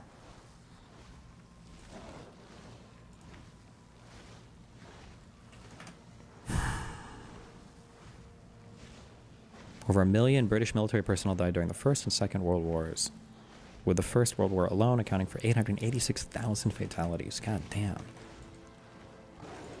To kick him out. But my question really is... You really think so? My question is... They just got invaded over the last 40 years and did nothing, so I don't think so. I don't think you would do that. I think you'd be like... Is he talking about immigration now? Wait, is that what he just... Wait, did we just pivot to that? You realistically assess what you able to do, because you're gambling with other people's lives. By the way, if 1 million Brits had died, you might have a different perspective. But it's very easy to be like, oh, more Ukrainians should die for the cause of democracy. Let me assure you. Let me assure you. If Russia invaded Britain, that would not be the view of the British people. Our view would be to fight to the last man and woman to kick him out. But my question really is... You really think so? My question is... They just got invaded over the last 40 years and did nothing, so I don't think so. I don't think you would do that. I think you'd be like, we can't fight back because we have nuclear weapons but no real military, so we'd like to negotiate, just like all conquered nations do. No, but they negotiate on the basis of reality. What am I actually but respectfully, you're not answering my question. Which you don't have to because you're interviewing me in this bit. But the question is, once Putin invaded, do you let him take the whole country? What do you do? If I were in charge, then, yes. If I came in in January of 2022, I would say to the State Department, I would say to the NATO leadership. No, I'm talking about February, end of February, early March. At that point, I'm cleaning up a mess caused by the previous administration. Yeah, so assume it's happened. So let's say I'm Donald Trump, who's actually coming in that exact circumstance. Right, and he's now wrestling with this very problem. He certainly is. And he doesn't want to give Putin the win. And that's my point to you. Do you actually want him to win? well, I mean, if your lodestar is whether other people win, you will lose. Right. Okay, that's a shitty way to go through life. If I'm trying to prevent you a win, no, I'm trying to win. I'm trying to win for my wife, my children, my neighborhood, my country. You would have never, ever, ever, if I could go back 10 years and tell you that Republicans would be cheering on Russia, like people like Tucker Carlson, you would have never believed it. I wouldn't have believed it. Nobody would have believed it. It's such an unbelievable turnabout in such a short amount of time. It's crazy. Once he's invaded, once he's invaded, what do you do? Well, your victory has nothing to do with anything. What I care about is my victory. You're in this as much as we. Like he can't even answer this single fucking question, despite the fact that he's already told like 100 lies already. Like no. I care about my country and whether we win. What's good for us? Because I'm in charge. My country's theoretically in charge of nothing. Is it good for America that Putin wins? This whole thing has been a disaster. We're going to lose the U.S. dollar over this. Oh, and now he's not even. Now he got off of that. Okay, because we followed the advice of people like Boris Johnson, who have no skin in the game whatsoever, but they get to feel like a moral charge. Be like, we're on the side of democracy. Okay, it's so infuriating. I'm sorry to be so mean to the Brits, because it's our fault too. We can take it. In fact, we started this, but you guys went along like little Pekingese. You shouldn't have done that. But why are you not answering my question? What would I do if I were Trump right now? No. Once he invaded Putin, what do you let him take? I'd call Putin. Let him take. I would say, at that point, to what extent can you clean it up? You call Putin and you say, all right, this happened. First thing we're going to do is recognize it's not in our interest, your interest, the world's interest to have NATO missiles on your border. We don't want that. There's no reason to want that because we don't want to drive you into the arms with China. You are really part of Europe, and you should be part of the West because the West is Christian world that has a lot in common. And what if he says, culturally, religiously, linguistically, historically, and we want to be a bloc against the rising. And he says, obviously. And he says, actually, I want Ukraine. He would never do that. Come on, bro. If you're the leader of the United States, your number one goal is to keep Russia, the world's largest. What is the United States? Why do you keep changing? Just land mass with some of the world's deepest energy reserves from aligning with China, which has too many people, not enough land, and not enough energy. So if they get together, they create a bloc that is bigger than you economically and militarily. So you cannot let that happen. That's number one goal. You cannot let that happen. And that retard in charge of our country just allowed that to happen. Because he hates the United States and acted against its interests consistently from day one. 2020 to January 20th, 2025 when he left, thank God. So that's the goal. Do not allow, to the extent you can control it, do not allow Russia to align meaningfully with China. They have much more in common with us. They're part of Europe. You guys don't want to admit that. I don't be pedantic. You're not being pedantic. What do you let Putin take? I don't care. What I care about, I care, but what I care about is the balance He won't answer. of power in the world. And if the West finds itself in a place where it's got a much smaller collective economy and a much less powerful collective military than the East, then we're in serious trouble. There's no balance in the world. The Chinese are in charge of everything. And so you can't let that happen. But if you roll over and you let Putin take what he wants. Roll over. It's all this like dick measuring contest. Let me just respond. Roll over. Let me just respond. If you roll over and you let him take what he wants in Ukraine, why should China not go and take what they want in Taiwan, for example? They would just take. Well, they are going to take what they want in Taiwan. I'm not sure they will, especially with Trump as president. Part of China. I don't think they will. Okay. Why do we get to dictate what China does with Taiwan? Like, there's fierce. You'd be happy for them to take back Taiwan? I'm not happy. I'm not happy with any conflict ever. He won't. See, like, this is like, these are the maxims, the conversations. Would you be happy to let them take Taiwan? He's not asking, would you actually be happy? Obviously. He's asking, like, would that be okay or should we stop it, right? This is all just like stupid. This is just like the dumbest conversation ever. Violence. I'm a Christian. I'm just saying that great countries have spheres of influence. So Saudi Arabia, where we are now, everyone's like, oh, the Saudis are interfering in Yemen. Well, Yemen's right there. It's in their world. Like, they have an absolute interest in making sure that like nothing crazy goes on in Yemen. We have the same interest in Mexico and in Canada. And we have some crazy cross-dressing prime minister in Canada, so we kick them out because they're on our border. And that's what great powers do. That's what they've always done, is what they always will do. So it's totally fair for us to recognize that the countries around Russia, no, we shouldn't be invading or torturing them or oppressing them, of course. But that's their sphere. And big picture, holy smokes, you do not want the two largest powers in the world, apart from the United States, to get together and align against us. Why do you support Israel against Hamas, for example? Why do you support America giving them billions of dollars? Well, I don't. You don't support Israel being supported by America? Well, I support Israel in the sense that I really like Israel. I brought my family on vacation. These guys are all hyper-isolationists now. There are no supports for any other countries for anything. But do you agree with America supplying them with a lot of arms? To the extent that it helps the United States, I'm for it, of course. I think what we need is... So you do believe in America interfering in countries a long way away? It just depends which country? No. Your principle, it doesn't really apply in Israel. I'll articulate it for the third time, just to be totally clear. I believe the United States, like every country, should, to the extent that it can, act on behalf of its own people and their perceived interests. We can debate what those interests are. But that doesn't apply in Israel. I don't know what you mean. America's supporting Israel because it's an ally. I don't even know what those words mean. I'm just saying my principle... They're an ally, right? I mean, I don't know what that means to be an ally. I mean, we have no... It means that when Israel wants to attack in Gaza and attack Hamas, America will help it because it's its ally. That's not what it means so it gives to it be billions of dollars worth of... to be an ally, okay? Well, fundamentally, I have no greater allies than my own children. When they come to me and say, I want to do this, I assess whether it's good for them or not. And if I don't think it is, I don't support it. Right. Because they're my true allies. They're my children. But why would you support America getting involved in Israel? Just because a country that's your ally says, I want to do this, does not mean axiomatically you support it. Maybe it's not good for you or me. So do you support America supporting Israel to the tune of billions of dollars? It depends. If you can make... What's in America's interest is what's happening in Gaza? It depends in all cases. It's not just about Israel. Yeah, but do you support what's happening then in the support in the attacks in Gaza, for example? Because I don't see the difference between that and what's happening in Ukraine. This is a long way away from America. There's no direct involvement with America. Well, there's no mainland involvement with America, and yet you think it's right that America supports Israel. Put words in your mouth. But you don't think it's right that America... those are the words that came out of my mouth. You don't think it's right America supports Ukraine when Russia... I have a simple solution. Let me explain what I think. And then that way we'll get right to what I think. Am I wrong? I actually tuned out midway through. I'm not exactly sure what you can't tune out when I'm right. I did. Just because I'm right, you can't tune out. I didn't follow. Like two high schoolers or grade schoolers or like two like 8-year-olds that are just given like a 1-hour crash course on Ukraine, Russia would be able to have a conversation with more depth than this. This is like, this is just like,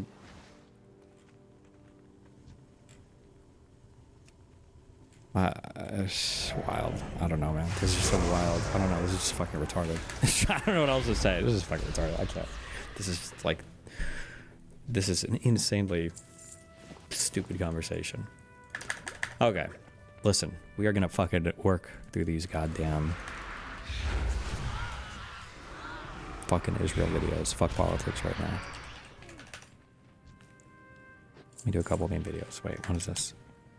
The following Isn't it at least a little bit cathartic to see Pierce push a bit on the questions? No, he's not even really pushing. Like, Tucker Carlson is being a full-on fucking retard. It's not like... The following is a conversation with Satan, acclaimed CEO, entrepreneur, dear friend, Haven't we watched this before? and author of the recent best-selling memoirs, From the Depths I Shall Tempt Your Soul. Formerly known as Lucifer, Satan and I have become good friends, bonding over our shared love of literature, quantum physics, and creative methods of torture, like this podcast.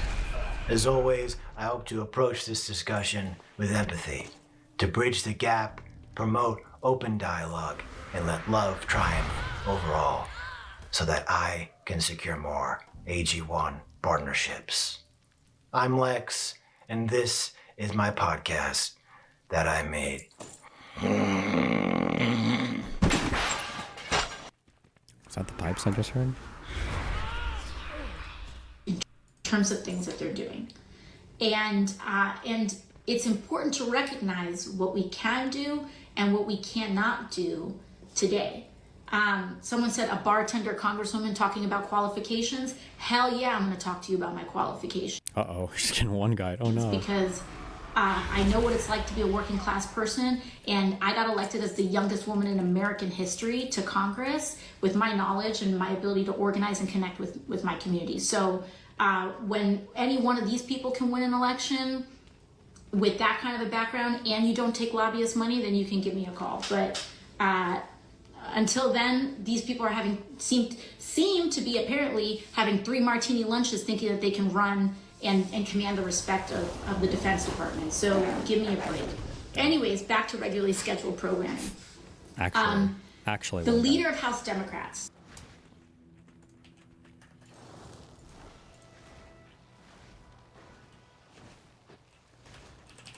What is this? FBI turns over details of 5,000 employees who worked on January 6 cases to Trump Justice Department as agents sue. Nice. FBI officials have complied with demands to provide the Justice Department with details of thousands of employees who worked on investigations related to the J6 2021 U.S. Capitol riot, according to people familiar with the situation. This demand has caused consternation among FBI employees who fear it is meant to amass a list of personnel for possible termination by the Trump administration. Acting Deputy Attorney General Emile Bove, in a Friday memo with the subject line terminations, had given FBI officials a noon deadline Tuesday to submit the details of thousands of agents and analysts. Wait, really? Is it Bove or Bove? Previously ordered the firing of 8 senior FBI officials, including those who oversaw cyber, national security, and criminal investigations. What do you need? Jesus Christ. May your blades never dull. For the Horde.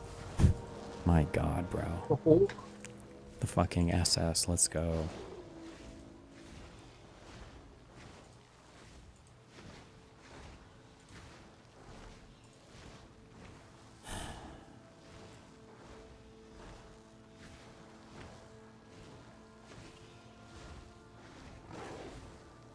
All right.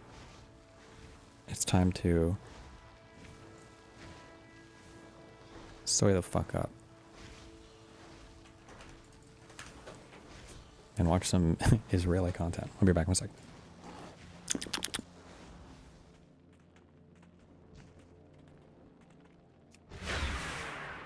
I need to target something first. I record my records backwards. So after the realm will be on.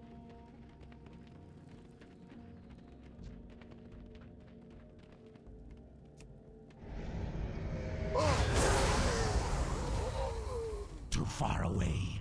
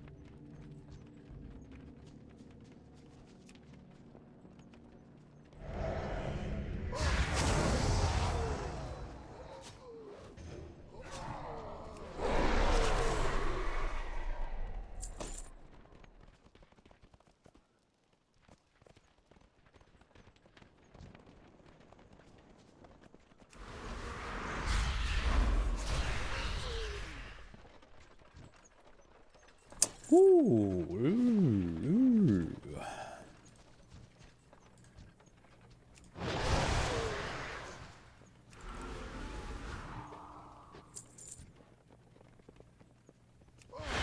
I don't have a target.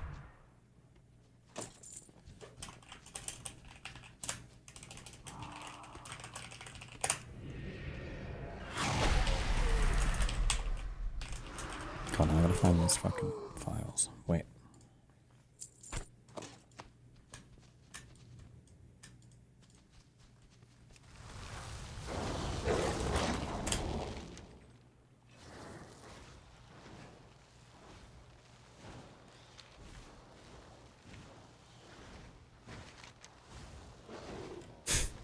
Kill me, bro.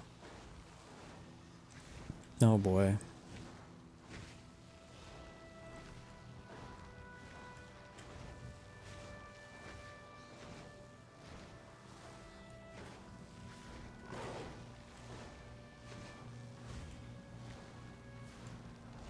Oh wait, where is this Trump and Bibi press conference?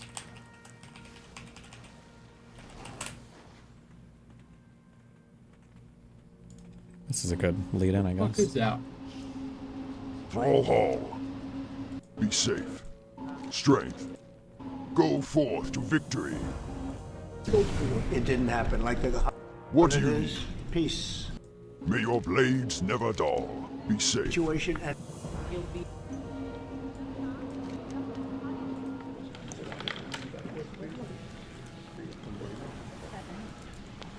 Thank you very much. Mr. President, do you expect phase 2 of the hostage deal to go forward? Let me talk to you later. Mr. President, you managed to get this deal done. Some say, a lot of people say that the men who managed to do that should get a Nobel Peace Prize. Do you think that you'll be able to get all the hostages back home? And what would happen if you hear from the They will Israeli never side? give me a Nobel Peace Prize.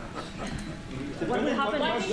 What would happen if the Israeli I deserve it, but they will never give it to me. What would happen, sir? What would happen? Normalization to go forward. What needs to happen for normalization in Saudi Arabia? Well, we're going to see, and we're dealing with a lot of people, and we have steps to go yet, as you know, and maybe those steps go forward, and maybe they don't. We're dealing with a very complex group of people, situation and people. So long. But we have the right man, we have the right leader of Israel. He's done a great job, and we've been friends for a long time, and we do a great job also. And I think we have a combination that's very unbeatable, actually. Can I ask, what would happen, Mr. President? What would happen, Mr. President? What would happen if you hear? Wait a minute. Wait.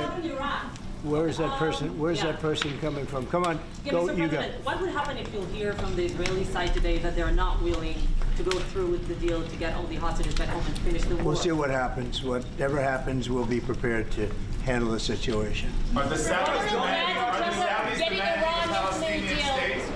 No. Are the Saudis demanding a Palestinian state? No, they're not. No. Are they demanding a path towards a Palestinian state or any other recognition Everybody's of that demanding one thing. You know what it is? Peace. We want peace. We want people to stop being killed. But everybody's demanding one thing. Very simple, peace. And he wants peace also. Mr. President, do you think it's politically possible in Israel to get this deal done until the end? To get the deal done? Yeah. Sure. I mean, is it politically Why wouldn't a deal get possible? done? A deal can get done. We'll see what happens. We're dealing with very complicated people. But a deal can absolutely get done. Israeli strike on Iran. We'll see what happens. President Trump, I work for Prime Minister Netanyahu. We have heard Joe Biden and Donald Trump take credit for the hostage and ceasefire deal. Who do you think deserves more credit? I think President Trump added great force and powerful leadership to this effort. I appreciate it. He sent a very good emissary. He's helped it along. And, you know, I'll just tell you, I'm happy that they're here. And I'm sure the president is happy that they're here. And I would think that's about enough. Mr. Prime Minister, what about Elizabeth Turkov, the Israeli hostage held in Iraq? What about the Israeli press taking a press conference in Israel and not in Washington? We would love to take a press conference to interview you, Prime Minister Netanyahu. President Trump. A few more questions. Prime Minister Netanyahu, do you support going forward with this deal and getting all the hostages out? I support getting all the hostages out. Okay. And Did they say anything of noteworthiness in here? Or? that includes destroying Hamas's military and governing capabilities and making sure that Gaza never poses a threat to Israel again. Are you willing? All three. Are you willing to agree? Are you willing to go together? Are you willing to promise to the families that you do everything to get the hostages out? I think that I should talk to President Trump. So Okay. I'll ask, do you agree with Trump's vision of getting all the hostages back home, even if it means to end the war? Well, I'm not sure that you articulate correctly what the president's vision is. You can ask, he can speak for himself. He does that very, very well. I have my own views, 3 goals, not 1, not 2, 3 goals, and I will meet all 3 goals. I think the president can help enormously. He brings fresh thinking. Terrorists who murdered hundreds of people who listed their home are the part of the deal. It's a horrible thing. We can't forget it. I'll never forget it, and you can't forget it. And some people want to put it out of their memory, but we're not going to ever let that happen. It was a horrible day, October 7th. That was a horrible period of time. And a lot of people like to pretend it didn't happen. It happened. There's a big group of people that like to pretend it didn't happen, like the Holocaust didn't happen. Same mindset. You know, we're going to get this thing wrapped up, and we're going to get it done. We're also dealing, I think, very successfully with Russia, Ukraine. We're going to hopefully get that one done at some point in the not too distant future. That's a complex problem also. But we solve problems. When I left, we had no problem. There was no Ukraine and Russia fighting. There was no October 7th. There was nothing. And some very poor leadership led to a lot of problems and a lot of death. And it's a shame, but we'll put it out. We'll put out the fires. We have a lot of fires, but we'll put them out. Why is Israel support the Palestinian state like the peace plan you presented in January 2020? Is this plan still on the table? Well, a lot of plans change with time, and a lot of death has occurred since I left and now came back. This death occurred not while I was here, but while somebody else was here. It shouldn't have happened. They shouldn't have allowed it to happen. It would have never happened, and that includes Russia-Ukraine would have never happened. Not even a little bit, not even a chance. But now we are faced with a situation that's different, in some ways better and in some ways worse. But we're faced with a very complex and difficult situation, but we'll solve. Trump did nothing, by the way, when he was president about Ukraine-Russia, and Russia just stepped with their military operations in the Donbass, but okay. We'll solve the problem. If not Jordan, Egypt, what other countries do you think might accept Palestinians from Gaza? Well, I think Jordan and Egypt will. I know they've spoken about it with you, and they say they're not going to accept. I say they will. But I think other countries will accept also. I think that Gaza maybe is a demolition site right now. If you look at Gaza, it's all, there's hardly a building standing, and the ones that are going to collapse. You can't live in Gaza right now, and I think we need another location. I think it should be a location that's going to make people happy. You look over the decades, it's all death in Gaza. This has been happening for years. It's all death. If we can get a beautiful area to resettle people permanently in nice homes and where they can be happy and not be shot, not be killed, not be knifed to death like what's happening in Gaza. And right now you have in Gaza a very dangerous situation in terms of explosives all over the place, in terms of tunnels that nobody knows who's in the tunnel. The whole thing is a mess. And I think that if we can resettle, and I believe we can do it in areas where the leaders currently say no. I've been saying that with Mexico, having to do with the border and all of the things, and you saw what happened, 10,000 soldiers, and they're going to do a good job. I really believe that, and I believe Canada's going to do a good job also. They said the same thing, and then they did something much different than what you were hearing. This is a very, very difficult situation, but we're going to get it solved. I don't think people should be going back to Gaza. I think. Where the fuck is Antifa at? Weren't they protesting a lot in like 2015, 2016? What happened? Gaza's been very unlucky for them. They've lived like hell. They lived like you're living in hell. Gaza's not a place for people to be living. And the only reason they want to go back, and I believe this strongly, is because they have no alternative. What's the alternative? Go where? There's no other alternative. If they had an alternative, they'd much rather not go back to Gaza and live in a beautiful alternative that's safe. Would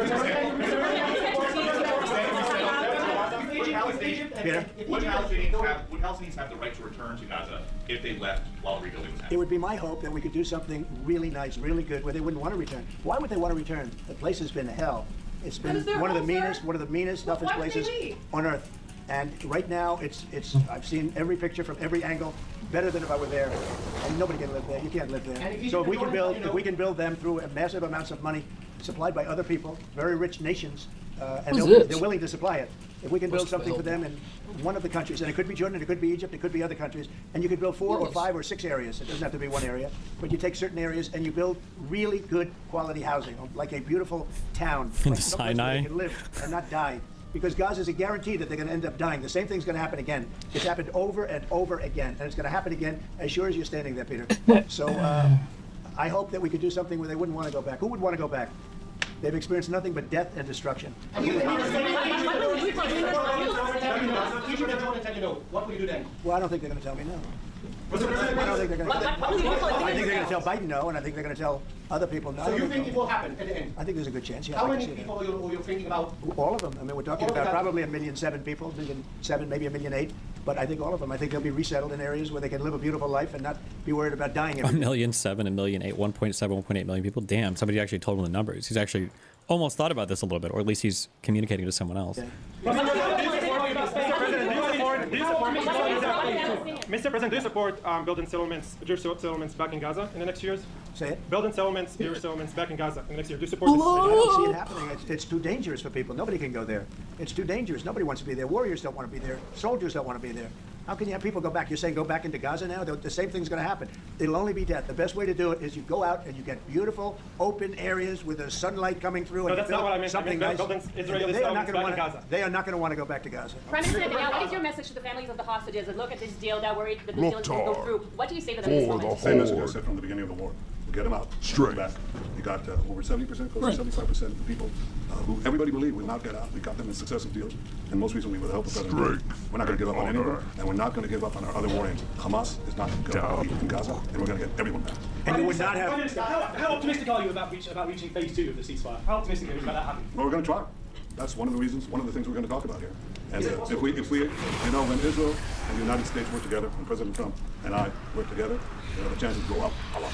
It's when we don't work together, Israel and the United States don't work together, that creates problems. When the other side sees daylight between us, and occasionally in the last few years, they saw daylight, then it's more difficult.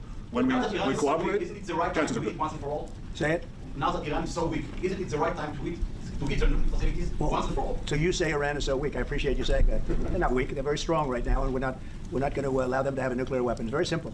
You know, I signed a very strong proclamation. Iran was in big trouble. Warrior is a direct translation of the Hebrew term for IDF combat soldier. When I left, they were broke. They didn't have money for Hamas. They didn't have any money for Hezbollah. You had no problem. October 7th could have never happened. When I left, October 7th could have never happened. And frankly, Russia and Ukraine, as I said, could never have happened. They became very strong very fast. They sold massive amounts of oil to China and everybody else who would not buy the oil when I was president, because we said, don't buy the oil. And they became very rich very quickly. But they're not weak. They're not weak. They're strong. Doesn't mean they won't be weak. But you know what? We just don't want them to have a nuclear weapon. They can't have a nuclear weapon. The Prime Minister, the Prime Minister wants you to strike Iran. That's what he wants. You don't know what he wants. What do you know about anything? Go ahead. But is that option on the table? President Trump, is that option on the table? No, it could be other places too.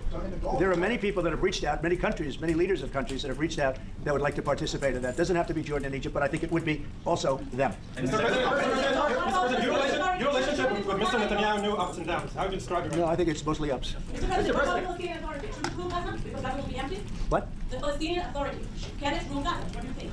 Well, it's had a pretty hard time, wouldn't you say? I'd say it's had a pretty bad time of it. Mr. President, Qatar has you've criticized in the past as a funder of terrorism, so as the Prime Minister, do you think they're part of the solution or part of a problem moving forward? I think they're trying to help. Qatar is absolutely trying to help. I know them very well, and they're doing everything they can. Very tough situation, but they're absolutely trying to help. Okay, thank you very much, everybody. Great. Okay. Jesus. We got through 5. We got through 5 out of 58 videos. Good job. Okay, take a deep breath. Imagine yourself transported to the great lands of Israel. Israel.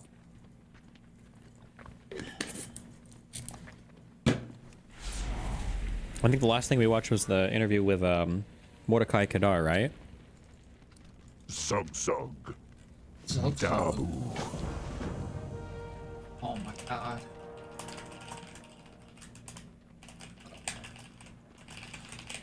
Speak, friend. May your blades never dull. May your blades never. Do you think the conflict would end like this in your lifetime, or do you think the resettlements aren't actually going to happen? Bro, you cannot make any predictions. Like, I don't think the U.S. is a stable power right now. Who the fuck knows? Yes.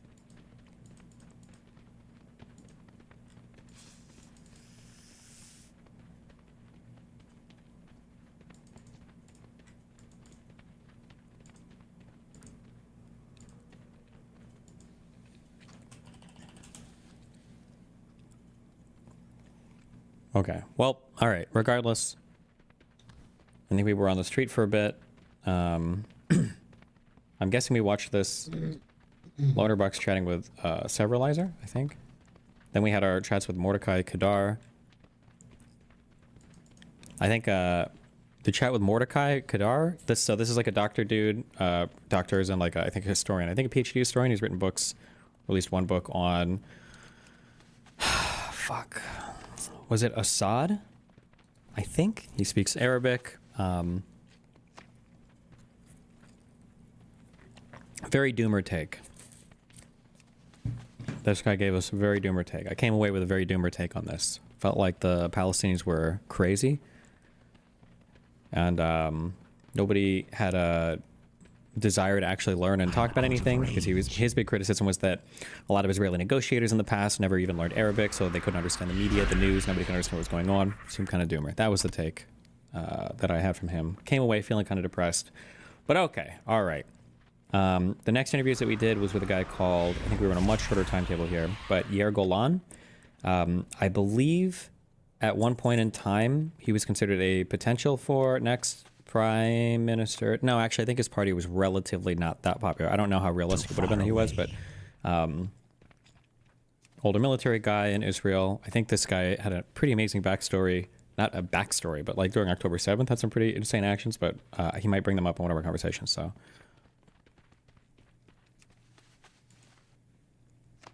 Yair Golan, good morning. Thank you for inviting us to your beautiful house this morning. For my YouTube audience that doesn't know anything about you, how would you introduce yourself to a foreign audience? I'm married to Ruti for the last 42 years. We have 5 sons, 1 granddaughter. I was a military man for 38 years and finished my service in late 2018.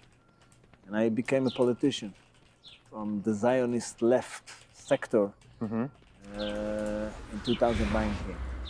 And since then, I constantly fighting for saving Israel from the hands of corrupted and messianic people who are truly the biggest threat to our existence. And as usual, the internal threats are much more serious from the external one. Messianic in Israel is going to refer to people who have like almost a borderline or an actual like religious obsession with controlling like the West Bank, or generally the West Bank, expansion of Israel, holy right of Israel to control this land, basically. When and why do you think Israel and their political scene and the people in the country started to support the right? What do you think it started? Like around what years, and why do you think it's continued in that direction? I think that there was a huge expectation in Israel to reach peace during the 90s. And no doubt that the fact that the Oslo Agreement failed so terribly, and with the Second Intifada. So peace during the 90s. 90s was the the Oslo Accords. The Oslo Accords were the first time there was any kind of like formal agreement between the Israelis and the Palestinians and like reaching some kind of Palestinian state. There probably was a lot of genuine interest between the Israelis and the Palestinians to reach some kind of peace, but it ultimately failed. And then in 2000, the Second Intifada begins. Which was quite a trauma for the Israeli society. And then the implementation of the disengagement plan that also didn't bring us, some sort of reconciliation process. And by the end of that, the failure of the Annapolis process altogether created the notion that not that kind of orc. Talk to. I think after the Second Intifada, Sharon does unilateral disengagement, meaning there's no negotiating with the Palestinians. He just says, fuck it, we're leaving Gaza. And then I believe the Annapolis Project might have been 2008. I think that was Yossi Beilin and some other people, and maybe Olmert, were trying to create this super formal structure for peace, but nothing came out of these things. Let me check on this Annapolis thing. 2007.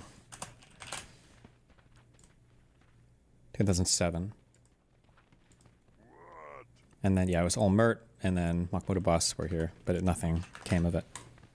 And we cannot move forward with the Palestinians And therefore, we need to be more tough, brutal, and so on and so on. You know, all these nationalistic, extreme nationalistic notions.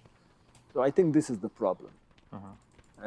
People forget here in Israel that basically we have only two options concerning, you know, our destiny. Where are we heading?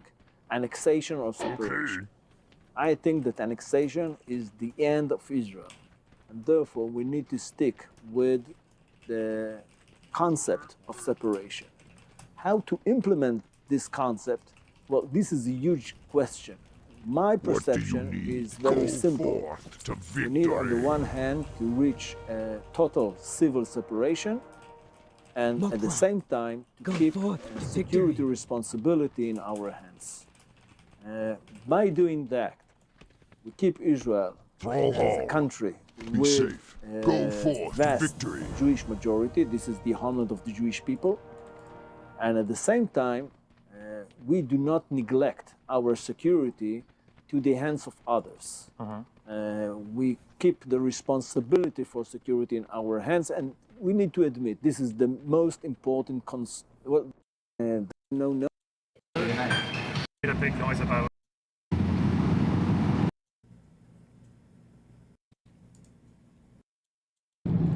Turned out that What authority would allow you to do that? Are you talking about a who are covering up Hamas's theft of aid and didn't condemn the attacks and the way that Hamas is waging war out of hospitals. But sometimes it feels like Israel is explaining itself alone against the world because our allies feel scared to speak up. There are people in the West who take Israel's side, but they know there is simply no point sticking their necks out and defending Israel because they're going to get death threats. I heard the other week about a very, very big pop star who is on Israel's side. I won't say who it is because I don't want to out them, but there are people out there who are on Israel's side, but they're scared of the other side, going around chanting intifada, intifada, with all their faces covered. It's using techniques of violent intimidation. That means even the people who are taking our side won't amplify our message. And so if you're in the West, and the people who support Israel won't speak for Israel, all you hear is the shouting from the other side. I think when you said earlier, talking about how, at least in this war, I don't think it's too difficult to make a strong case that the Iranian aspect of it is like very, very, very obvious. Like with Hamas and with Ayatollahs praising student protesters and with just Hezbollah. the Ayatollah of Iran said that the October 7th massacre was an attack that our region needed. I feel like I've heard similar statements like not that long ago. Doesn't like we're clear about how evil that regime is. Yeah, but I think also we were speaking about people being primed to be against Israel already, and that's maybe why it's been harder to explain that contingency since October 7th. Okay, people keep saying about this press conference. I don't care about Trump press conferences. He just says a bunch of crazy shit. I don't know what you want to like. It's just all crazy shit. I don't think he'll do. I don't know if any of this would ever happen. He just says insane shit all the time. Like. Thank you, Mr. President, Mr. Prime Minister. You are talking tonight about the United States taking over a sovereign territory. What authority would allow you to do that? Are you talking about a permanent occupation there, redevelopment? And Mr. Prime Minister, do you see this idea as a way to expand the boundaries of Israel and to have a longer peace, even though the Israeli people know how important that land is to you and your citizens, just as the space is inherited by the Palestinians as well? I do see a long-term ownership position, and I see it bringing great stability to that part of the Middle East and maybe the entire Middle East. And everybody I've spoken to, this was not a decision made lightly. Everybody I've spoken to loves the idea of the United States owning that piece of land, developing and creating thousands of jobs with something that will be magnificent. Like, this is never happening. He's just rambling. He's a fucking crazy person. He's just rambling. Like, I don't know what you, like. I wonder, how much do you think that is to do with not just not the greatest international media approach, but also just more recent policy? Because I feel like before October 7th, when Israel-Palestine was ever in the news, it was quite often to do with things like, not to do with Iranian proxies, but with settler violence, or with the Huara riots, or with Sheikh Jarrah before that. And then, so do you think in terms of policy there are things that Israel can do better as well, or is that just like, would it not matter? There are things we have to do better, and we have to do better because we're a democratic country that takes itself seriously, and we need to do that regardless of what they look like internationally. But they don't change what the core of the conflict is about, which is that Israel is still a small country surrounded on all sides by people who want to kill it. It's the root cause of the conflict. There are people who will not accept a state of Israel within any borders whatsoever anywhere in this land. And until you solve that, and as long as you have millions of people around the world who believe that narrative, not only in the progressive circles as well, who've been brainwashed, frankly, into thinking that Israel doesn't have a right to exist, Israel's going to keep coming up against the same challenges. Even if there are things we can always do that would make it easier to explain our case, it doesn't change the fundamental dynamics that there are many people around the world for whom nothing Israel does will ever be good enough because they don't think that Israel should be at all. I feel like it's especially hard when, because I know a very strong case you can make for Israel in terms of like lack of progress, is you can say, well, historically, people like Arafat or people, even although that's al-Husseini, is like there's very much a lack of willingness to compromise and to have two states and live side by side and everything. But I feel like it doesn't really help that for the last 20 odd years, for the most part, that you've had a prime minister who seems to be just as uninterested in finding any kind of like resolution or kind of even trying to move in that direction or try to even extend an olive branch towards that progress. It's bad because I think that the current opposition within Israeli society to the idea of two states is because we've been seared by experience, because we just know time and time again that every time Israel withdraws from territory, it explodes in our faces and gets filled by the forces of jihad and not liberal democracy.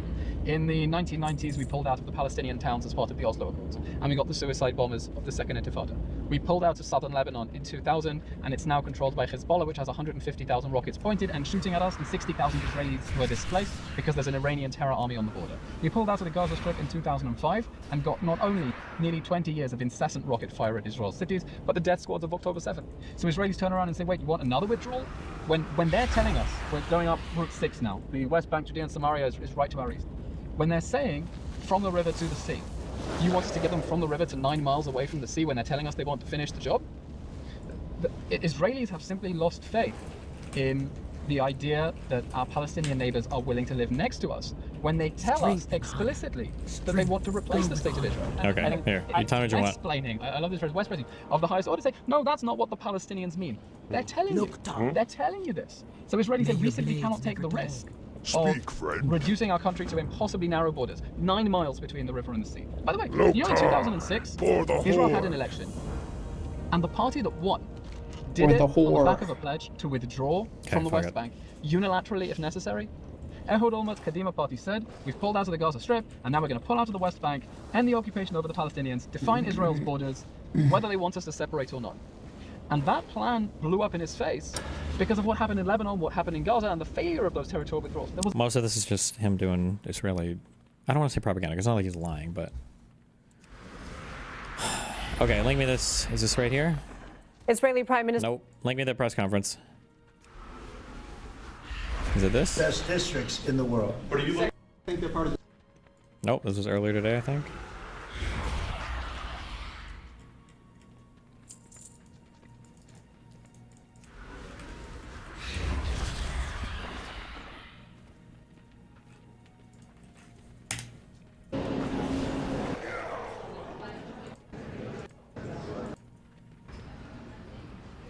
Oh, I know that guy.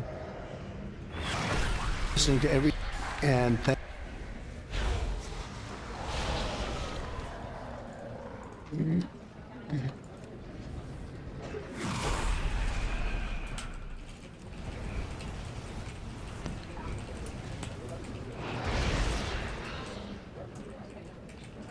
Ladies and gentlemen, the President of the United States and the Prime Minister of the State of Israel. Wow. Thank you very much. That's a lot of press. Congratulations, you bring them out. You really bring them out. Today, I'm delighted to welcome Israeli Prime Minister Benjamin Netanyahu back to the White House. It's a wonderful feeling and a wonderful event. We had fantastic talks, and thank you very much with your staff. He's the first foreign head of state to visit during our administration, and Bibi, I want to say it's an honor to have you with us. Over the past 4 years, the U.S. and the Israeli alliance has been tested more than any time in history. But the bonds of friendship and affection between the American and Israeli people have endured for generations, and they are absolutely unbreakable. They are unbreakable. I'm confident that under our leadership, the cherished alliance between our two countries will soon be stronger than ever. We had a great relationship. We had great victories together 4 years ago. Not so many victories over the past 4 years, however. In my first term, Prime Minister and I forged a tremendously successful partnership that brought peace and stability to the Middle East like it hadn't seen in decades. Together, we defeated ISIS. We ended the disastrous Iran nuclear deal, one of the worst deals ever made, by the way, and imposed the toughest ever sanctions on the Iranian regime. We starved Hamas and Iran's other terrorist proxies, and we starved them like they had never seen before. Resources and support disappeared for them. I recognized Israel's capital, opened the American embassy in Jerusalem, and got it built, by the way. Built it too. Just not only designated it, but got it built at a price that nobody's seen for 40 years. We got it built. It's beautiful. All Jerusalem stone, right from nearby, and it's something that's very special. And recognized Israeli sovereignty over the Golan Heights, something that they talked about for 70 years, and they weren't able to get it, and I got it. Wow. And with the historic Abraham Accord, something that was really an achievement that was, I think, going to become more and more important because we achieved the most significant Middle East peace agreements in half a century, but the Abraham Accords in particular, and I really believe that many countries will soon be joining this amazing peace and economic development transaction. It really is a big economic development transaction. I think we're going to have a lot of people signing up very quickly. Unfortunately, for 4 years, nobody signed up. Nobody did anything for 4 years except in the negative. Unfortunately, the weakness and incompetence of those years, those past 4 years, the grave damage around the globe that was done, including in the Middle East, grave damage all over the globe. The horrors of October 7th would never have happened if I were president. The Ukraine and Russia disaster would never have happened if I were president. Over the past 16 months, Israel has endured a sustained, aggressive, and murderous assault on every front, but they fought back bravely. You see that, and you know that. What we have witnessed is an all-out attack on the very existence of a Jewish state in the Jewish homeland. The Israelis have stood strong. How does Trump enjoy this much support from the alt-right when he's the biggest Israeli simp? Well, the far-right people criticize him a lot for the Israeli shit, but I think they also can look past it. They're very forgiving as long as he carries the... as long as he carries the party line on everything else they want. You know? And united in the face of an enemy that has kidnapped, tortured, raped, and slaughtered innocent men, women, children, and even little babies. I want to salute the Israeli people for meeting this trial with courage and determination and unflinching resolve. They have been strong. In our meetings today, the Prime Minister and I focused on the future, discussing how we can work together to ensure Hamas is eliminated and ultimately restore peace to a very troubled region. It's been troubled, but what's happened in the last 4 years has not been good. I want to thank Prime Minister Netanyahu for working closely with my transition team, the Special Envoy Steve Witkoff, who's here somewhere. Steve? Stand up, Steve, please. What a job you've done. What a good job you've done. Wow. Nice. You've done a fantastic job. National Security Advisor Mike Waltz. Thank you, Mike, for working so well with us. Thank you. We have, in addition, Marco Rubio, who is on the phone right now, listening to every single word that we say, and he's going to be great. And Pete, congratulations. And Scott, congratulations. I see you're here. And Caroline's been doing a great job. She's really probably talked about more than anybody here. She's done a fantastic job, and thank you very much, Caroline. We're proud of you. But we'll only be satisfied when all of these problems are solved, and we have the team to solve them, and that's going to happen. And it's going to happen, I think, very quickly. I also strongly believe that the Gaza Strip, which has been a symbol of death and destruction for so many decades, and so bad for the people anywhere near it, and especially those who live there, and frankly, who's been really very unlucky. It's been very unlucky. It's been an unlucky place for a long time. Being in its presence just has not been good, and it should not go through a process of rebuilding and occupation by the same people that have really stood there and fought for it and lived there and died there and lived a miserable existence there. Instead, we should go to other countries of interest with humanitarian hearts, and there are many of them that want to do this, and build various domains that will ultimately be occupied by the 1.8 million Palestinians living in Gaza, ending the death and destruction and, frankly, bad luck. This could be paid for by neighboring countries of great wealth. It could be 1, 2, 3, 4, 5, 7, 8, 12. It could be numerous sites, or it could be one large site. But the people will be able to live in comfort and peace, and we'll make sure something really spectacular is done. They're going to have peace. They're not going to be shot at and killed and destroyed like this civilization of wonderful people has had to endure. The only reason the Palestinians want to go back to Gaza is they have no alternative. It's right now a demolition site. This is just a demolition site. Virtually every building is down. They're living under fallen concrete that's very dangerous and very precarious. They instead can occupy all of a beautiful area with homes and safety, and they can live out their lives in peace and harmony instead of having to go back and do it again. The U.S. will take over the Gaza Strip, and we will do a job with it, too. We'll own it and be responsible for dismantling all of the dangerous unexploded bombs and other weapons on the site, level the site and get rid of the destroyed buildings, level it out, create an economic development that will supply unlimited numbers of jobs and housing for the people of the area. Do a real job. Do something different. Just can't go back. If you go back, it's going to end up the same way it has for 100 years. I'm hopeful that this ceasefire could be the beginning of a larger and more enduring peace that will end the bloodshed and killing once and for all. With the same goal in mind, my administration has been moving quickly to restore trust in the alliance and rebuild American strength throughout the region, and we've really done that. We're a respected nation again. A lot's happened in the last couple of weeks. Not interrupting, he's reading a script for it. Well, yeah, if he has to talk in detail about any of this, he'll have to, because there's no fucking idea what's going on with any of this shit, of course. Nation again. I ended the last administration's de facto arms embargo on over $1 billion in military assistance for Israel, and I'm also pleased to announce that this afternoon the United States withdrew from the anti-Semitic UN Human Rights Council and ended all of the support for the UN Relief and Works Agency, which funneled money to Hamas and which was very disloyal to humanity. No more UNHCR, no more UNRWA. RIP. Today, I also took action to restore a maximum pressure policy on the Iranian regime, and we will once again enforce the most aggressive possible sanctions, drive Iranian oil exports to zero, and diminish the regime's capacity to fund terror throughout the region and throughout the world. We had no threat when I left office. Iran was not able to sell oil. Nobody was buying oil because I said, don't buy it. If you buy it, you're not doing any business with the United States. And Hamas was not being funded. Hezbollah was not being funded. Nobody was being funded. There would never have been an October 7th. 2 weeks ago, I once again designated the Houthis as a terrorist organization. They're trying to destroy world shipping lanes, and that's not going to happen. And over the weekend, I ordered airstrikes against senior ISIS leaders hiding in the caves of Somalia and took them out. Here in America, we've begun the process of deporting foreign terrorists, jihadists, and Hamas sympathizers from our soil, just as we have people that are extremely evil and we're sending them out of our country. They came from jails. Thank God we're getting the extremely evil people out too. Okay. Came from mental institutions and insane asylums, and they were dumped into our country. They're gang members, and we're getting them out at numbers that nobody can actually believe. And every single country is taking those people back. They said they would never take them back, and they're all taking them back, and they're taking them back very gladly. And I recently signed an executive order combating the vile wave of anti-Semitism that we've seen in the aftermath of the October 7th attacks. Together, America and Israel will renew the optimism that shined so brightly just 4 years ago. It was really a bright, beautiful light. We will restore calm and stability to the region and expand prosperity, opportunity, and hope to our nations and for all people in the Middle East, including the Arab and Muslim nations. Very important. We want the Arab and Muslim nations to have peace and have tranquility and have great lives. I'd like to now invite Prime Minister Netanyahu to say a few words, and we'll take some questions afterwards. Thank you very much. The doctor. Thank you, Mr. President. I'm honored that you invited me to be the first foreign leader to visit the White House in your second term. This is a testament to your friendship and support for the Jewish state and the Jewish people. Not, you know, the Canadian PM or the Mexican president that we're like currently trade warring against and our neighbors or anything, but okay. I've said this before. I'll say it again. You are the greatest friend Israel has ever had in the White House. And that's why the people of Israel have such enormous respect for you. Wow. In your first term, you recognized Jerusalem as Israel's capital. You moved the American embassy there. You recognized Israel's sovereignty over the Golan Heights. You withdrew from the disastrous Iran nuclear deal. I remember we spoke about it. You said, this is the worst deal I've ever seen. I'm elected. I'm walking out of it. That's exactly what you did. And I think it speaks loudly for just common sense, just looking at things and seeing them as they are. And of course, you also brokered the groundbreaking Abraham Accords in which Israel made peace with 4 Arab states. You did this in 4 months. Nothing happened for a quarter of a century, but in 4 months, we were able, working together under your leadership, to have 4 historic peace accords. And now in the first days of your second term, you picked up right where you left off. Your leadership helped bring our hostages home, among them American citizens. You freed up munitions that have been withheld from Israel. They had been withheld from Israel in the midst of a 7-front war for our existence. And you just freed it. You ended unjust sanctions against law-abiding Israeli citizens. You boldly confronted the scourge of anti-Semitism. You stopped funding, as you just said, international organizations like UNRWA that support and fund terrorists. And today, you renewed the maximum pressure campaign against Iran. Ladies and gentlemen, all this in just 2 weeks. Can we imagine where we'll be in 4 years? Oh, I can. I know you can, Mr. President.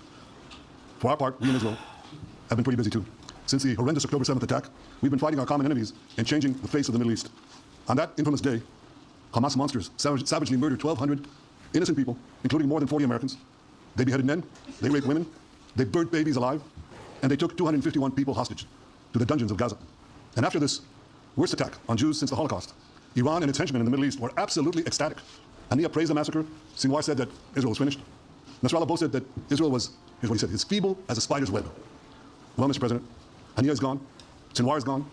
Nasrallah is gone. We've devastated Hamas. We decimated Hezbollah. We destroyed Assad's remaining armaments. And we crippled Iran's air defenses. And in doing this, we've defeated some of America's worst enemies. We took out terrorists who were wanted for decades for shedding rivers of American blood, including the blood of 241 Marines murdered in Beirut. We accomplished all this with the indomitable spirit of our people and the boundless courage of our soldiers. The Bible says that the people of Israel shall rise like lions, and boy did we rise.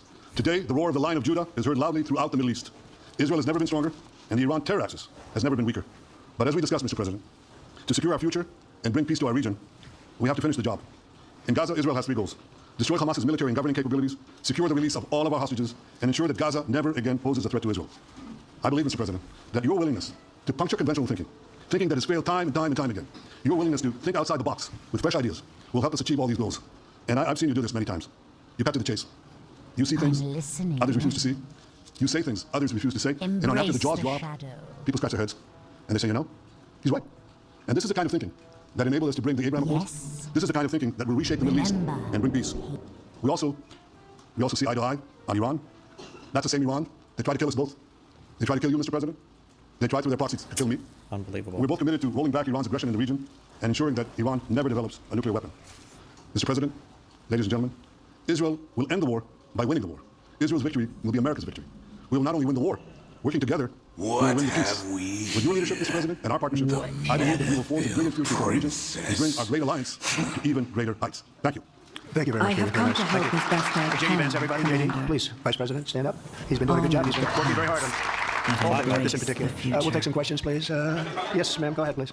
Go ahead. Yeah, go ahead. Can a normalization deal with Saudi Arabia be achieved without the acknowledgement of a Palestinian state? That question for you too, Mr. Prime Minister. And Mr. President, given what you said about Gaza, did the U.S. send troops to help secure the security net? So Saudi Arabia is going to be very helpful, and they have been very helpful. They want peace in the Middle East. It's very simple. We know their leader and their leaders very well. They're wonderful people, and they want peace in the Middle East. As far as Gaza is concerned, we'll do what is necessary. If it's necessary, we'll do that. I We're will going to join the take over that meeting. peace. We're going to develop it, create But we thousands and must thousands of jobs, ensure that the and it'll be something that the entire Middle East will be very proud secure. of. But everybody feels that continuing the same process that's gone on forever, over and over again, and then it starts, and then the killing starts, and all all the other problems start, and you end up in the same place, and you don't want to see that happen. So by the United States, with its stability and strength, only with especially the strength that we're developing and developed over the last fairly short period of time, I would say really since the election, I think we'll be a great keeper of something that is very, very strong, very powerful, and very, very good. True. Do you know that Netanyahu speaks better English than Trump? That is true. That does feel true, yeah. For the area, not just for Israel, for the entire Middle East, very important. And we'll, again, have thousands of jobs, and there'll be jobs for everyone, not for a specific group of people, but for everybody. Okay, please. I think peace between Israel and Saudi Arabia is not only feasible. I think it's going to happen. Enough of this shit.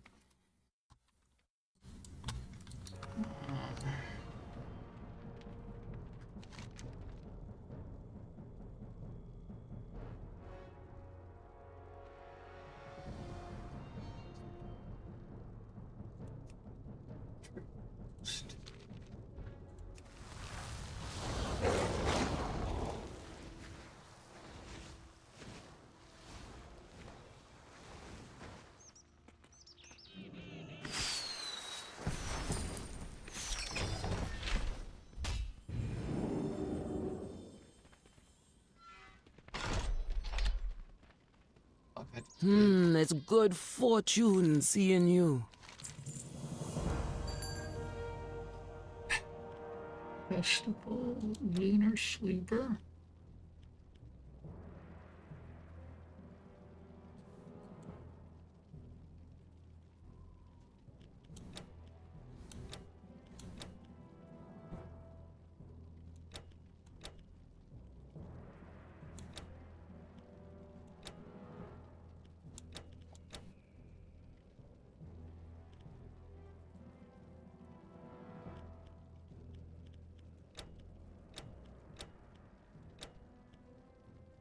Valentine's Day shit.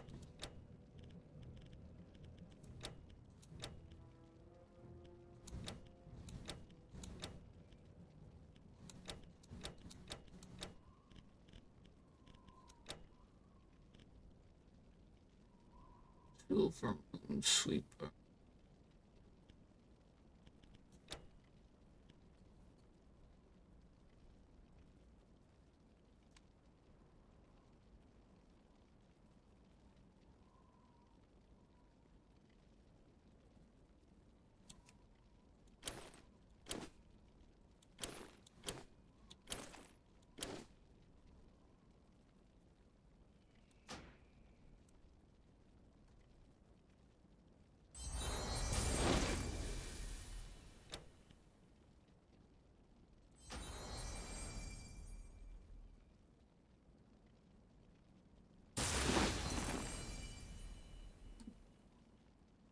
I'll be seeing you again.